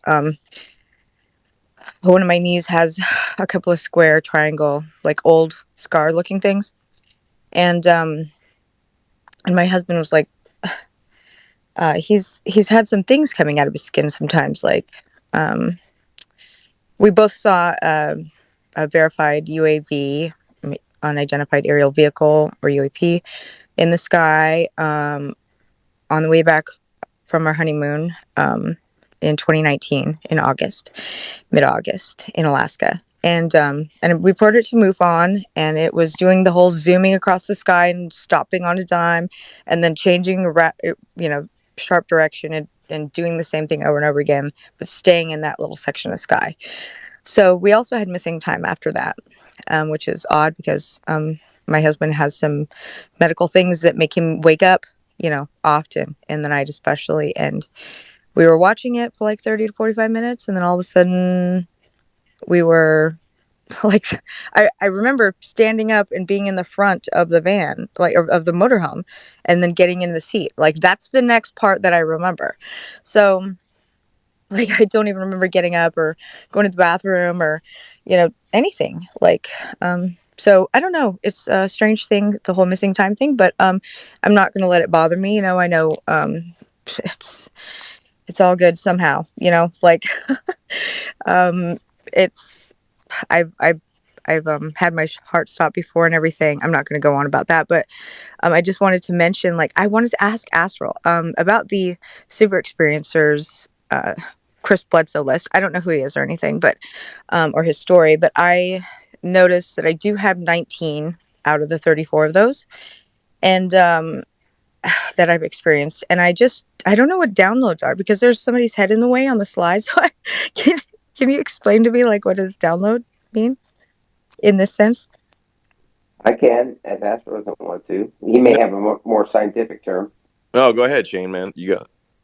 No, go ahead, dude. Go ahead, actually. Hurry. Oh well, Don't let my I son was just go gonna get say an more apple. of like it's just a very condensed information that's given to you very quickly and seems to just come from not yourself. And so it could be on a number of things. A lot of people talk about specifically having to do a lot with like spirituality, science, under an understanding more of like reality, that sort of thing. But yeah, I mean that's kind of just what it is. Just a lot of information given to you, and then you sort of have an understanding of it right away.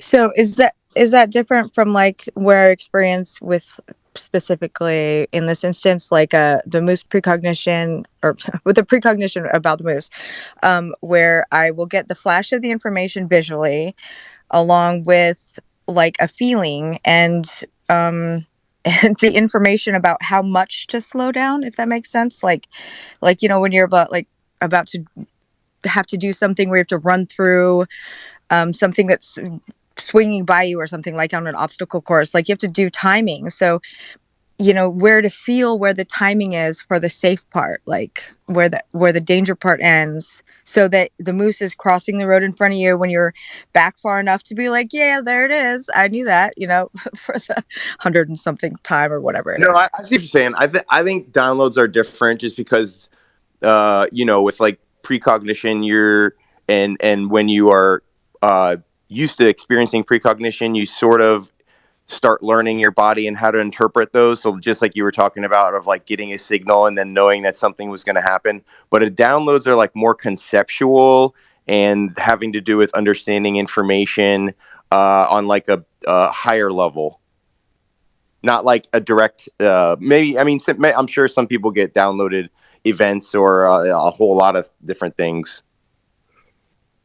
Typically, Oh, one sec. Go ahead. One second. Typically, a lot of times, I can't say typically, a lot of times it's information such as, he may have said this. I'm sorry if you did, and I'm repeating it, Astro, because again, I had an emergency. I hit my little weed jar and it went all over the place, carpet and everything, right? There's no one speaking right now. Oh, Shane You is. can't. Yeah, Shane you is can't Hey, hear speaking. him. it's all right. Yeah, Hey, Oh, you may sorry. last thing I heard There's was six Little people Weed. talk speak to him. He up. can't hear me. Tell him to leave and come back. I'm trying to talk to him. He can't So hear me. yeah, you'll have to leave and then join back up, and then you'll be able to hear him. It's just a Twitter problem because they need to fix their things, but they don't. Shane is sounding a little woo. Maybe he's gone to the other side.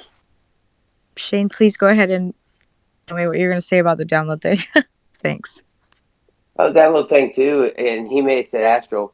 but it could have been after may have said this, but just things like maybe all of a sudden they have a knowledge of physics, or knowledge of mathematics, or different things like that. I know there's all kinds of geology. There's all kinds of these type of things that end up happening after. So that's what I was referring to. I don't know Astro covered it, but in Oh my general. god, that is so awesome! I can't wait for that one.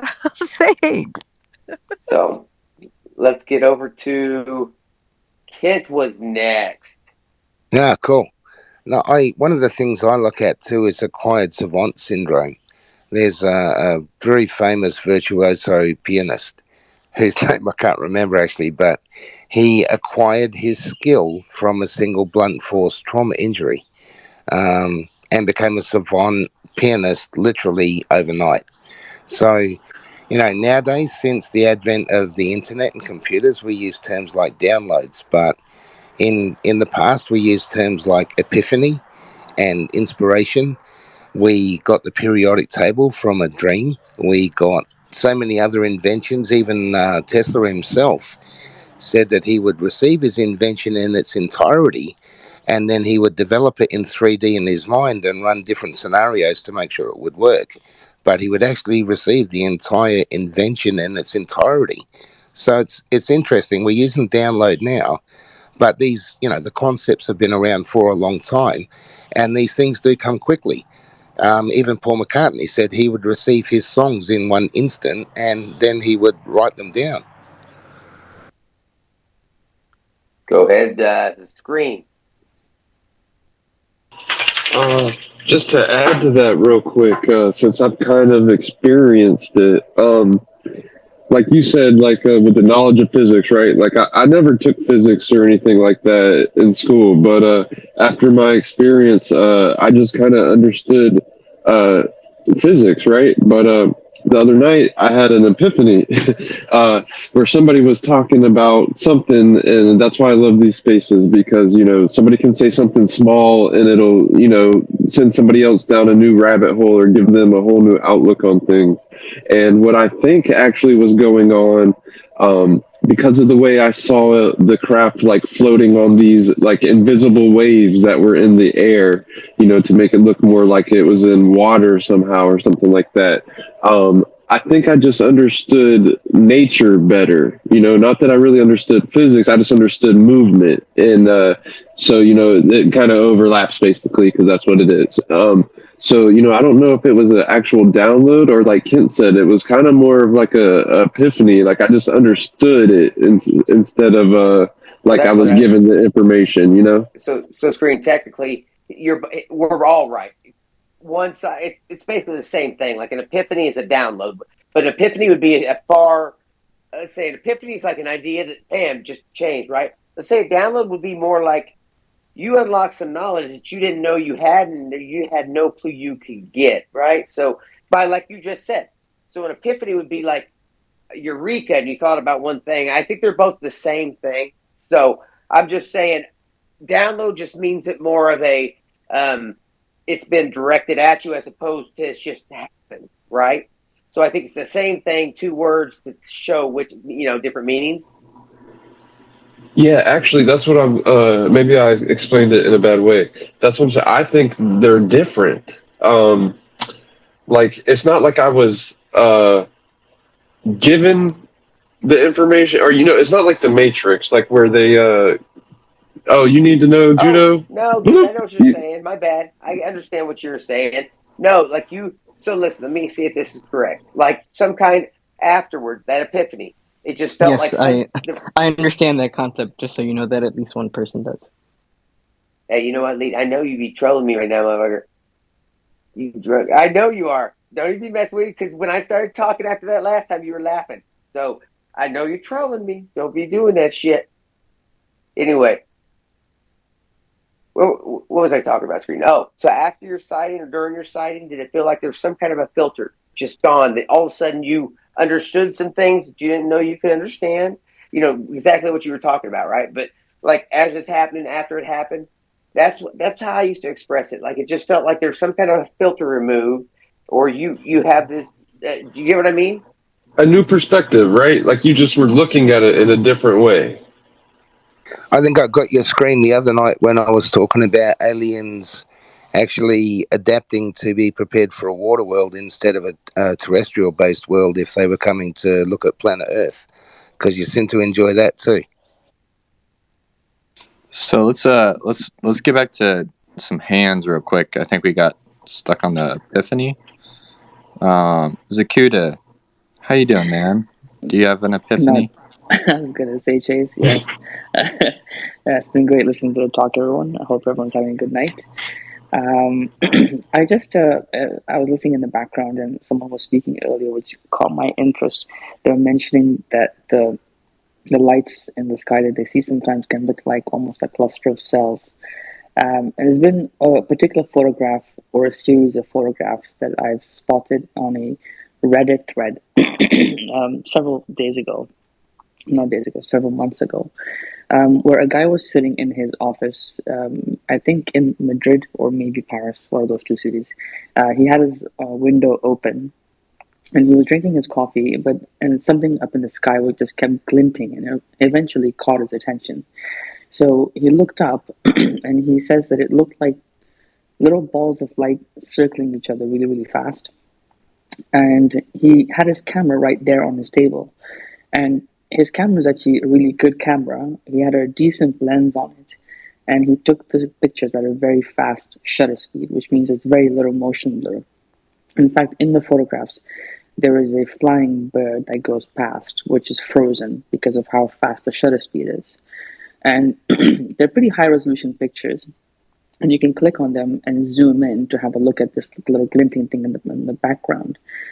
So I don't think this is an artifact. I don't think it's bokeh because of the focal length, and I don't think it's motion blur because of how fast the shutter speed is. So I'll be interested that those people who mentioned those little clusters of light could have a look at those photographs and see if they look similar to what you may have seen. I posted a link down in the little message box. So if anyone wants to have a look at that and compare to what you may have witnessed.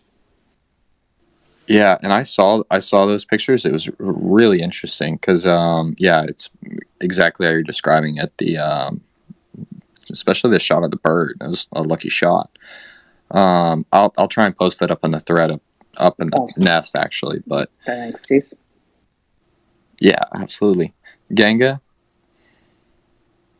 Talking about epiphanies, in my opinion, I don't think we should take credit for epiphanies because if we're basically having someone like unroll a piece of information into our heads and it's useful or whatever, it's technically not ours since we didn't actually think it up or do the legwork to actually like make it unfold into its proper design and everything.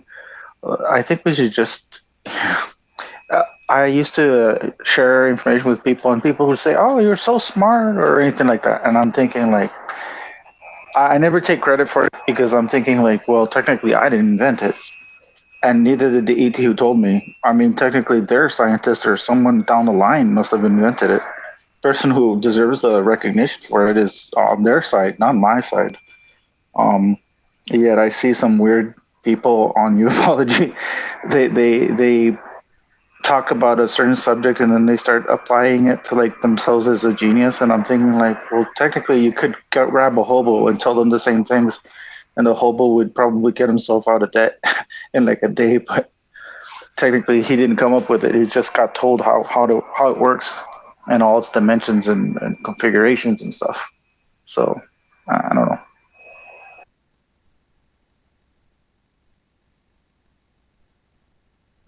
Yeah, I see what you're saying, Ganga. So we didn't come up. So whoever gets the download basically didn't come up with the information, but they kind of walk around like they came up with it.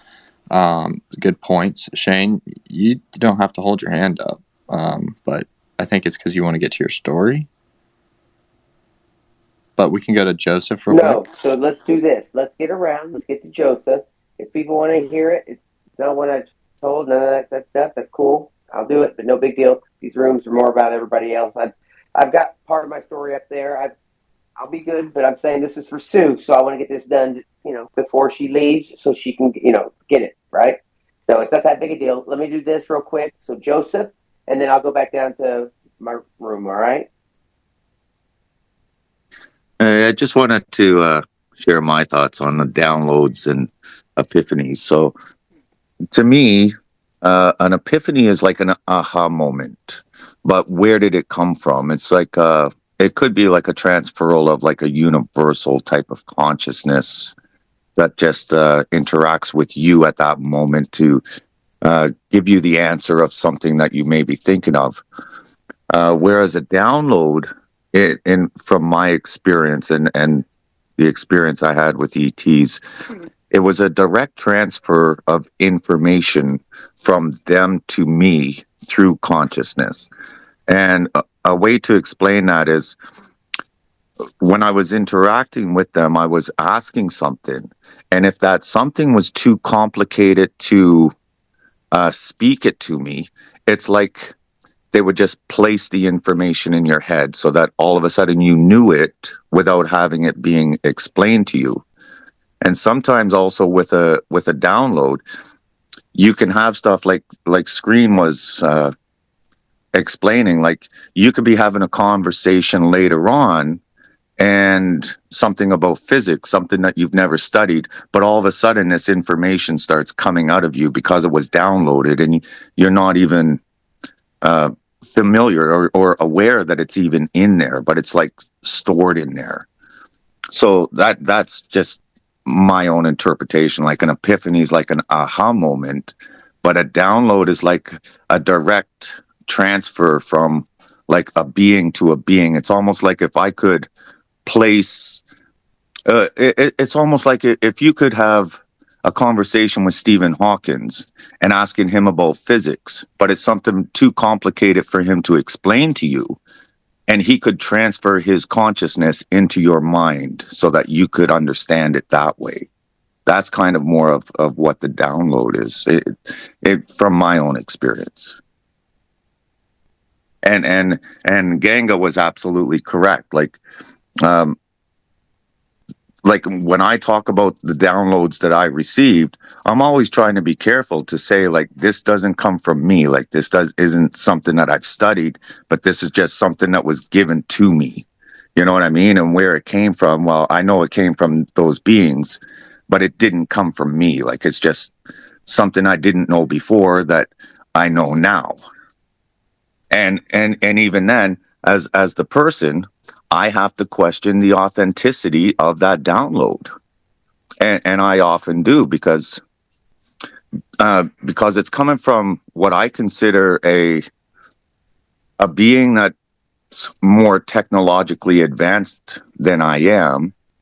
I often question, should I believe that downloader information to be true and authentic, or should I be questioning it? You know, that's a curiosity I often struggle with myself. Like, should I believe this stuff as being real?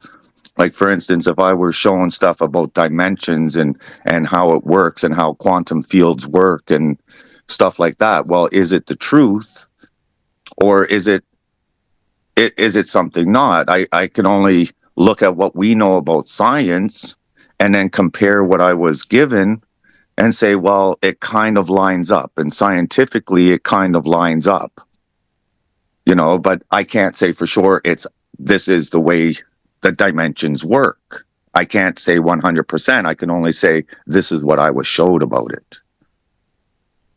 So I just wanted to share that. Yeah, thank you, Joseph. I think Ganga, did you want to add something to that? I know I saw your hand shoot up real quick. I don't want to be rude to the other speakers, though. Yes, it's just real quick. Like he said, I one time had an online store that was like 7 million products strong, and I didn't make it. The Grays, they noticed I was struggling like crazy, trying to make a store like that. So they just gave me the concepts of how the database works and how to conserve CPU cycles when on a really old ass computer. Um, and basically they taught me how to profile the mathematics and my formulas and all that kind of stuff, so that I could count how many cycles it was, and I could readapt it to reduce the cycles. So even a little desktop could power that store. I remember I used to upload the differential Oh, they taught me that one too. The differentials, how to only upload the changes. Man, that would bring Amazon servers to its knees. For you could tell when I uploaded it, Amazon would struggle processing that much information. It was hilarious. Great story, Ganga. Thank you. Real quick, I think it was Camila next, and then Kent.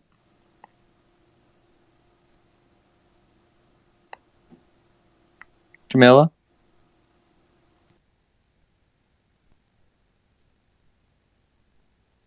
Right. It's Kalima. Maybe he doesn't. Kalima? Kalima? Yeah, Kalima. Oh, I don't yeah, know. Maybe she sorry. can't hear Chase either. No, I know it's a guy, so I don't know. I feel Oh, okay, Just something else. Kalima. You say Camila? yes. Oh, hey, Sorry. I'm sorry. It's okay. I didn't understand. Um, wow, I am so happy to be here, guys. It's amazing. I can put my puzzle together. Um, so how can I explain? Okay, so when I was in the table, if someone heard me talking about my experience before, when I was in the table with these people, um, we were communicating through downloads like that you guys were mentioning, and um, it's like saying I was communicating on a Wi-Fi, but without physical. It was just mentally, and I wonder how you guys come out with that if you haven't experienced it or you did experience it. That's my question.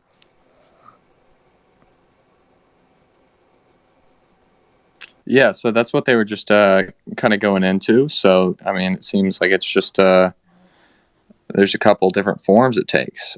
So you just kind of have to. I don't. There's not a simple answer, unfortunately. But Kent, did you wanna say something? Yeah, it's a bit off that topic though. It's about what I call dissociative endorsement. When we're talking about these experiences, it can work both ways. So if I say that I know something, then people will question me. But if I say I got that information from a download or an alien or an angel, it's dissociated. I can claim it as the truth without having to be the person responsible for it. Just something to think about.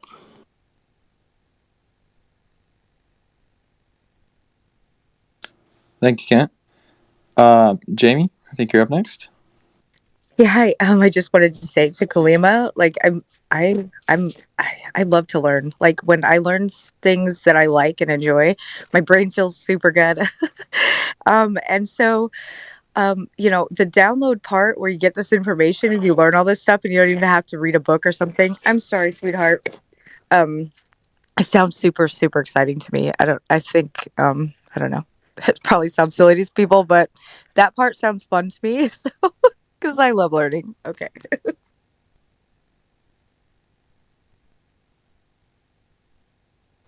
Yeah, I think we're all still learning here, honestly. Joseph. Yeah, I could cite a recent example of this stored kind of information. So a couple weeks ago, I was in a space and I was just listening, and the conversation had turned to deja vu and what it possibly could be.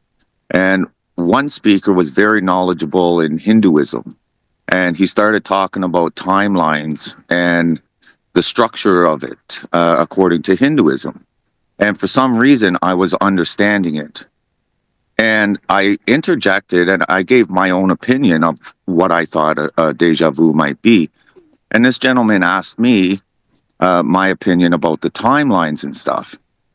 And I started going sort of into detail about the timelines and for it to be accurate, how it would have to be structured and how the energy source would have to be moving in a circular motion faster than the speed of light in order to lay the timelines, side by side.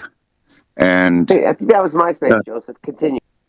yeah, so I didn't know where this information was coming from, right? But this guy was like, wow, did you read this book? And I was like, no.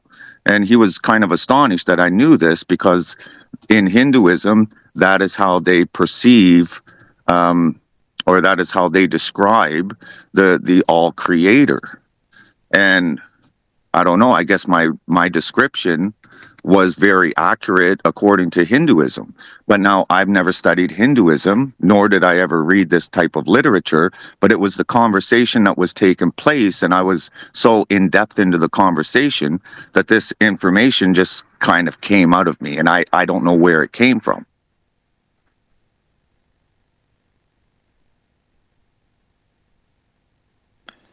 Yeah, honestly, that's really actually fascinating. What can you explain kind of a little bit more how the timeline looks? Like, what I know you said it was a visual. Well, as I had started talking about it, it's like I was seeing how it would have had to be structured, which would be like if you could take 1 second of time and slice it into billions of pieces. And he actually, later on, he said they actually have that calculation of billions of these slices. And I had commented that it would have to move at the speed of consciousness, which is it's almost simultaneous. It's almost instantaneous, which is faster than the speed of light. So if you could take 1 second of time, and each sliver of billions of slivers in it, each sliver is representing one timeline, right? But to lay those timelines side by side, things would have to be rotating in a circular motion. And by timeline, do you mean a specific moment in time, or different, like separate, almost timelines? Well, it's sort of like all things occurring at the same time, which would mean all things are all things. Okay, so I guess my question: the slice would be like this moment right now. That would be like literally a slice of this well, actually, I think it is physical, right? Physical object. Yeah. So if you think about it in like quantum mechanics, and if you were trying to think about motion, how does motion actually occur? It's occurring through the expansion, as everything is expanding, right? So one sliver to the next sliver, there's an expansion in between, and everything is continuously expanding and moving. So all things are occurring simultaneously, but we're experiencing it in one timeline. But the next timeline holds an endless amount of possibilities, right? So all things are possible. I don't know. It's just kind of weird stuff. It's the way my brain sees it. I don't know how to explain it properly, other than how I'm trying to explain it and how I tried to explain it to him that night. And later on, actually, I was thinking about that conversation, and it started to go.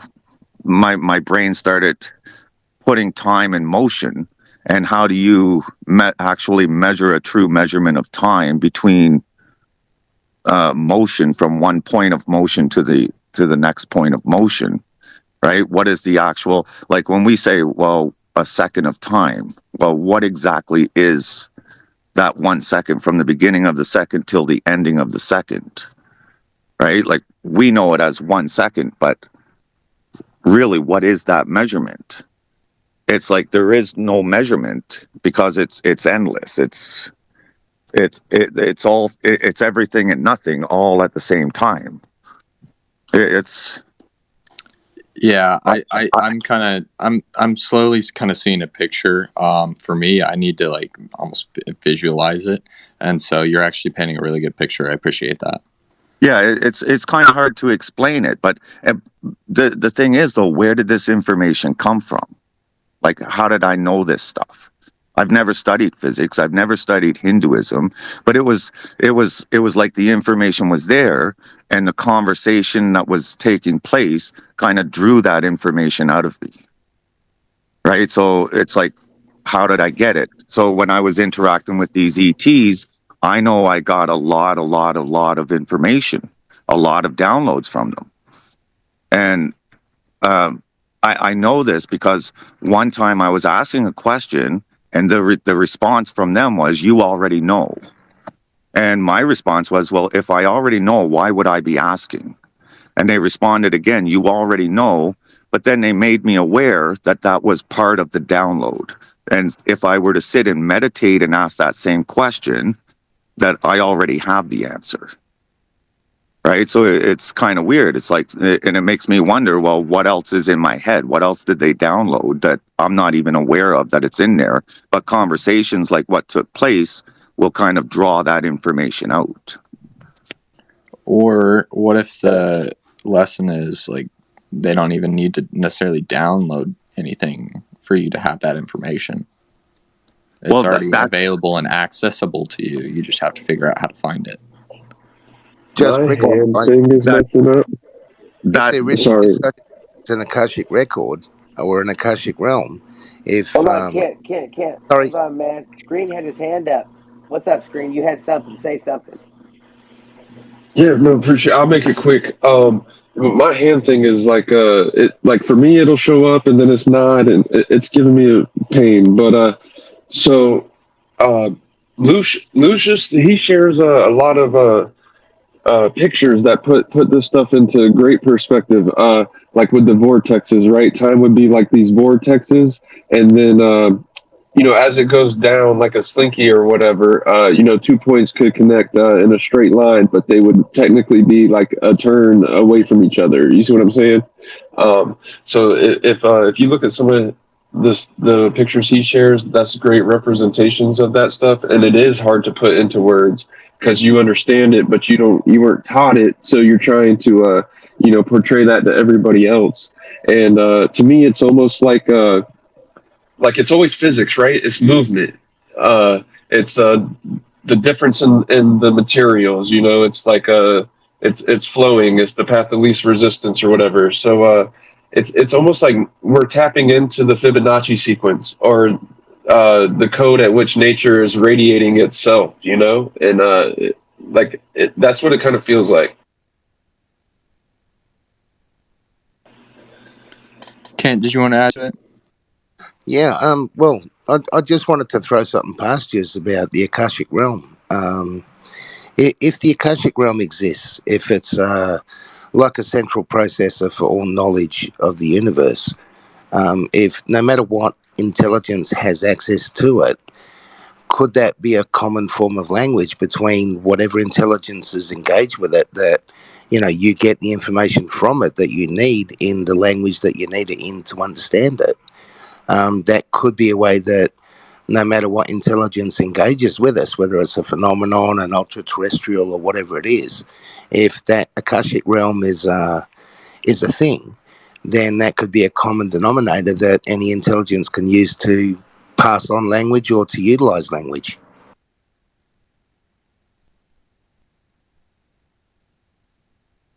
Jamie? Yeah, let's keep it going. I'll get back to my shit whenever we're done here.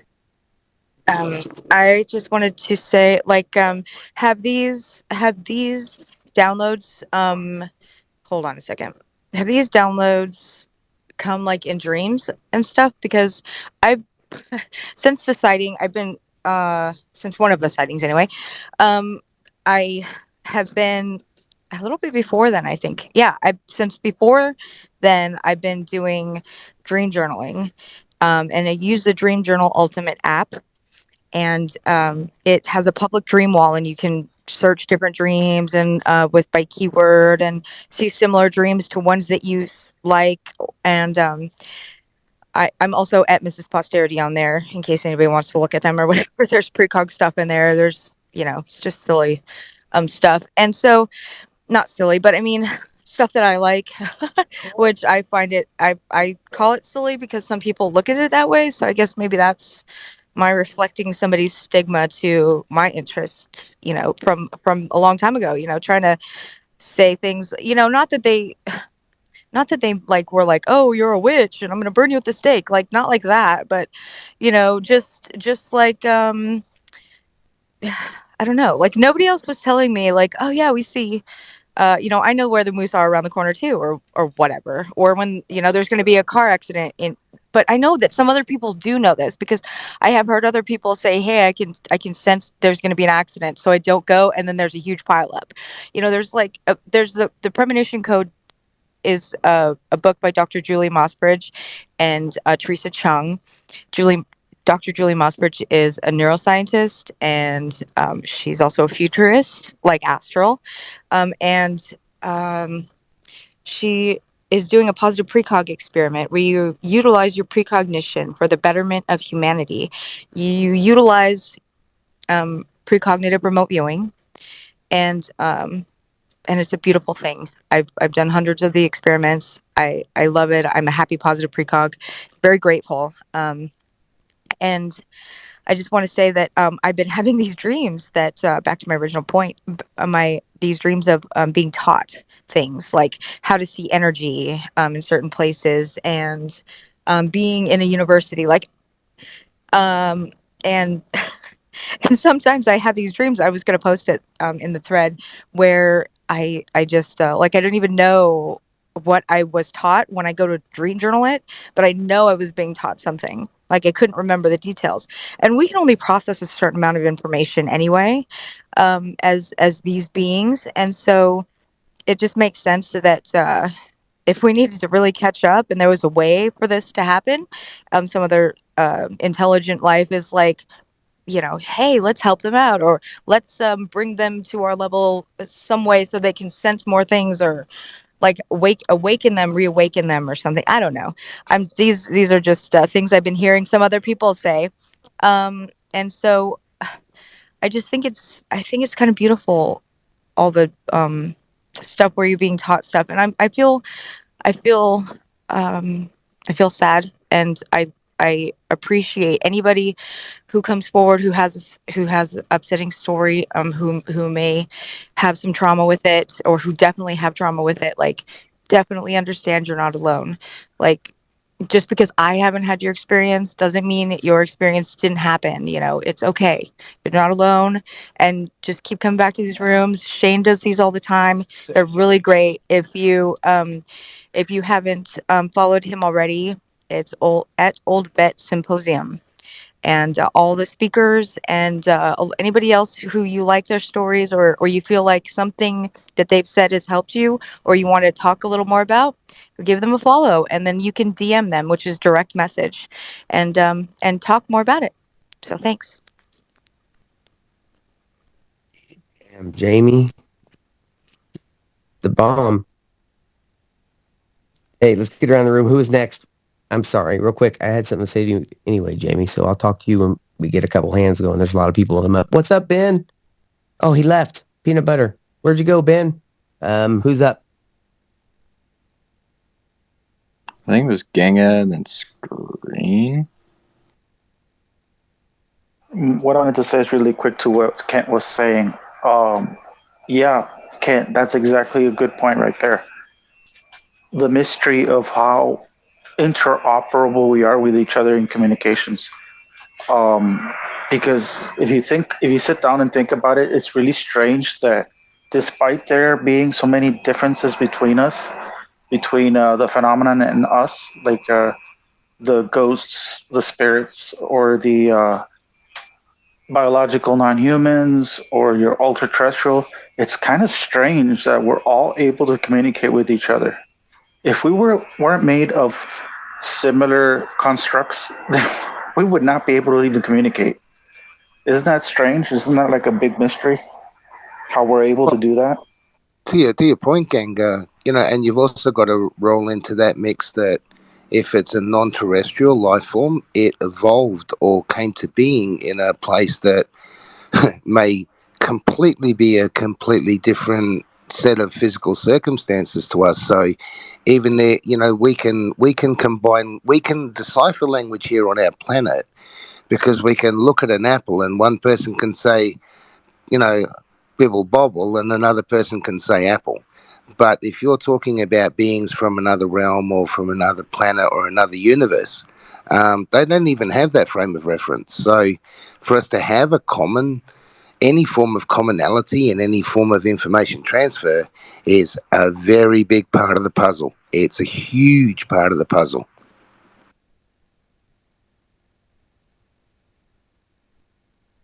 Screen, did you want to go?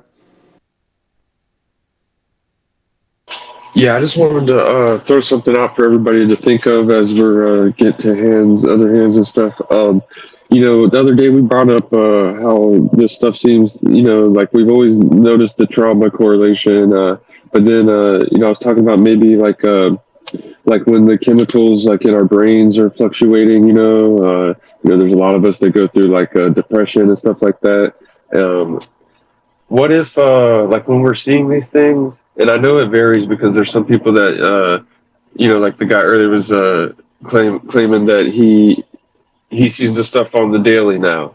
But what if it's for every action there's the whole energy thing, how it can't be created or destroyed. What if when you're seeing this, that's like a high in a sense, and then so like the following days are the lows, and that's where you get like the hitchhiker effect and stuff like that. I just want to throw that out there for everybody to think of.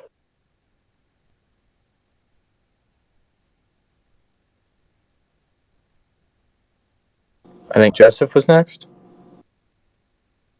Yeah, I would just like to comment on what Kent was saying about the Akashic records and stuff.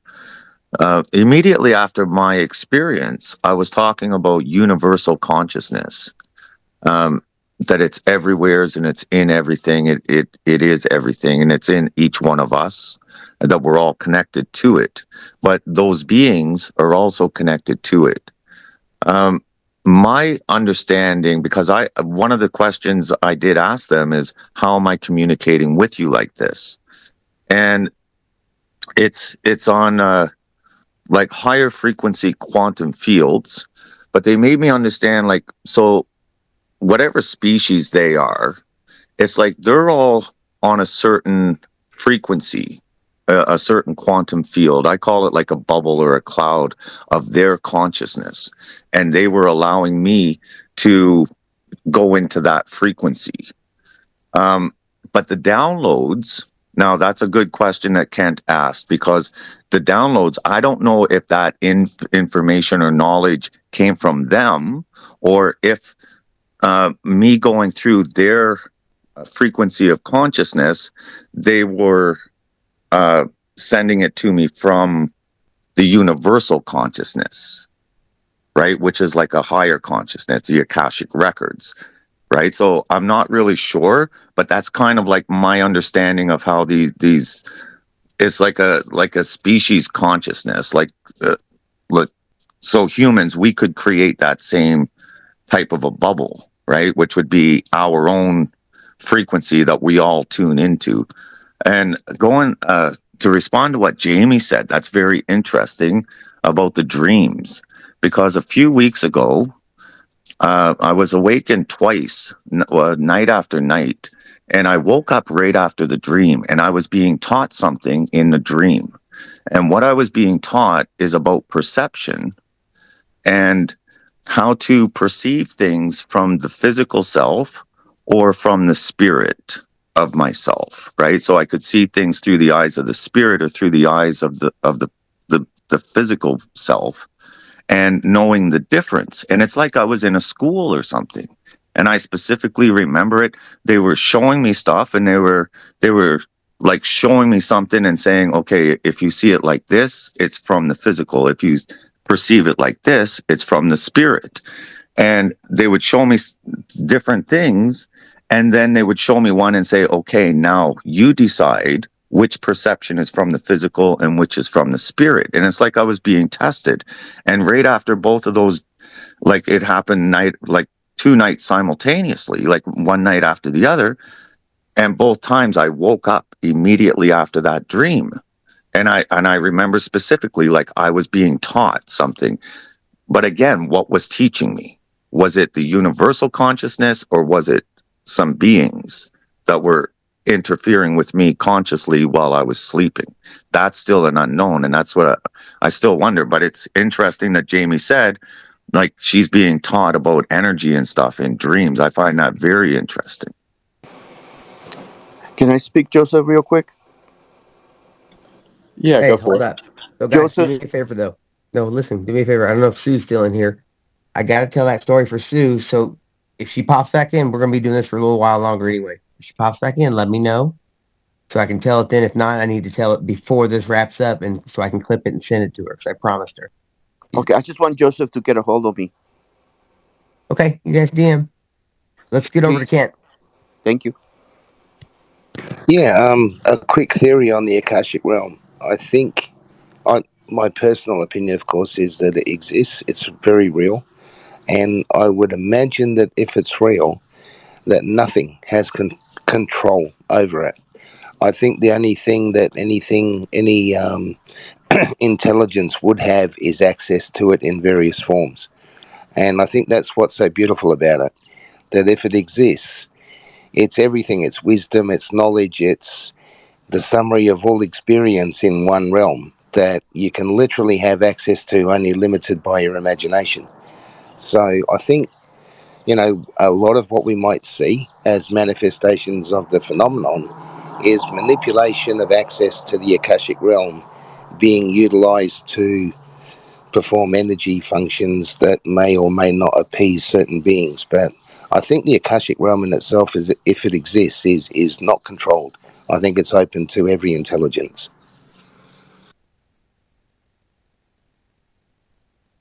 Right on, Kent.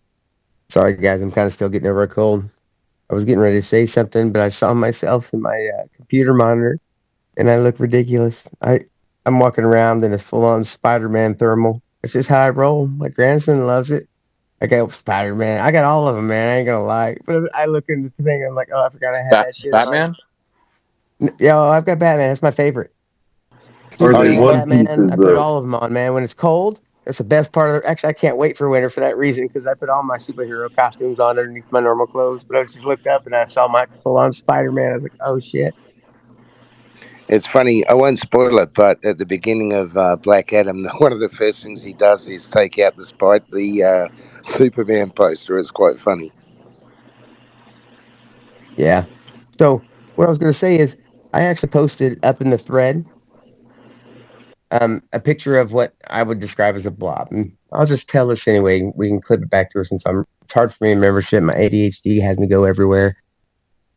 So, um, wait, what were we talking about? I'm just kidding.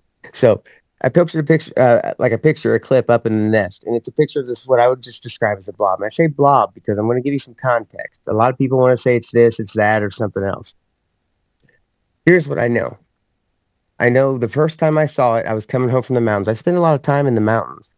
I've had a lot of crazy shit happen to me in the mountains that I've never talked about because it's crazy shit. And on top of the stuff I was already talking about. But I was coming home from the mountains. I was with my oh shit, sorry guys. I was with my sorry, I hit that hard. So I was with my family, my wife and kid. And as we're coming back, I looked off to the right and there's a mountainside. And I'm like, wait, what is that? And I see something. But it's about 50 to 100 feet above the mountain. But it's going along the mountain. And it looks like a white bag. And I'm like, that's crazy. And I'm just kind of like try to get a video or a picture, and all I get is this messed up picture from it. I'm like, okay, this is nuts. So as we're coming back through and we get close to Yakima, um, I turn to my right and I see this. I shit you not, because I mentioned it. I see this white jellyfish or white bag looking thing, and it's hovering maybe 50 feet to the right of me, and it's just hovering. I'm like, wow, what I thought was this. I said, that's impressive. That bag must be caught in something. But then I was like, wait, is that what I saw coming back? And as I thought that shit, that thing shot up faster than I've ever seen anything move, just up and gone. I'm like, whoa, because I mentioned to my wife, I said, damn, these bags must be like rockets or something now. And then like fast forward about, I don't know, I have to look at the dates. Who knows? Happened frequently enough. But I was outside because I spent a lot of time outside. I promise you, everyone around me must think I'm crazy as shit because I'd be outside in Spider-Man too. You know, I, I I just don't like being indoors. So one day I'm outside and I'm sitting there and okay, this is how much my I guess you would say my experience progressed that I purchased my very first gimbal. I had to buy cheap stuff as cheap as I could, so I had a DJI gimbal for my phone. I purchased a nice cell phone so I could at least get decent quality pics, 4K, whatever. So I'm outside, I'm standing there in the middle of summer, and I look up a lot. This happened that's all I ever did for a long time. And as I'm looking up, I see a glint, and I'm like, hey, what was that? And so I'm looking for it. So I start recording it.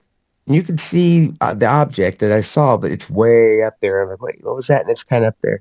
Couldn't figure out what it was. So fast forward maybe 5 to 10 minutes, and I'm looking over at this. Well, I don't even know what I'm looking at actually. I just all of a sudden realized I'm gonna look over here, and I look, and I'm like, wait, what the fuck? Is that a bag? Again, I thought that. So I went across the street and I asked this lady outside, and I said, hey, is that a bag? And it was hovering above the house, like 500 feet. And I'm like, what the hell? And as I said that, it starts taking off. Not fast. No, not fast. And I mind you, without context, now that video is part of 10 minutes. It kept going and it kept going and it kept going till it was completely out of sight. It didn't go down, it didn't go. It was a direction it was headed, and it was headed that way. And I was just kind of like, and that's the second time I've had an experience. And the second time I had the experience with that thing. First time I recorded it, but I've seen it a third time. So the third time, now don't judge me, people. I was coming out of the weed store for my medicine. I gotta have my hip replaced. I'm pretty young, but I was coming out of the weed store, and it's silly. So somebody said something in one of the spaces. They talked about, well, what would you do if it's that frequent? Would you care? Look, I just don't pay attention that much. Not saying it's not there, but it's not consumed my life. But I will say that when I don't pay attention for a long time, this sounds so silly because it gets my attention. Say what you want. I don't give a shit because see, twice now, the periods I intentionally, please bear with me. This sounds crazy. It's a batshit. So I intentionally take breaks from looking up and looking for these things and trying to interact with them because I want to make sure I'm safe, sane, mentally well. I want, all these type of things, and I can come back to it. I don't get a chance to come back to it ever. Somehow, something gets my attention, and I've recorded it, or something like that, and it's just like that. I'll take 3 or 4 months. Okay, one of the examples is I was just getting ready to tell you I was coming out of the weed store, and this bag thing. I look at I don't know why I look up and know why how, but there it is, just right above. It's about 2,000 feet above, and I'm like, wait, what the? And I'm just looking, and I'm like, is that a bag? I always said that too, because that's the first reaction. Is that a bag? And I make the joke, I think I was in a podcast once, I must be the master of bags. Do these things hang out with me? This thing takes off. But that thing there, let's see. Where was I? I completely forgot where it was. So anyway, that bag is the third time I saw it was there. And it's multiple times with like weird shit like, okay, this is unexplainable stuff, and I don't know what this stuff is. It's not that I'm claiming it is. I'm not saying it's aliens. I don't know what it is. What I do know is it sure as shit isn't tech. It doesn't make any sense. So this bag, as it flies out of sight, right? Let's fast forward. I think a couple weeks. I don't know, maybe months. I have to look at the tags on videos and pictures and stuff. But one night, because you have to understand, I'm not outside trying to be a UFO hunter. I mean, I am kind of now, but prior it was all about aircraft, being an Air Force vet, and then it was about just kind of star photos, photography and stuff. So I'd be taking stuff, and then one night as I'm taking a series of photos, I see what I'm like, is that star moving? And I can't quite tell, right? So I'm not paying much attention to it. I think that's on my thread somewhere, a series of photos. And as I do that, I look to the right. As I'm looking to the right, I shit you not, I can't quite describe what I saw because my brain's kind of defundled, and I've never talked about it because I don't know what it was, and the only way I can explain it sounds stupid, right? So I look to the right, and what I see is 3 pillars of what looks to be red lasers. And I say pillars because they're gargantuan, but they're going from, uh, well, I'd say upper atmosphere to the ground. And it looks like right over, because I'm in a valley area, and it looks like right over the valley, and it's where that freaking bag thing was flying too, right over that direction. Almost identical. So bear with me. And I'm like, wait, what the fuck was that? So my brain's, at first I thought, oh my God, I was like, was that a meteor? What was that? And so I'm searching the apps, doing what you're supposed to do. It made no sense to me. And all I could think was, so here's the thing that threw me for a loop. If it was anything debris wise, it would have been all over the place. This thing was separated the exact same distances from each other. And I promise you, because it looked like a geometric shape, and it was the exact same length, all 3 of them, right? So they're side by side, these 3 columns, whatever you want to call them, of LED light because it's red as hell. That's all I saw. And it's coming straight down. And they're moving together at the same speed, no variation whatsoever. And I'm like, now keep in mind, this is right after I saw what I thought was something moving the thing. And I'm like, wait, what the hell was that? And I thought nothing of it. My brain's like, then I thought, oh man, are we under fucking attack? Because I live near Hanford nuclear site. I thought, I'm a goner. This shit's over. Because I thought it could have been a nuke or some shit like that. But it happened. My brain was trying to figure out what the fuck it was because it made no sense. 3 giant lasers coming from the sky. Yeah, dude, come on. You got to go back in and get checked out again. But the, as I'm watching this shit happen, I'm kind of just, my brain's kind of flustered. And, there's moments in life, like I've had several of those now. Those are the ones I haven't talked about till now. Like where the hair stands up on the back of your neck and all of a sudden your eyes are watering. Not crying because you're sad. You're just like, wait, what was that? What's going on? And my brain couldn't process it. It was just telling me those couple things were terrible anyway. And it kept going and going. So I went back and I'm like, I'm trying to video stuff and there's nothing, right? Nothing. Can't get anything from it. I'm trying to figure out what the hell it was. So then I go back and look at the pictures and in the photos, there's like a series of 4 or 5 photos. You see the star thing I'm talking about going across the sky. And I'm like, wait, what?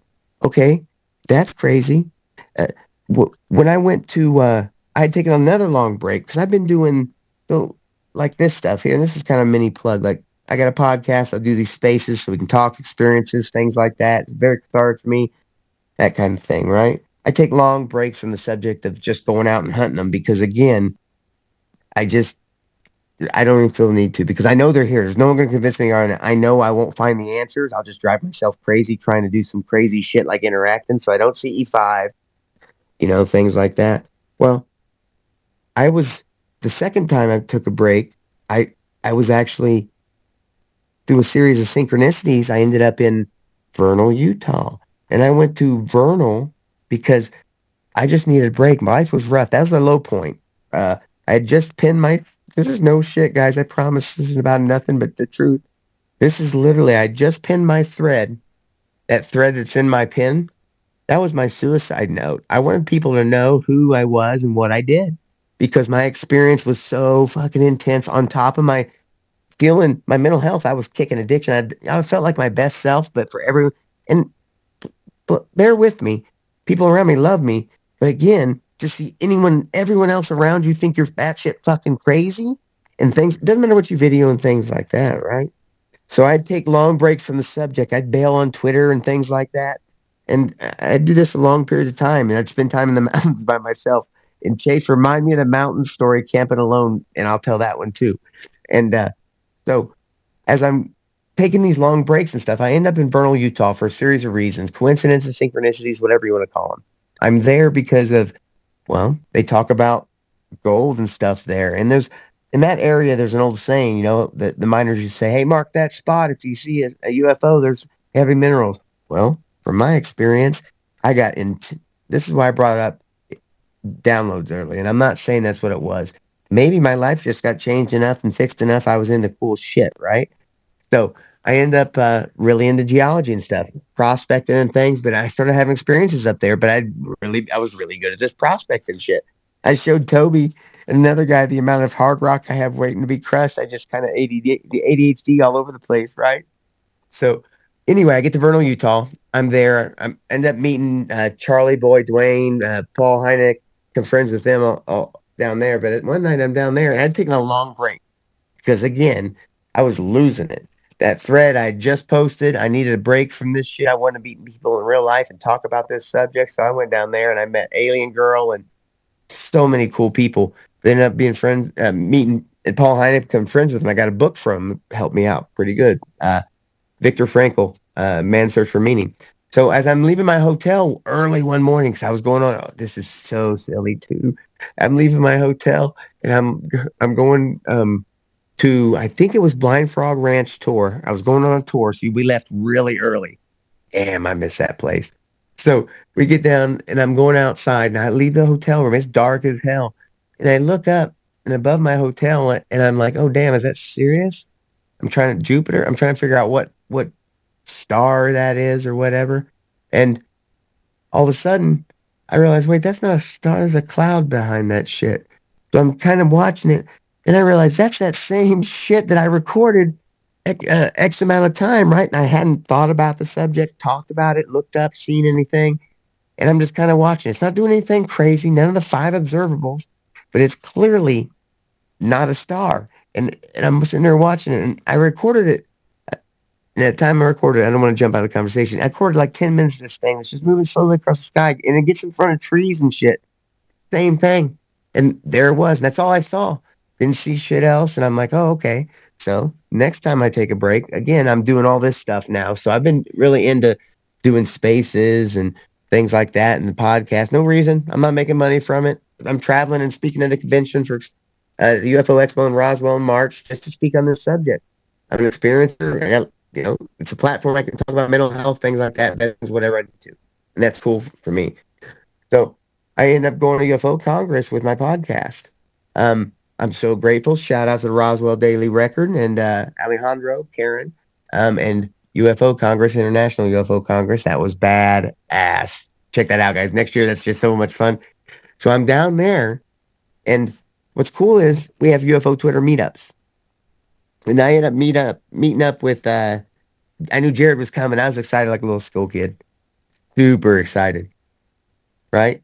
And all I could think about was, dude, Jared's gonna be here. I mean, I was in a good mood. Well, Jared gets there, we go outside, we're talking, and I hadn't seen, talked about, or anything. I just got my new camera, thanks to the help of the UFO Twitter community. So I hadn't got a chance to use it yet, and a bunch of equipment. But I'm outside anyway, hanging out with a friend. I'm talking to him. It's dark, and we're at this hotel. And just as I'm talking to him, holy shit, if not, see, this is the thing I talk about a lot, and it's a post in the nest about, it's kind of a summary of most of my stuff that happened. But yeah, I hadn't talked about it or seen anything, and this shit, it's almost, and here's why I say laser pointer. It's not like a pulse of light that hits both your eyes. It always sweeps across your eyes. So what ends up happening is I notice it because it's just one pulse, and it just like somebody hits a laser pointer, but it's up straight up in the sky somewhere, way up in the sky. So I sit there, and it's just a red pulse, and I say, Jared, turn around. And he knew what it was because we're friends. We talk on UFO Twitter all the time, spaces. And he turns around and he's trying, I said, see if there's any other flashing lights, anything, anything like that. Because there's an airport nearby, but it's a clear sky, no other lights. And you'd obviously be able to see either a plane, another, or hear something, or see another blink of a light. But this thing hit me directly dead on. And what's silly about that is I hadn't talked about it in person ever until I was at this conference that morning, and I just told the story of about how I first started seeing it, which was that way, that pulse across my eyes. I was there. They have an in-person experience or stuff. I was there with I think it was Gwen. Oh, Gwen Farrell. I think she's an experiencer, and she leads in-person groups like we do here. And I was telling the story about that, and it was that night it happened. So I went back in the next day and told that. So yeah, that shit's crazy. Let's get around the room real quick, and I'll talk about the camping alone thing later. I can get on a soapbox. Sorry, guys.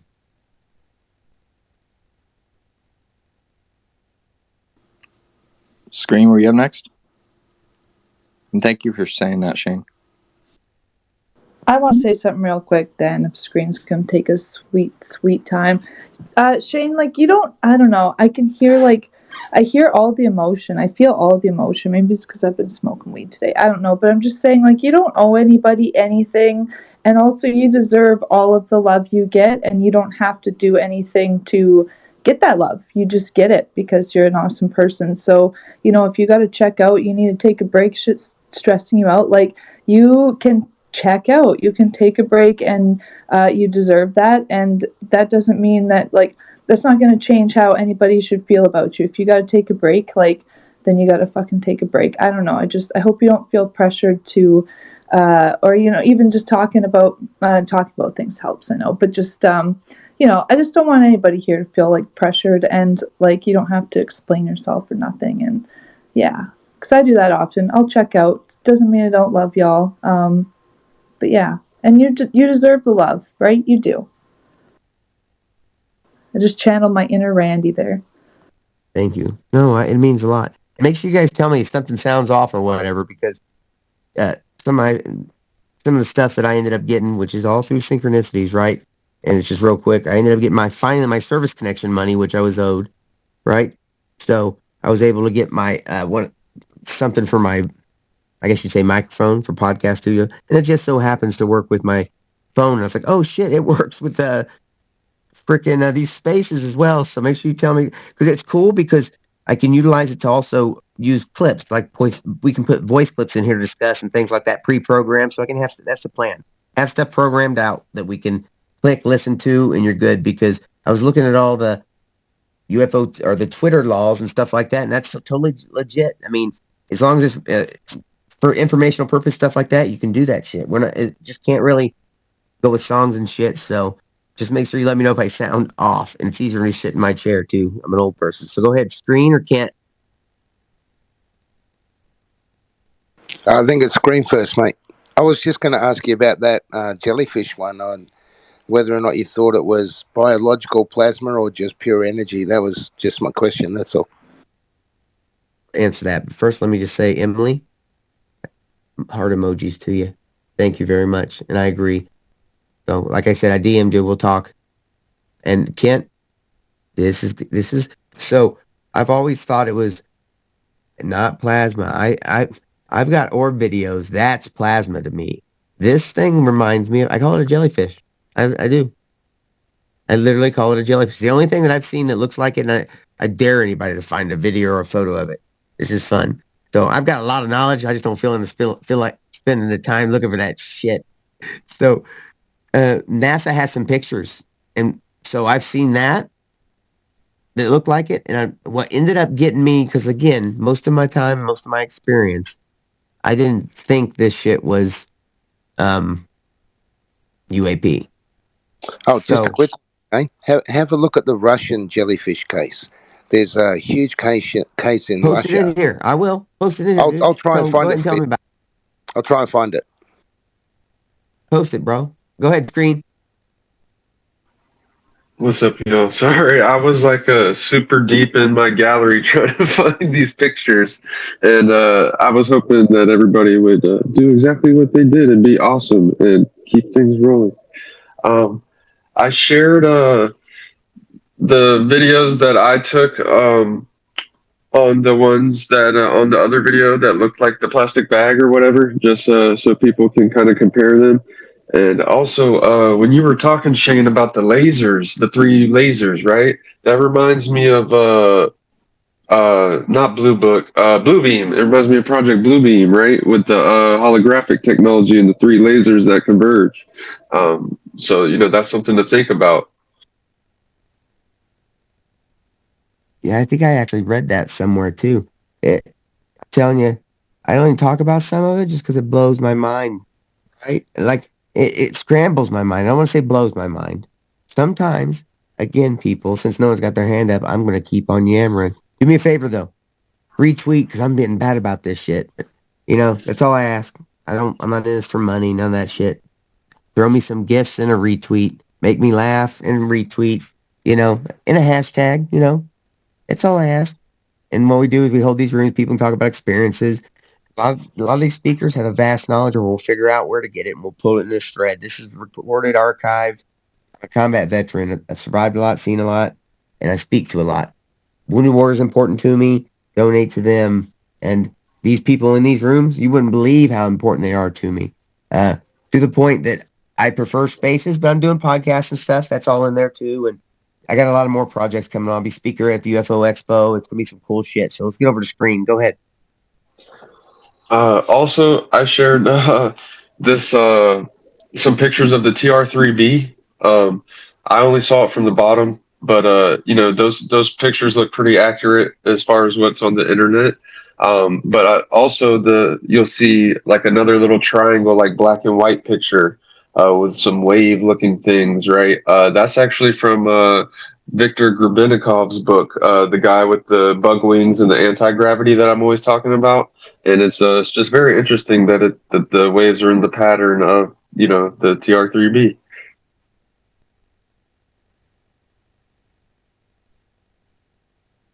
Right on screen. Thank you for that. Go ahead. Wait, screen, you got something else or you just got your hands stuck up? You're a stuck up, bro. Yeah, I'm stuck up, man. Hey, you know what?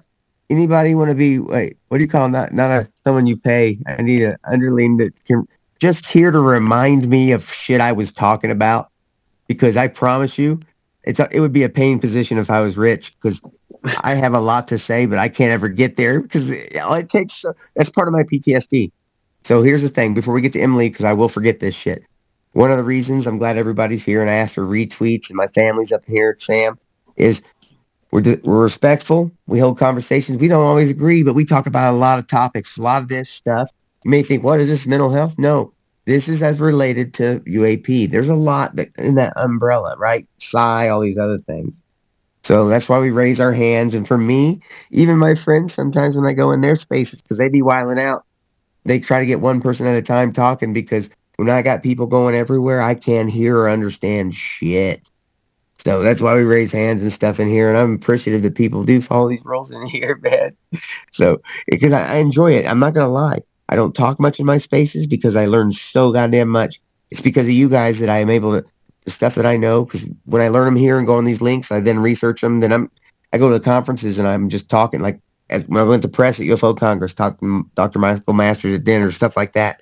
I'll be doing that at TES Expo and shit. And you wouldn't believe all you could hold the same conversation because the amount of stuff we talk about in here. Hey, Chrissy, how are you doing? I just want to say hi.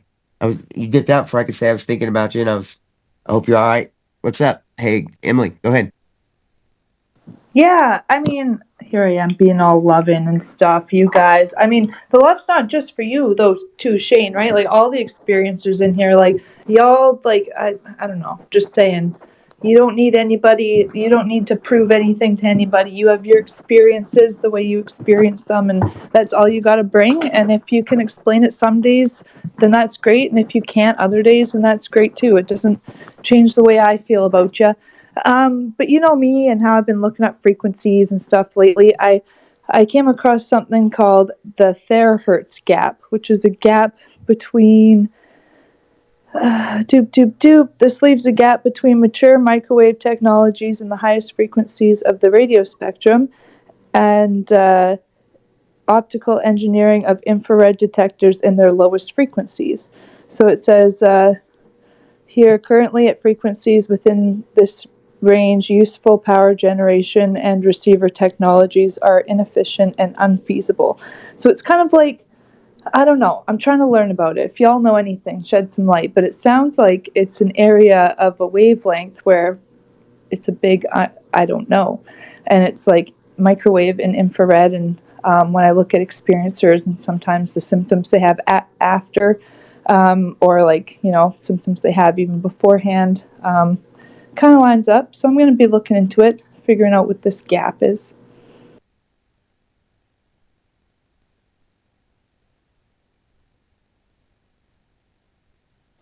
Awesome. Thank you, Emily. Ganga, what were you trying to tell us yesterday?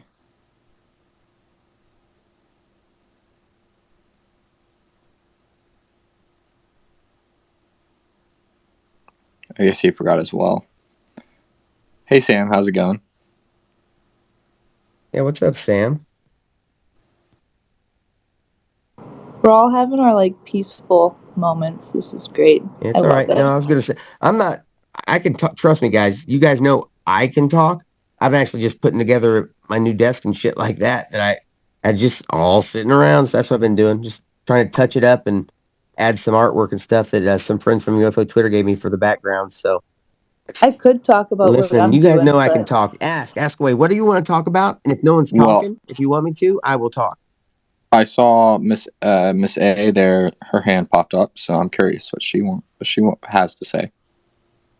Words. Hey guys, thanks for letting me have the floor. I appreciate it.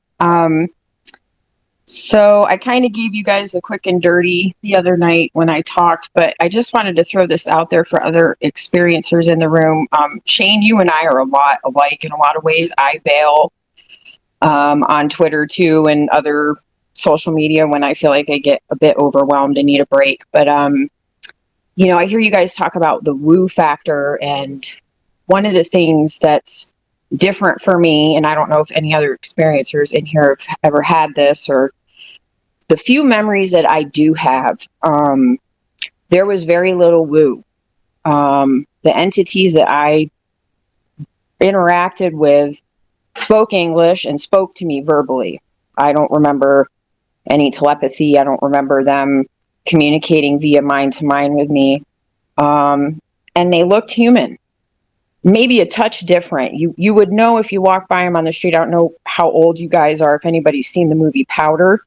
Kind of reminded me of Powder. Very pale, no hair, but their facial features, they didn't have the big eyes like Gray's. They didn't look weird or whatever, like you would think a traditional alien would look like if you were to walk by somebody on the street. One of these guys you wouldn't even know. But your videos, Shane, remind me a lot of mine, whereas you think, oh, it's a star, and you're looking and you're like, no, that's not a star. It's moving. It's moving pretty fast, or it's moving pretty slow. The three things that I would see the most for me were I'd get the flash bulb. So you'd be sitting outside, it'd be black, and out of the corner of your eye, you'd see a light flash, and you'd look up and you'd be like, all right, and then you'd see it on the other side and see it around you. And for me, the tipping point was when this stuff started happening with my family with me. My children have seen craft with me. Unfortunately, my husband, who, like I told you guys, Shane was a combat vet, has also seen craft with me. We had one sighting during the day similar to your trash bag video, Shane, but it moved very, very quickly. And my husband was so unsettled. And he's old school combat vet. He was Beirut, Lebanon in the 60s, or in the 80s, excuse me. So like he saw some shit too. So not a lot rattles him, but even he was compelled to report that to MUFON.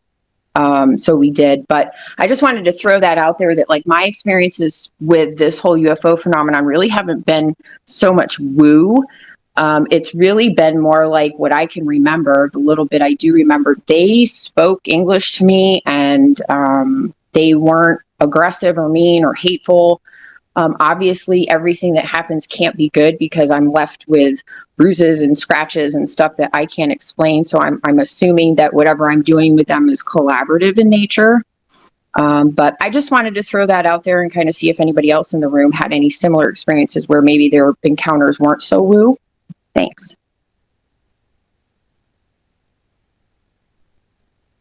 So I haven't. But I know there's a few people in here that might have. If they want to speak on it now, they can, but they might also not want to.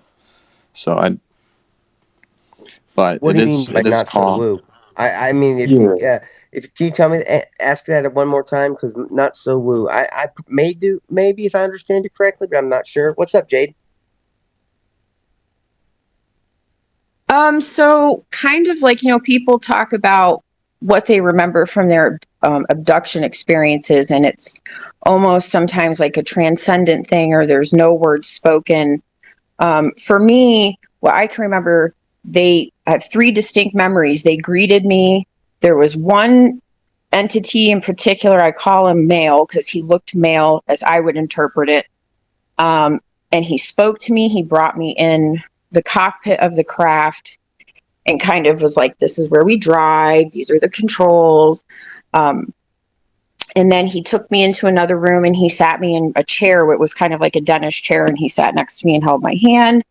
And he was like, here's what we're going to do. I don't really remember what he said to me, but it wasn't like, there wasn't like magic to it. He wasn't communicating with me in his mind. He was actually speaking to me. And what was interesting to me, because I'm a healthcare professional, so I interact with people all the time, have learned how to talk to different people. And this entity interacted with me, had the same kind of mannerisms you would assume a human being would have, held my hand, held my eye contact, spoke to me, would pause in conversation and allow me to respond. It wasn't like he was unfamiliar with how we interacted with each other as human beings. And he relayed that to me. So I never felt kind of like put off, like, oh my God, I'm out of my depth. I can't communicate with this thing or this person. It was more like, we're more like you than you think. And here I'm going to show you by speaking to you in your language and holding your hand and being comforting and emoting and showing some emotions, if that makes sense. Yeah, that makes it. Go ahead, Joseph. Yeah, I would just like to know. Thank you, Miss Anthem.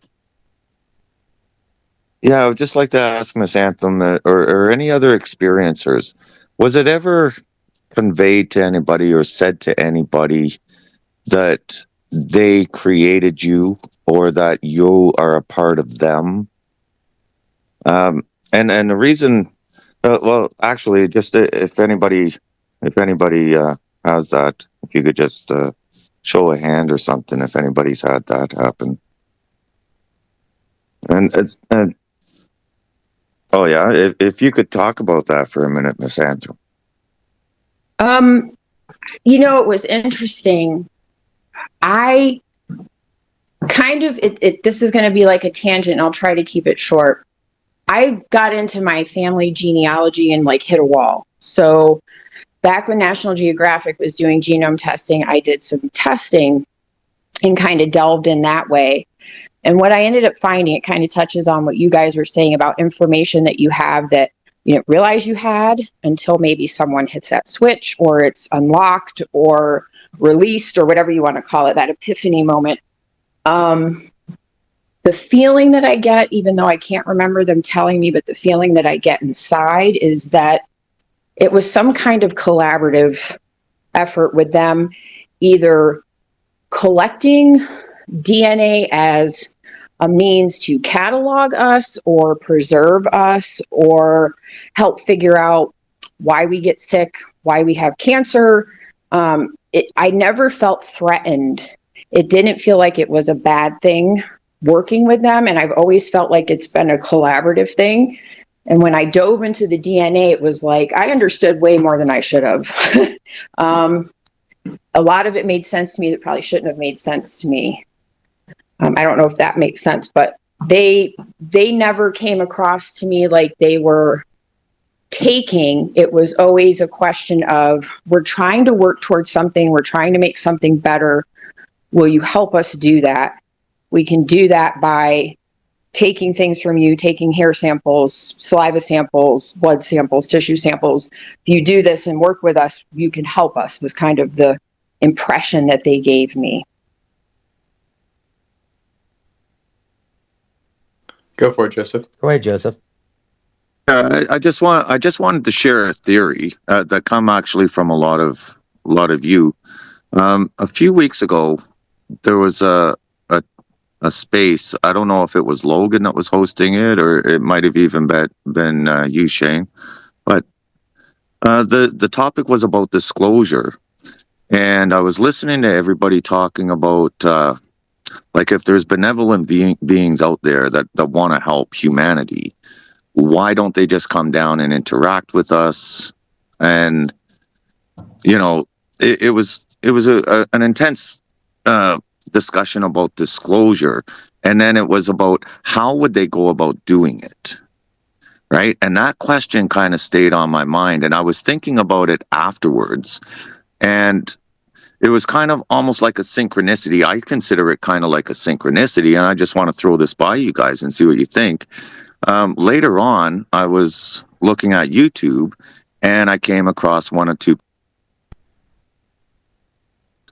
about hybridization programs, and I found it very interesting. And I thought, well, maybe the two would go together. If beings wanted to disclose themselves to us in a certain way, right, where we don't panic, wouldn't it make sense that they would start decades before and kind of um, create hybrids that could um, basically join into their frequency of consciousness, that they could communicate in what we're now calling the phenomenon and everything that's happening, so that the experiencers, which are very much humans, can start talking about it in spaces like this and kind of like make everybody more at ease with their presence.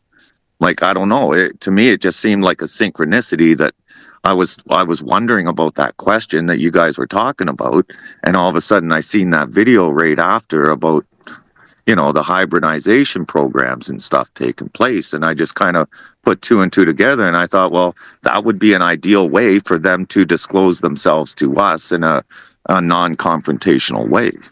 I just wonder what do you guys all think of that?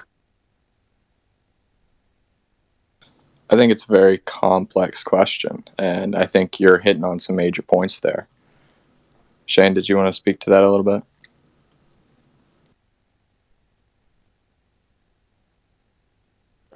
I'm going to be honest. I don't know much about the hybridization. I don't know much about starseed. I don't know much about any of that stuff. But I'll tell you this. I'm not going to say that stuff isn't real, doesn't exist. Matter of fact, the reason I learn about that stuff, the more and more I do my own research, and by my own, I'm talking about I read a lot, you know, different stuff, talk to people, things like that, right? And by their research, it's like, oh, okay. So, yeah, I wouldn't, it's a wide spectrum. What about you, Screen?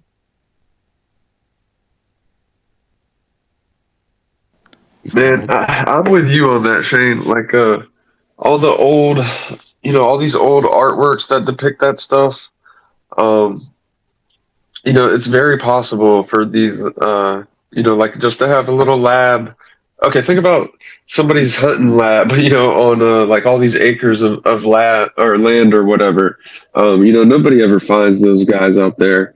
So think about if it was underwater, a little lab or something, So, like, I don't know a whole lot about it either, but I definitely think it's very possible and probably been going on for a very long time.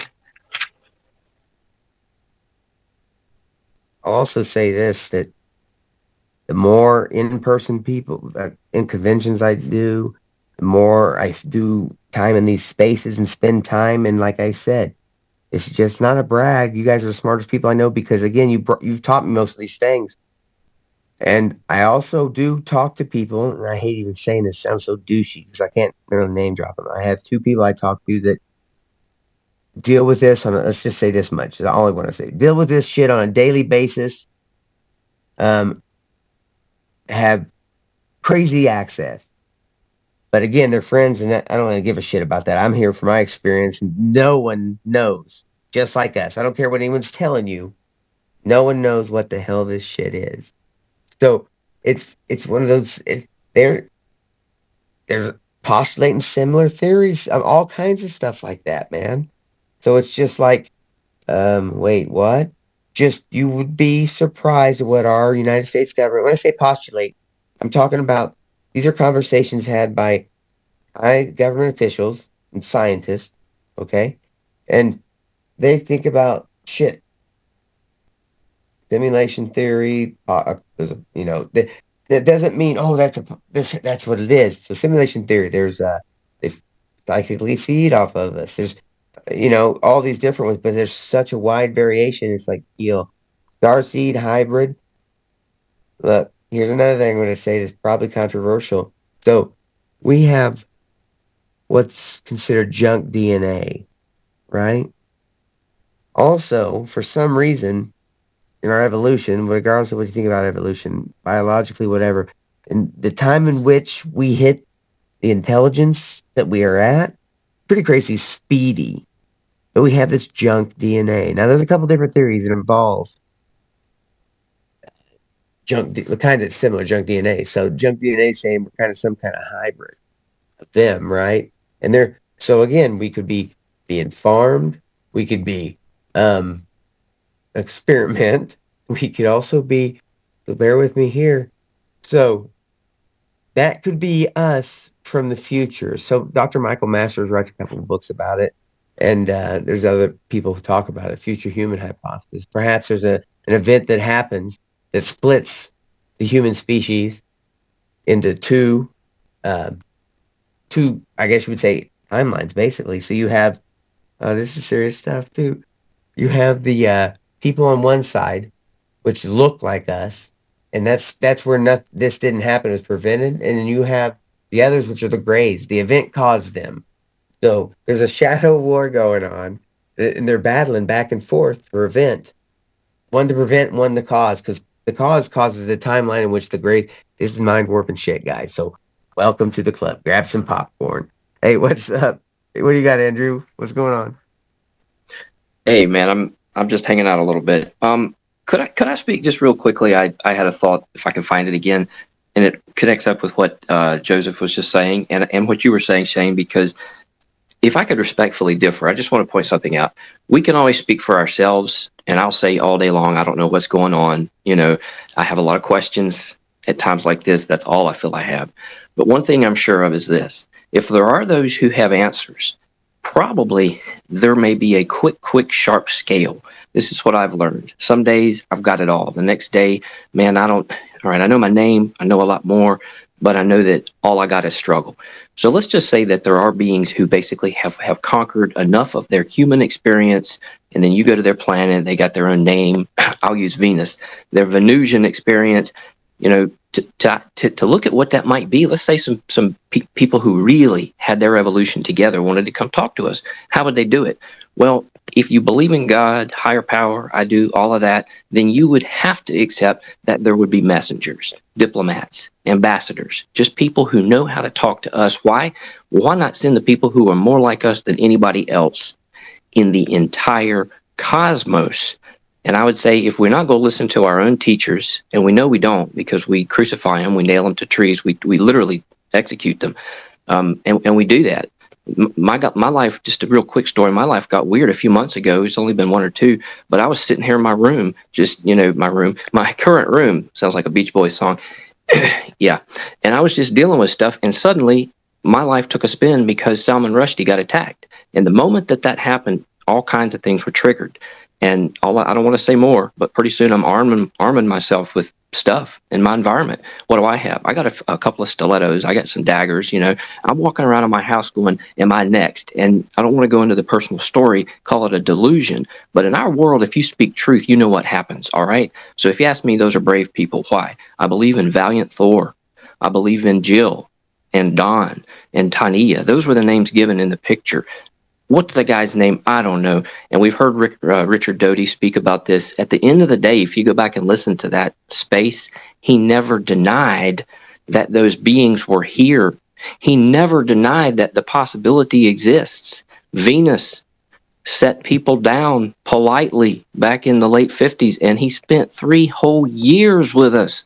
All I got to say is, if we can't pick up that narrative and run with it and say, yes, sir, some people do know, they're here, they want to help, pray God, or whatever you will. Brother, sisters, listen to me. All I'm trying to get at is, you got to go in, you got to do the work. There are people on the planet who know exactly what's going on.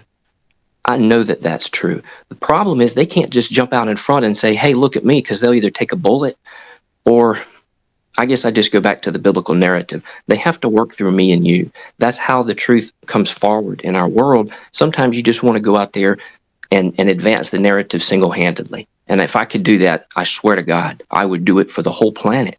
But we can't do that. We have to work our way to it and not ever let people drive us in circles. So my answer is they've been here all along. We talk about that in here sometimes. We just have to kind of dial it back a little because the angels are here, the prophets are here, and I'm trying to tell you, pray God, please. Let's not ever say no one knows. Just say, on my best day, I have a few answers. On my worst, oh, God help us. You see? So thank you, man. I get a little wound up and a little emotional. I apologize. I'm just trying to speak truth to wisdom and truth to power. Thank you. Hey, Andrew, were the stilettos the stabbing or the walking kind? No, I wish I had some of those, brother. These are just simple as a Templar dagger, which is actually a letter opener. But let me tell you what, I will never lie. I will never tell you I know something I don't. And brother, man, can I love you? I love everybody here. And when we keep it in the realm of love, I assure you, it's like this girl whispered the other day, there's nothing that I can't do. That's essentially what she was saying. If we can wake up with this attitude, I can do anything, then life will show you where your restrictions are, your limitations, but let's never set limits on ourselves or anybody else. If we can believe it, man, I can do a lot, and I ain't got no $44 billion. I can tell you that. But watch, we are each and every one of us a treasure. Thank you. Hey, I love you too, Andrew. If it doesn't show, it's because it's on the inside, mate. Don't worry. Love and peace. I love Andrew. I say this all the time. Thank you, Andrew. I'm glad you're here. Hey, what's up, Scream? What do you got, buddy? You're a co-host. You don't gotta raise your damn hand. Speak up. You know, I'm like you, man. It's hard for me to jump in sometimes, and then everybody takes me jumping in as them jumping in, and next thing you know, everybody's yelling, and you're You just tripping. gotta You pull know, a chase. that's the way to do it, right there. So now, thanks, Ocean. Every time I'm just gonna quit raising my hand and start going. Was I close? What about? This is what happens when I don't let her go to the couch, man. Like, this is why I have to mute my mic. What? I want to go upstairs. She actually talks back, though, if you listen. Oh, dude, my dog is like staring at my phone. He's like, "What is that?" But yeah, okay. So the whole, I'm gonna kind of try to tie in the last two things. So with the, it just kind of makes sense. You know, it's the yin yang. They talk about a forward world, a backwards world. It would make sense that one faction would be like people, like us, nature, natural, and the other would be like AI or technology. You know, like the Ebens or whatever, the Greys. Um, and then if you think about that, say that there's just technology left, right? I mean, you know we even have plastic in our bodies now. Who's to say that that just doesn't get worse and worse, and you know we turn to grays, or you know fit it with AI and consciousness, and they could be crafts for all we know. You know, avatars. Because now we know crafts are actual entities, you know, are, you know, so allegedly. But the problem would be communication. So I forget who was talking about it earlier. Um, oh man, I can't remember. But they were talking about it was oh man, I'm looking at the name in my mind, but I can't say it. It was the name that we all kept messing up, and I don't see him in here anymore. But anyways, they were talking about how they communicated telepathically and that it wasn't necessarily in a language or whatever, right? And I always mention this, like you know, those things have aspects. The phenomena has aspects of communication where it's like it's mimicking, you know, or it seems like it is trying to communicate, but without language in a sense, or you know, in a way that every creature would be able to understand, not just you know one language. And then you know, then you get into stuff like angels and Enochian, they have their own language and stuff. Has anybody ever compared any of that to any language or symbols associated with the Greys or anything like that? That's all I got right now.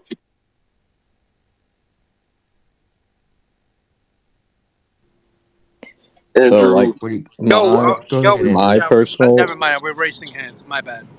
you're all good, Christian. My personal theory is, like, would you tell a rat you're getting kind of, you're experimenting on it? It's like you might not be able to tell it if we are experiments. Now, does that mean anything bad per se? Not necessarily. So Dude, I like to keep both options open. I told one that I didn't like working for him. you work for a rat? Well, many. What's that make you, bro? Oh, A road cleaner. Can you guys see Andrew's hand down there? Yeah, and we got Sue in here too, and I already told that one story. So when she comes up here, I can tell her the other one if she wants to hear it. But yeah, go ahead, Emily. You had your hand up. Well, no, I put my hand up after Andrew, actually. Emily, I love that. You're very polite and you stick to your guns, and I appreciate that. I appreciate that about anybody who does that. And thank you for everybody being who they are. Think about what Chase often Chase, the reason I appreciate what you say a lot of times is you advise people to use a little bit of discrimination, a little discernment. You kind of encourage people to say, well, before I accept that or necessarily, see this as the only option. And the reason I believe that's important is if you're inviting encounters or experiences, you just want to kind of be careful with that. There's a reason why, even though I've recently tried to do that in the community, I haven't tried to bite off too much. If you decide you're going to go out there with a contact group with other people, I think that's actually probably safer than if you're by yourself and you decide you want to do this. Or I don't know, maybe two people have a better odds at it if they're well balanced. But if you invite the universe to say hello, I'm sure that's what's going to happen. And then there was an actual point I was wanting to make, and I'm not sure what that was. I'm sorry, I've lost touch now, but it does have to do with what you ask for, because I think if what we're looking for is a positive encounter, then even if we have to struggle with whoever we are, whatever we're going through at the moment, chances are you're going to be headed towards that positive encounter. And therefore, perhaps on some fundamental level, what the phenomenon really speaks to is what is within is sort of what is without. It's almost like Luke Skywalker in the cave. And that's a very simplistic presentation, because it's not always about going into a cave unprepared and slicing your own head off or whatever, chopping your, there's something there that we have to be willing to face whatever is within our psyche and our subconscious. And that's not a single thing. It doesn't exist in vacuum. It's plugged into our family, our friends, our memories, our experiences, whatever it means to be me, to be us. And therefore, if we think it's all about just me and this extraterrestrial experience or whatever, that's that ultimate illusion that each of us is, living in an isolated reality that isn't connected with everyone else. And that's the source both of loneliness and of our delusion and our feeling of powerlessness. But worse than that, if we're trying to reach out to the cosmos, we have to row through a whole lot just to get to, oh, by the way, hello, who are you and where are you from again? And I'm just going to leave it at that, because Logan, man, love to hear from you. yo, I got a question about the rules real quick. Emily, I'm sorry. trying to talk. I just had a question about the rules with the hands. Like when you have when you hear something that you think is very important, can you say dude, 100% or you know what I mean? Like you don't want to talk, but you So want if to you want to do that, if you already have your hand up, I would say just start waving that wave hand, because I do try and pay attention to that if Okay, someone has okay. something kind of important to say. Yeah, especially when Yeah, real Ken's up quick, there. guys. But That's the don't cool abuse part. that. Okay. I just wanted to ask, 'cause, yeah. Okay, wave the hand when that happens. Thank you.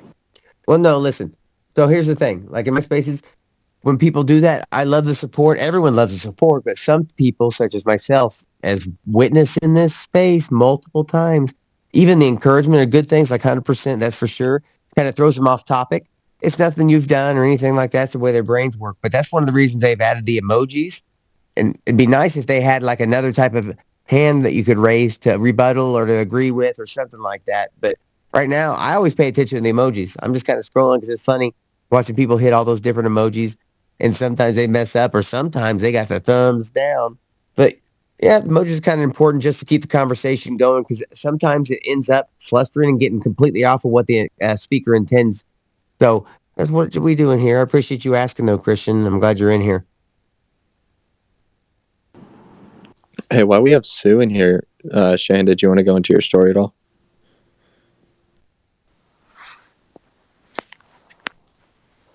I think you're Yeah, going give to me tell us one about like second. Is there another hand up? there's a few hands, so yeah, we got time. Okay, get to the hands and I'll tell it. Sue, I got a story for you. I already told one, but we can clip it and send it to you. I got another one. So how long are you Yeah. going to be in here? Do you know? Well, my daughter just left in an ambulance, so her boyfriend will be calling me when she gets to the hospital. But I'd like to hear a story.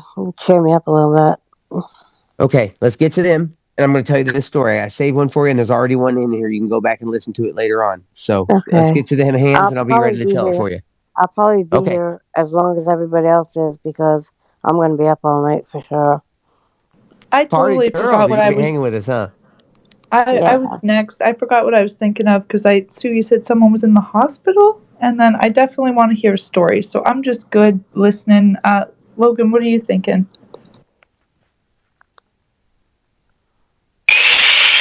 Oh, hey, I was just I would agree with what Obed said. We should get some more emojis. Like I was telling Chase, but yesterday, like, damn, we really need like a sleeping, snoring face emoji, and like if we had one with like the middle finger, that'd be awesome too. I don't know. That's all I can think of off the top of my head. I'm just really like marinating on Twin Peaks, and then just kind of a little bit of breath from back at me. Hey Logan, Hey, are you sawing up a body? After he drains it, yeah. Cool. Tell you what. It's called I won't sanguination. tell anybody. Hey, Logan, listen. I won't tell anybody to sawing up a body if everyone in this room retweets right now. Keep going to who's got the next hand. me, yeah, no, Logan just has dinner. Everybody knows that Igor cleans up. Um, but you can download, not download, damn it. Sorry, I'm having a brain fart, or as Redhead likes to say, my brain farted. Um, Basically, spaces, right? Twitter spaces, add them, or follow them. And, like, they hold spaces too, and they talk about the updates, and, you can give feedback or whatever. So jump in there. Tell them we need more emojis. So Twitter actually holds spaces about spaces. No, Twitter spaces hold spaces about spaces. It's a difference, bro. I'm going to vote for, bend No, over and actually, get. you know what? You're right. And I'm going to show up to one of those and I'm going to raise heck. I'm not joking. You think I'm joking? I was going to do a video, but that's more important. So, seriously, they I do hold spaces. do you, Yeah, do you mind if I go ahead and just say something? I think my hand was raised, but I was kind of out of breath when I was talking earlier. I was just going to say something about Twin Peaks. Is that cool?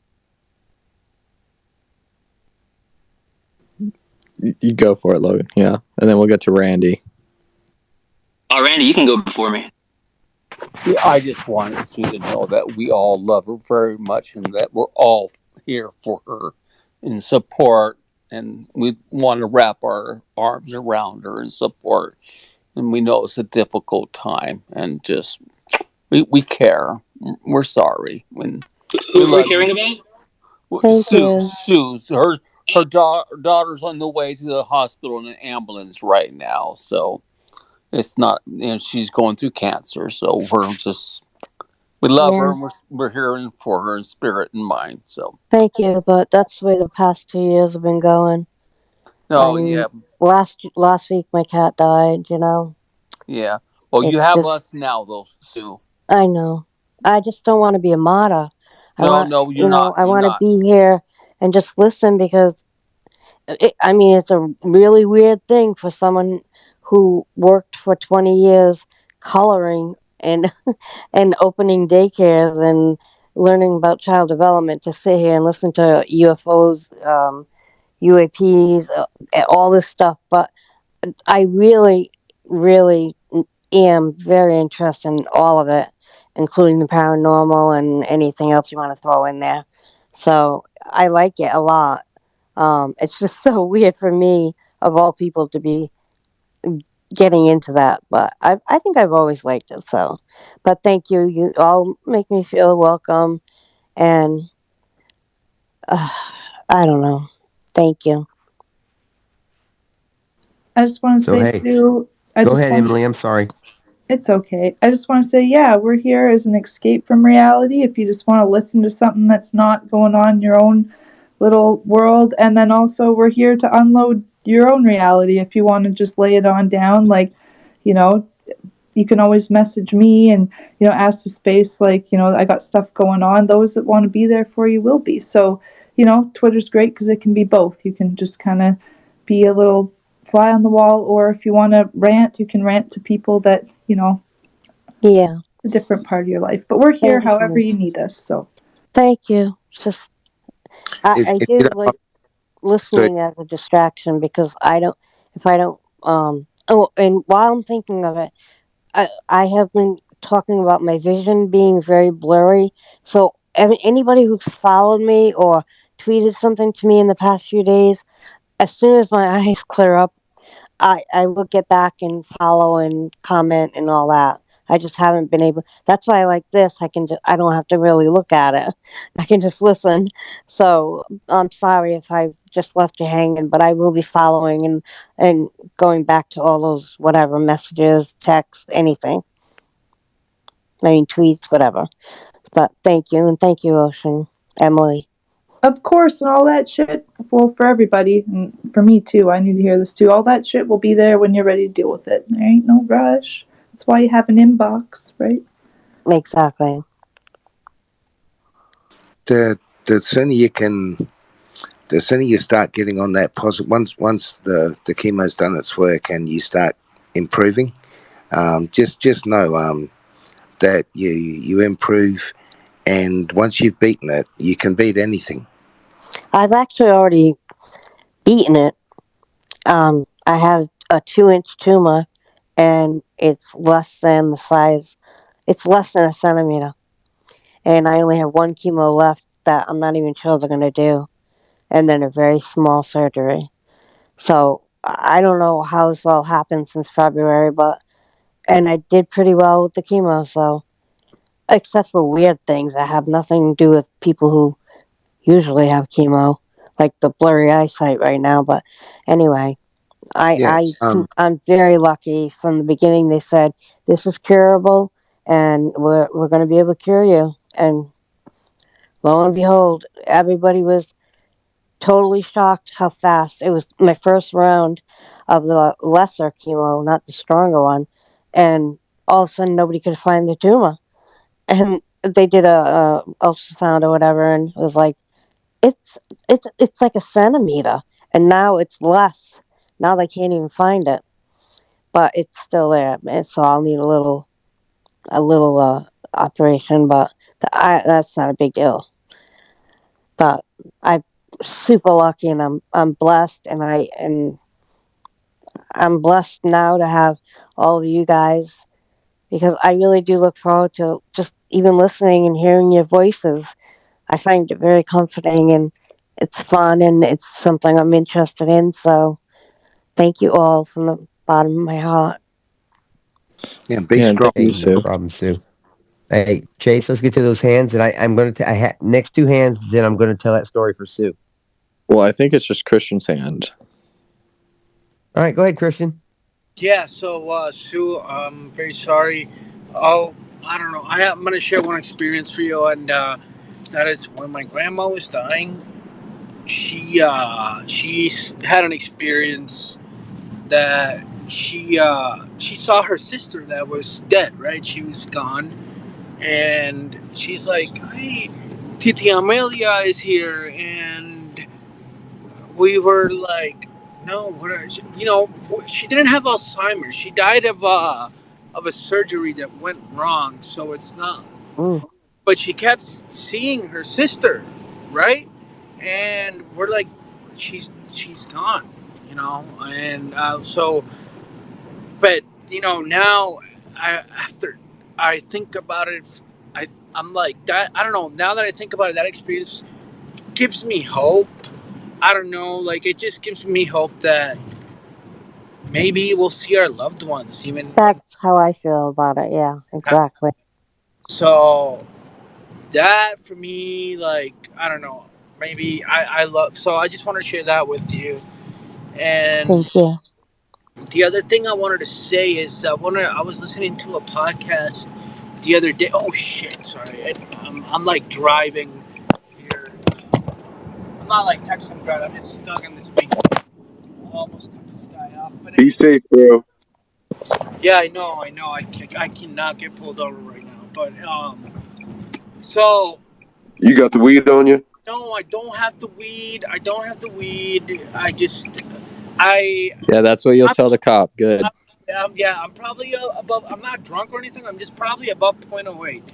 But anyway, so what the fuck? That just threw me off completely. Also, I was listening to this podcast, and I've never listened to it before, and it's like kind of like a conspiracy, but it's very Christian based podcast. But since they talk about conspiracies, they talk about UFOs, right? So, because obviously you have to, like, that's the biggest conspiracy. But these guys had a crazy experience, and they basically saw two jets chasing a UFO, and when the UFO got close to them, all the alarms of the car, like a bunch of cars, the alarms started going off. And it was literally, they were like really impressed because they don't do many podcasts on UFOs. And they did one like 2 days before, and that happened. And it's a couple, and now his, like I said, they were Christian, and his girlfriend is very Christian, and he's like, now he's down this rabbit hole of UFOs go back all the way to the Bible, Ezekiel, and he's debating this woman that was kind of like his ally. They almost used to do like a church thing, and now he's like bringing UFOs into the, like, I don't know. I just thought that was so cool, man. Like, I don't know why, and yeah, I just I wanted to share that with you, and it's also like I said earlier, like these things are like not anymore, man. I'm telling you, like they're not, and I don't know why. Like, like it's like I don't know. Like I'll never know what their purpose is, but they're not hiding anymore and as much, and they're almost showing off, and so I'm thinking, man, there's no way all this pushback that we've been seeing lately, that shit's not gonna work. It's not. So, because I've been getting pretty angry at the Wall Street and the New York articles, and yeah, I don't know. That's it, guys. Thanks. That's it. And get home safely, Christian. So Yes, that's sir. important too. Daniel, how's it going, man? Hey guys, I know I've been popping in and out of the space here tonight. Just been busy with a few things. Just thought I'd give everyone a heads up if you didn't already know. For me right now, it's a little after midnight, so it's already the 5th. For some of you, it might still be the 4th, but the 5th, for anyone who's interested, is the anniversary of the Travis Walton case. So I thought I'd share that with you guys. Back in 1975, Travis Walton went missing for 5 days, and obviously, those of you know his account got made into a movie. The Fire in the Sky movie is kind of a dramatic portrayal, but yeah, just thought I'd share that. I posted a video from when I went to the original location and to the phone booths that he went to afterwards. So I just wanted to share that with you guys. What do you think about Travis's experience? Some people think it's the real deal. Some people call it the Heber hoax. What do you guys think? I think How it's old was legit. he when he had this experience? I think he was like 23. Oh, You sent him an anniversary gift, bro. totally real deal. Of course. I think it was a real deal. I tell you, I met him in Phoenix, was it 3 weeks ago, last month? He was there speaking. Amazing man too. I talked to him off of that too. And just he's a normal guy. He doesn't even like to talk about it kind of off. I mean, everyone talks about this subject because it's just a safe space. It's like these spaces. So a UFO convention, you can consider it like a well-run space. what it is. Got speakers come up, talk about the subject, and then afterwards you can go converse about it. And highly intelligent individuals, not shit just being thrown and stuff like that. So, um, nobody else had their hand up. All right, let me tell you the story. So just bear with me, guys. Stu, you're still in here, I think. Yes, Yes. I Okay. am. Bear with me.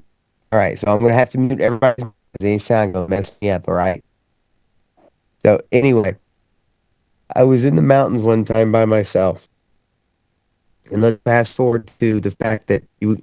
Oh, let's rewind a little bit. Remember, in my experience for a long, long time, I thought it was humans, drones, and this and that. So one time, I'm in the mountains by myself, and I'm not. If you hear my dog snore, let me know. And I'm by myself. I don't have any kind of a weapon. I like to go out there, do a lot of prospecting and stuff. Like I said, I love gold, platinum, palladium, all that stuff, rocks, fossils, whatever. And I'm out there, and I'm by myself. Because I don't have my license because for reasons, still shit trying to fix. So I get dropped off with my camper, which is probably not smart. But I don't have a gun either because I'm not a fan of weapons anymore. The sound gets me. It's not, you know. So I have some alternate means that are less than lethal that I would use, right? And I use that if I need it. So I'm sitting out there. I'm the only one even near this spot. Anyone around, and it's way up there. Um, So I think it was the first night I'm laying in there, and I keep for a minute I'm here. I'm like, "What's that noise?" And it sounds like almost like rain because there's a lot, and it's just hitting all over the trailer. Not hard, not heavy. I keep asking myself, "Is it rain?" And so I sit there for a minute, and I got this was like 2 a.m. and there's no one around, nothing like that. And so I go and I'm like, okay. So I open the door. And there's no rain, no noise. I don't hear it anymore. And I'm like, hey, okay, I don't get that. All right. So I go back inside and I lay down. And I'm not laying down, but maybe 4 minutes and it starts again. But it gets a little bit louder. I'm trying to figure out what it is. I'm like, okay, what's kind of throwing my mind is it's hitting the top of the trailer, but now it's hitting the sides. So it's pinging the sides of the trailer as well. Ping, ping. And I'm not talking like one side, then 5 minutes. I'm talking a lot of this, the roof, the sides, everything, all at once, simultaneously, just ping, ping, ping, ping. And I'm like, what the hell is this? And I kept doing that. So I got up and I kept thinking, okay, maybe I'm just dreaming this. I got up and I'm just listening and I can hear it going. And I start to move towards the thing and you're in a trailer, so it's loud as hell.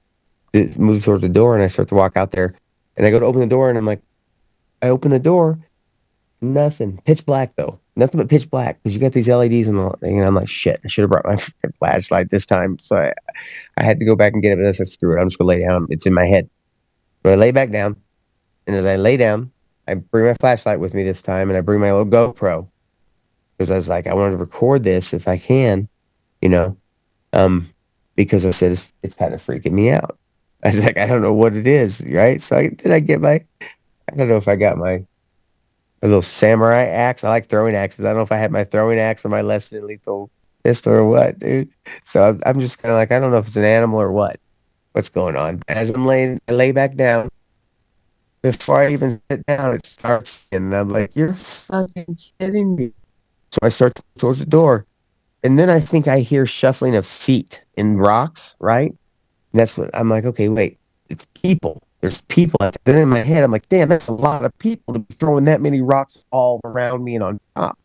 And I'm like, not doing damage, just little pebbles or whatever it could be, because I'm not near any trees, nothing like that could be falling. And I can't figure out what the what it is.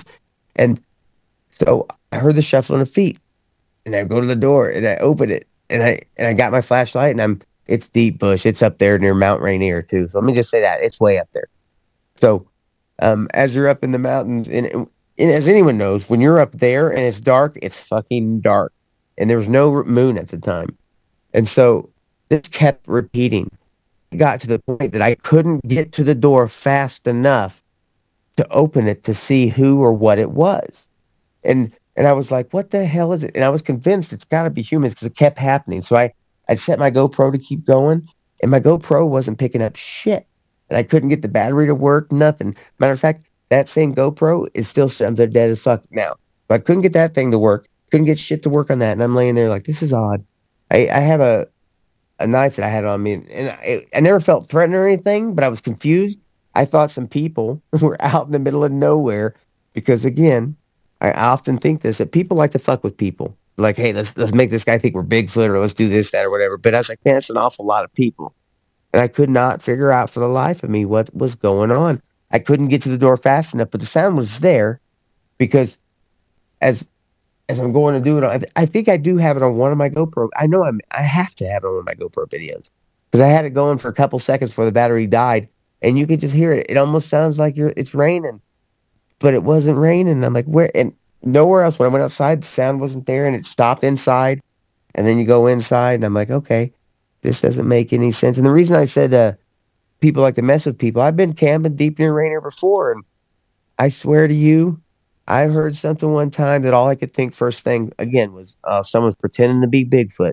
I swear, guys, I heard what you hear on TV is like a Bigfoot yell or yarp or whatever, plain as day. And I heard that shit, and I was like, dude, someone out here putting footprints and messing with people. Never once thought it was the real deal. Now I think that shit was probably the real freaking deal. All right, I'm done on my spiel. Who had their hands up? Well, hang on one second. Thank you. That was a good story. And now when it starts to rain, I'm going to wonder what's going on outside, but that's okay. But thanks. I really appreciate it, Shane.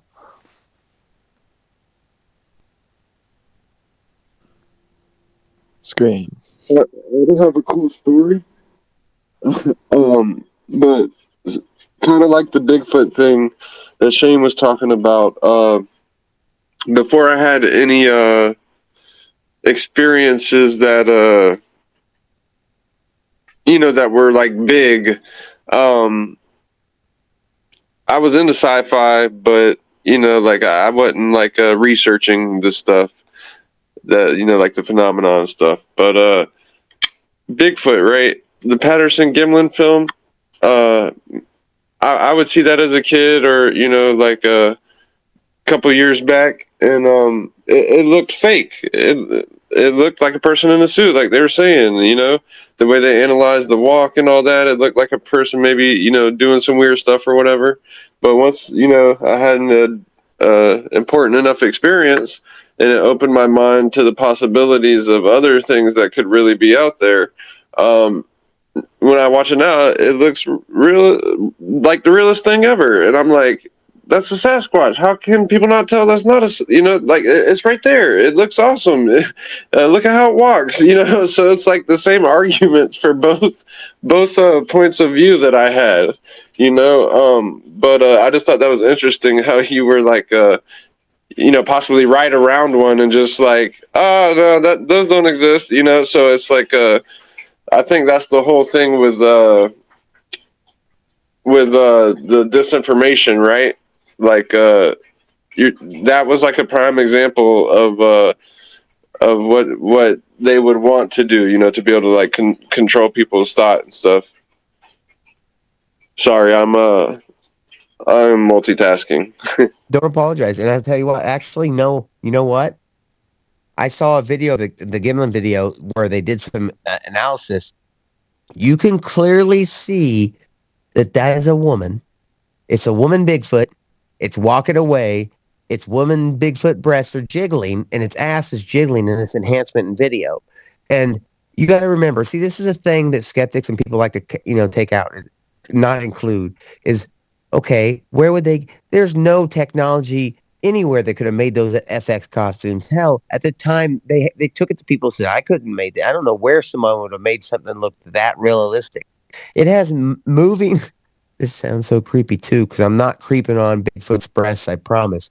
It has moving breasts. You clearly see them moving up and down, and then you see her the hind of her every step. You see the slight jiggle of the motion of this stuff, and I before that I was kind of convinced, but now I am. But again, kill, Valet, and I'll tell you this much: Bigfoot's a part of all of it. All this stuff's just a control system, whatever you want to call it.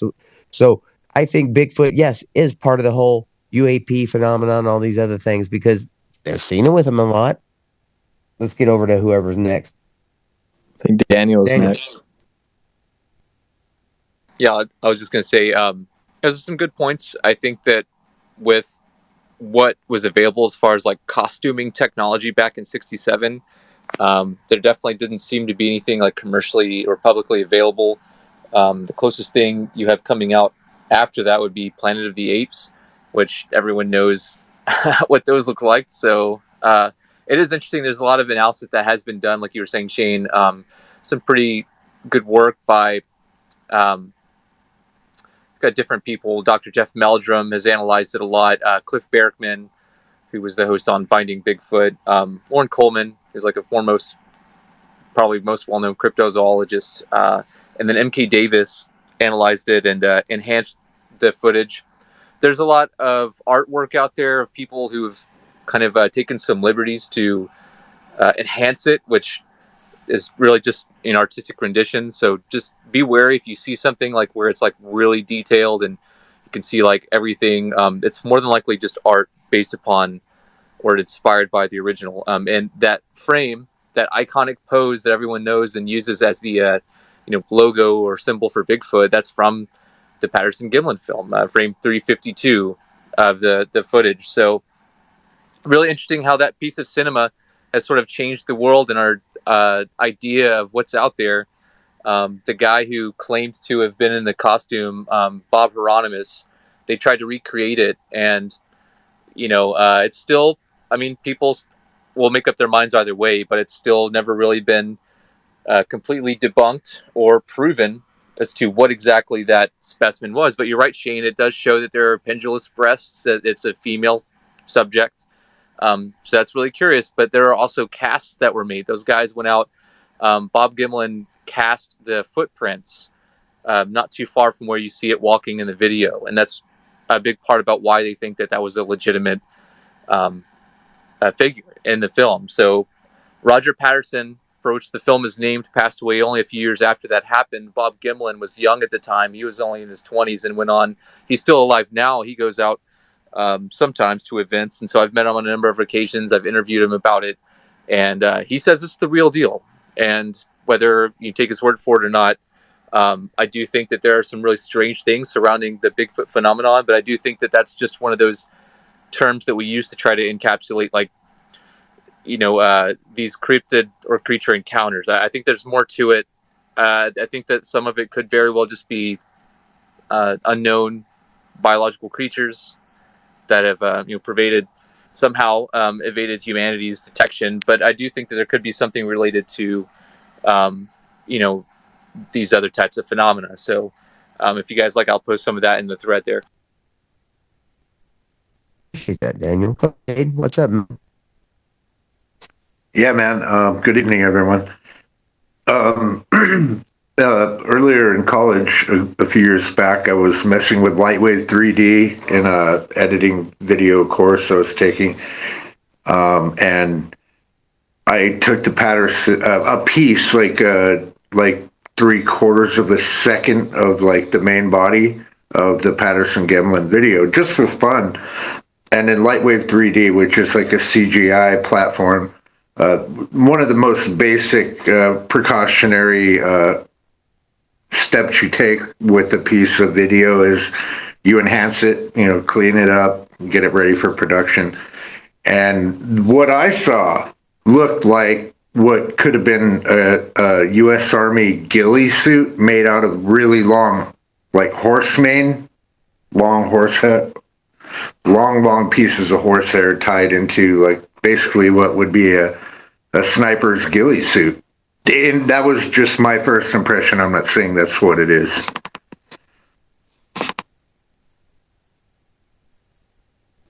Hey, what? Go ahead. Hey, what's up, guys? Hey, I just wanted to save a lot of trouble. Not a lot of trouble. It's a lot of time. Believe. First off, is this? Not even first off. This is the situation.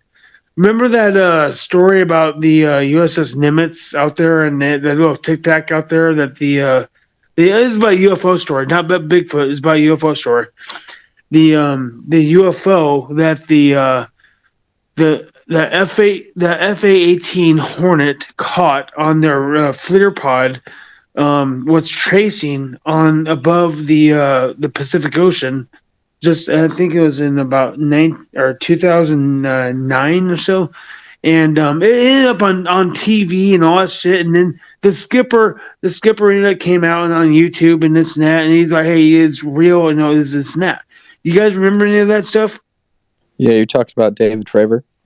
Oh yeah, yes, exactly. And the thing is, what I'm trying to say is this: that happened, and because the thing is I was in that squadron. I'm an airframe mechanic, and I was in VFA 41 in that squadron when that whole thing was going on. Now, like I said, it's not about Bigfoot, but it's about a UFO situation outside of San Diego, broad daylight, and that happened, and for a bunch of reasons, everyone's getting silenced, and it's fun crazy.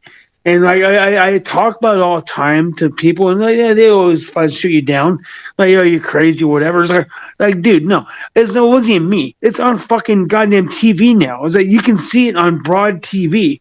There's a FLIR camera from the FLIR pod of the goddamn jet tracing this. And what happened was these pilots came back and were like, hey, you know, that we were tracing some craziness, and we know it was a UFO. We just don't know what it was.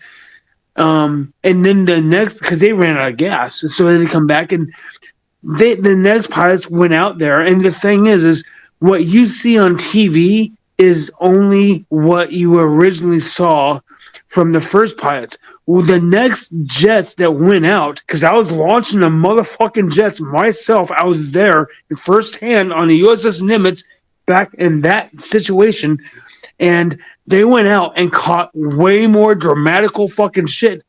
And then we all went up to the red room and watched the fucking videos, and that has never seen abroad. That has never been on TV. And they, for some reason, it's not allowed to be on TV because it shows too much information. And so that what I'm trying to say is,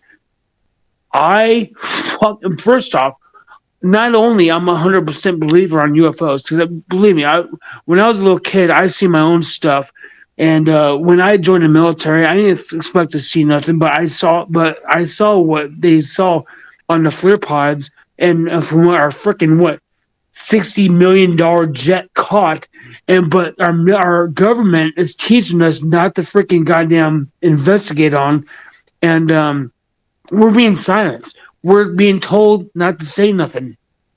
And that's what I'm trying to say is like, and the thing is, so with that being said, is like, I know what I saw. I'm not even trying to push no fucking goddamn aliens or nothing like that. What I'm trying to say is, I think that if they're doing that to aliens and UFOs, I think they're also doing that thing to Bigfoot. Honestly. I mean, because I can't freaking see why not. They would do the same freaking thing because they're afraid of what they can't fix or what they can't freaking goddamn, like hell, and like they're gonna raise. It's not gonna be good in their favor. So if it's not gonna be good in their favor, they're like, no, it's not, this is not nothing, right? And that is not cool in my book. I don't want to die. I'm 45 years old. I don't want to die with this on my conscience, knowing what I've seen and the knowledge that I know for a fact there's UFOs. I don't know for a fact there's aliens. I haven't seen an alien, but I do know for a fact there's UFOs. I've seen them, and I've seen that shit on what happened in the Nimitz.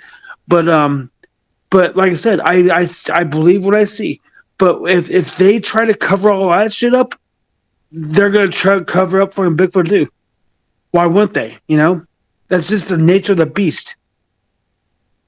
Anyways, that's all I had to say, man. Thank you for having me, man. I appreciate that, and I'll tell you too that you're right.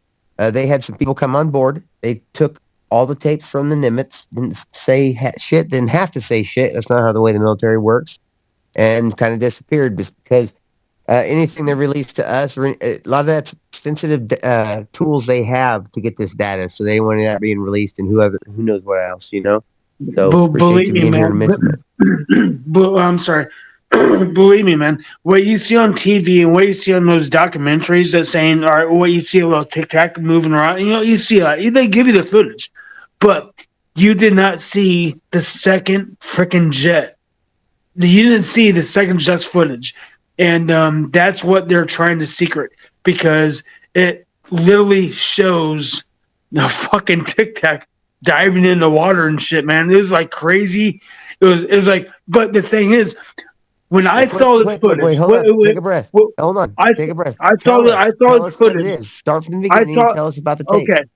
All right, I saw this footage from day one. All right, first off, the skipper, my skipper, he took off and he got the original footage. All right, he got the original footage. That's what he's on YouTube and this and that. And he came back and he called us up from the shop and said, "Hey, come on up. I'm not gonna bear this shit up. I'm not gonna come on up and watch this shit. This is what we saw on our front flare pod, and this is what we're chasing. We're just doing flight ops. We're getting ready for to go to a Persian Gulf in about 2 months. So we're just getting all the pilots fucking." We're getting all the pilots find qual to land on the fun carrier, and that's what we're doing. But he got sidetracked by this fucking goddamn tic tac. But that happened, and then he's like, "Hey, come on up to watch this shit." He's like, "Dude," and like I said, he was not pulling no punches. And he's like, "Dude, come up and see this shit." And so we all came up. The whole red room was watching this shit. It's like, what the fuck is that? It's like, and everyone knows you can't fucking goddamn, dude. A flare pod of raw footage from a flare pod cannot be. It can it, and it was like an hour after he landed. It's like it cannot be messed up with. And so, anyways, but that's what the nation saw. But what happened was we launched another fucking set of fucking jets out, and they fucking traced that fucking jet, and they caught that jet, and then they saw it again, and then they traced it in the flare pod again, and they had footage of it again, and like I said, 2 hours after we left that fucking red room, we were called back up, and he's like, the skipper's like, "Hey, we got something better. If you liked it before, we got something better." This is way before anybody knew what anyone's going on. The skipper's like, "Dude, I don't care if I get fired or not. This is fucking real shit." And so we all got caught up there, and the same thing. The fucking the same tic tac was flying around. Yeah, and by the way, it was going like 500 miles per hour and trying to zigzag a little bit, and then it fucking hit the water, and then you can hear the fucking goddamn pilot is like, "Hey, it just dove in the water. I don't know where to go." So it took a vertical leap. It did like it went straight vertical, and then it did like a loopy loop, and it came back to where it went in the water, and then it saw the fucking guy. We saw the fucking whatever the fuck it was fly out of the water.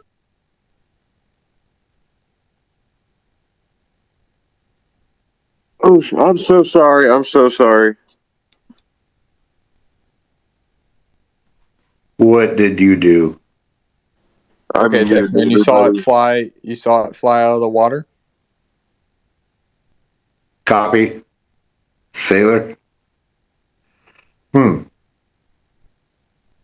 we didn't drop him. I wonder if Safe Moon. Do you know your mic's muted? Okay, I'm sorry. So, anyways, imagine something hitting the water at 500 miles per hour, hitting the water, sploosh. And then the pilot's like, "What the fuck?"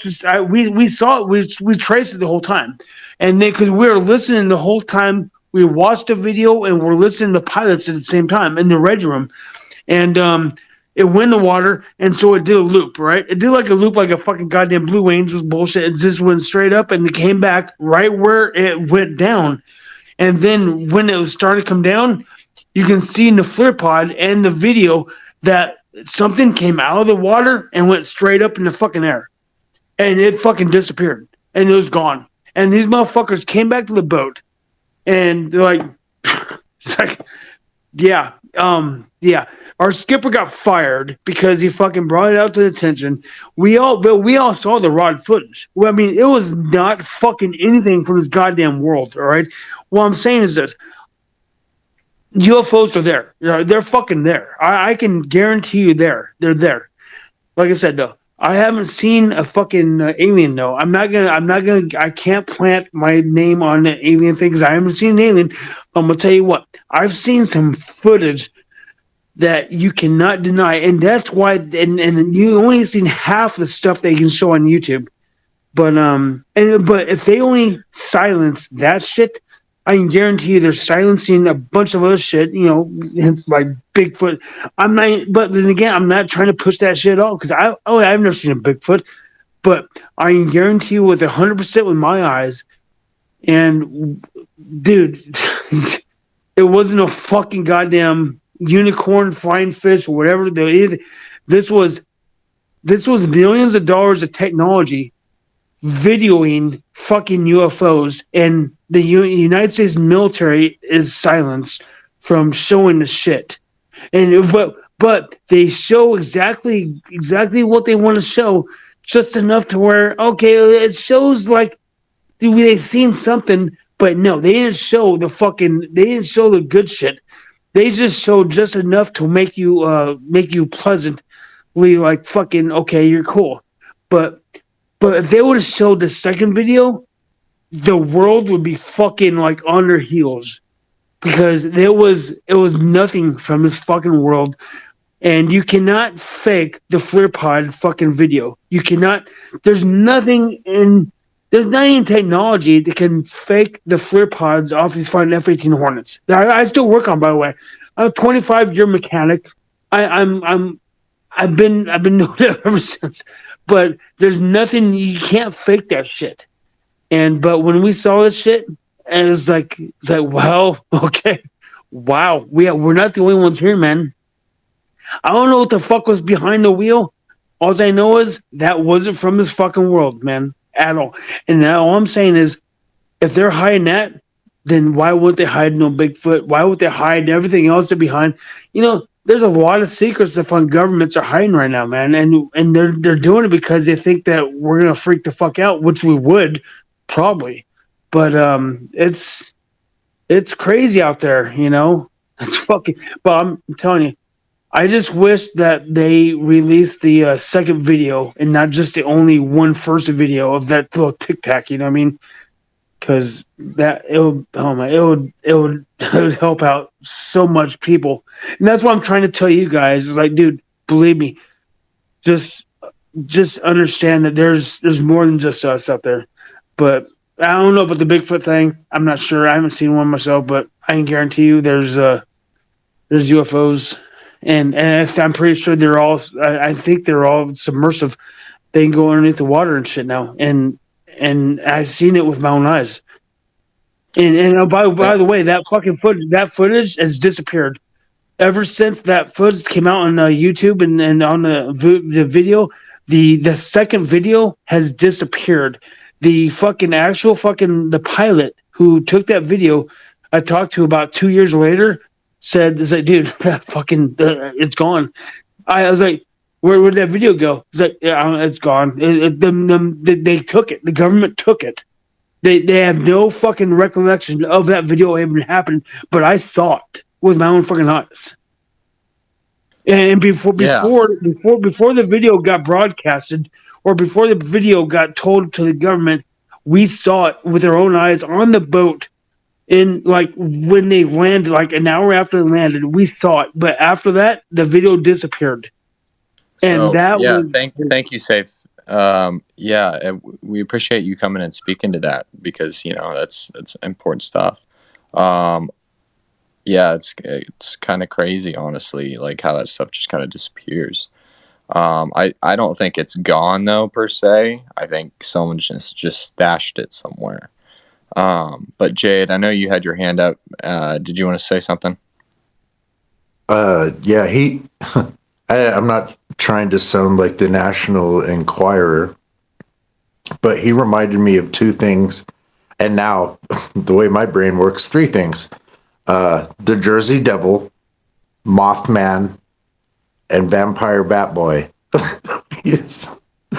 we used to see you on the Enquirer.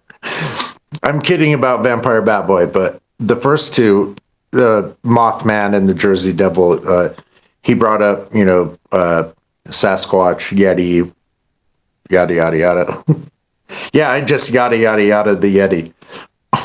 But he's right. If they have some kind of advanced, classified, compartmentalized knowledge of this big, hairy, humanoid beast, then I don't know why they would hide it though. But that is definitely interesting and intriguing.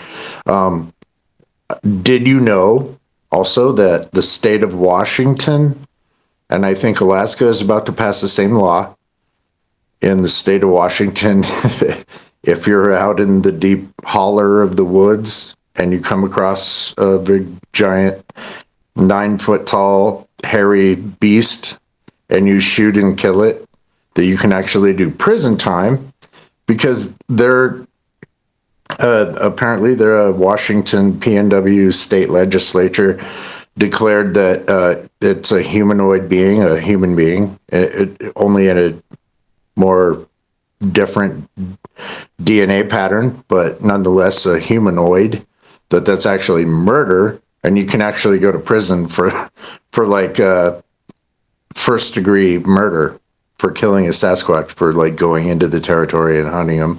But anyway, but I mean, the most ridiculous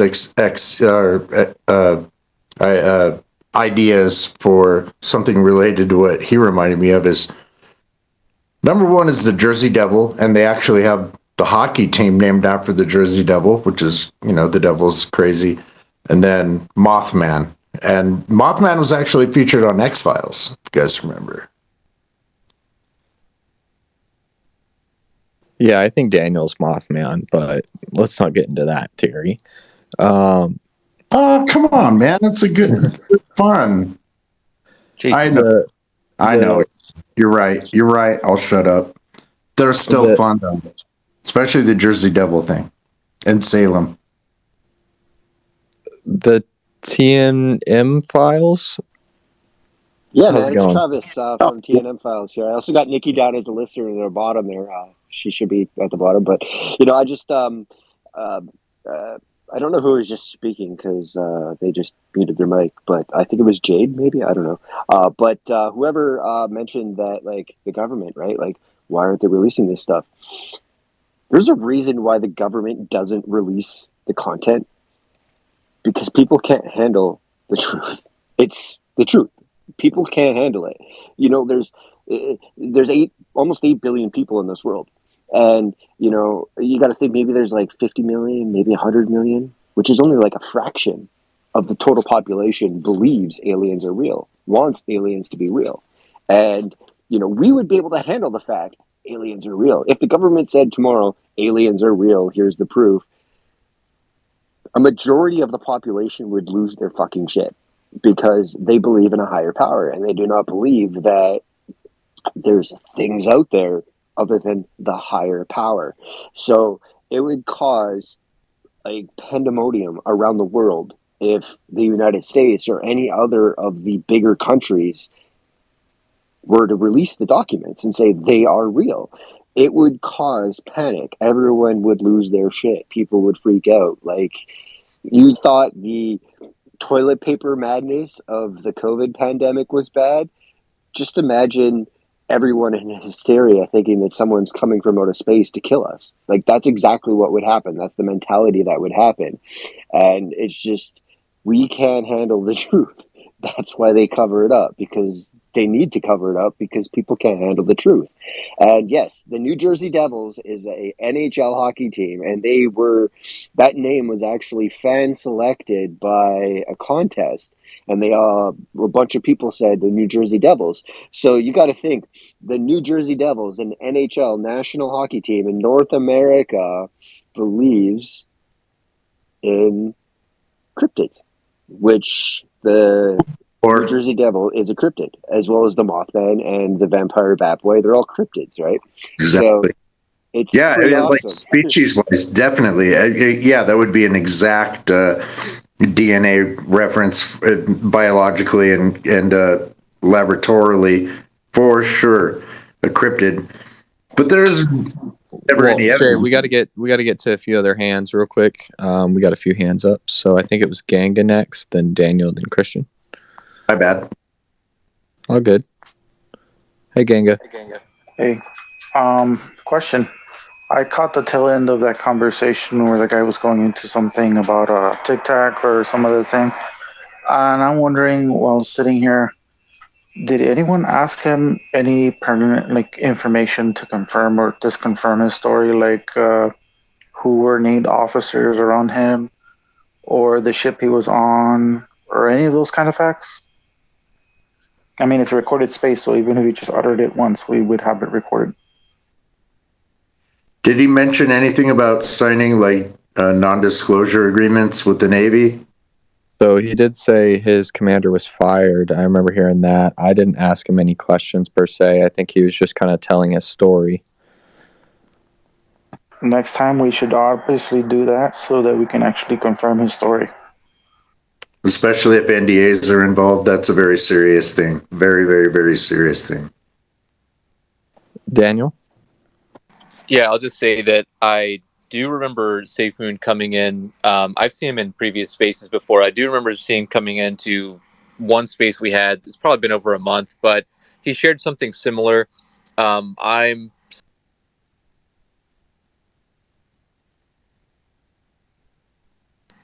data warehouse of what's been recorded. Cut out there. You said I'm, and then you cut out. Oh, just saying that I'm pretty skeptical about what Safe Moon just said. I don't know if you guys remember. He's been in other spaces where he shared something similar. His story is just like a echo of Gary Voorhees, Kevin Day, and I'd say just because of the details that don't line up, there are a lot of discrepancies with what he just said, and like the very simple things. I think anyone who was a seaman who was part of the Nimitz battle group would probably know for the rest of their life. And I'm not saying that he's it's all BS. I just think that it just sounds like he's concocted a story based upon what other people who were there have said. But I'd like to be wrong about that, and maybe he's another witness. But he has come into other spaces, and we had asked him, and he really didn't provide anything substantial enough that I remember feeling like it was convincing. But I think Gingham makes a good point. We should always like do what we can to, I think, vet people who have claims, but hear them out either way. We don't have to just completely throw them out just because we don't agree with something. But I do think that it's suspicious that it was all very ambiguous, and he kind of just was like an amalgamation of all the other big claims that were made, and the dates didn't line up. But I'll just say this: the main thing I wanted to comment on was I'm a proponent of the idea that, based upon a few things, that if the government came out and announced it acknowledged and made a declaration that like alien life existed, that I don't think it would cause a big stir or panic. I don't think that many people really felt very moved by the announcement of UAP, the UFO phenomenon being sort of reiterated back into the public in this generation. I don't think that really caused enough of a stir for people to do anything outside of just thinking, oh, hey, well, we already probably thought this was the case. I don't think that it means that no one would do anything. I would say that it would probably open up some doors to for scientific scrutiny and allow for people who have otherwise been ridiculed for a long time to really get involved in a way that's legitimate, legitimizes the field of study. So I think, TNN brings up some good points. I do think that there's some social conditioning that takes place, and that through the media and the announcements that are being made, that yeah, it does, and it does elicit a response from the general public. But I don't know that at this point we'd see like mass panic. I think there's been enough of an ongoing form of social engineering to suggest that I think that most people would be like, oh well, yeah, we already kind of thought that might be the case. I mean, by now, most of our scientific models suggest that we're not alone in the universe. So it's kind of probably more weird to think that we are than not at this point. Hey Daniel, I totally respect what you said. Yeah, like, that's just my personal opinion about the whole, like, pandemonium and whatnot. So yeah, the social conditioning is there. Um, but I was kind of hinting at like the higher power people who, are, I don't want to say the word because, we're in a awesome space, but it's that type of it's that higher power, right? The people that go every Sunday, they're convinced that that stuff's not real, right? And religion plays a huge factor in a lot of things. Like, I'm more of a spiritual person, so I believe in negative energy, positive energy, and I believe that spirits are intertwined with that. And it's not necessarily a religion thing for me; it's more of a spiritual thing for me. So I'm more focused on that part, and I believe more in that. But so I do believe that there's things out there, and I've done the math. There's like every star that you see in the sky, every single star that you see in the sky is a sun billions of miles away from Earth. And if you take 350 billion stars and you assume that each star has at least 5 to 10 planets circling around it, and then you times that by 250 billion, you're looking at over 300 trillion possible planets out there that could contain life. And my mind's blowing when you do the numbers and math on that, which makes sense that there are planets out there with life on it. And people are so reluctant to believe that there's aliens, but they're so reluctant Well, to, and I think you don't even yeah. need to look that far. I think we can look here on Earth for examples of life, honestly. But I do want to get around to hands real quickly. I knew Ganga, you threw your hand up, and then I think it was Christian. Or Christian, did I just skip you? I apologize. Just let Ganja go first. Ganga?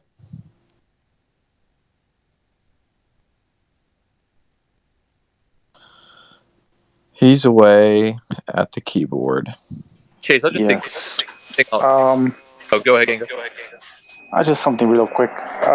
What Daniel said, I agree with to a certain extent. I think if it's just aliens, straightforward, no woo, just mechanical, technical aliens, then I think, yeah, I think we would have very minimal impact on society. The problem is when it goes beyond that. That's where the tripwire gets set off and everybody goes wacko. Yeah, I would say the qualifiers, if they said, yeah, aliens exist, and that's cool, but then they're out to get us, and then everyone's going to lose their mind. I think that the context in which they announce it is important. That's the qualifier. Like the boogeyman. Christian, do you want to speak again? Yeah, can you guys hear me by any chance? Because I got a headphone on, and last time that happened, nobody could hear me well. Coming in It loud and sounds clear on like my end. it sounds like you're listening to music or something. No, I am in a place where there's music, but I'm about to get out of here, and I'm about to get out of here in like a minute. So if somebody wants to speak ahead of me, that's fine. We'll go to Blind real quick and then get back to Christian. Hey, thanks for having me. Bigfoot's been on this planet for a long time. Um,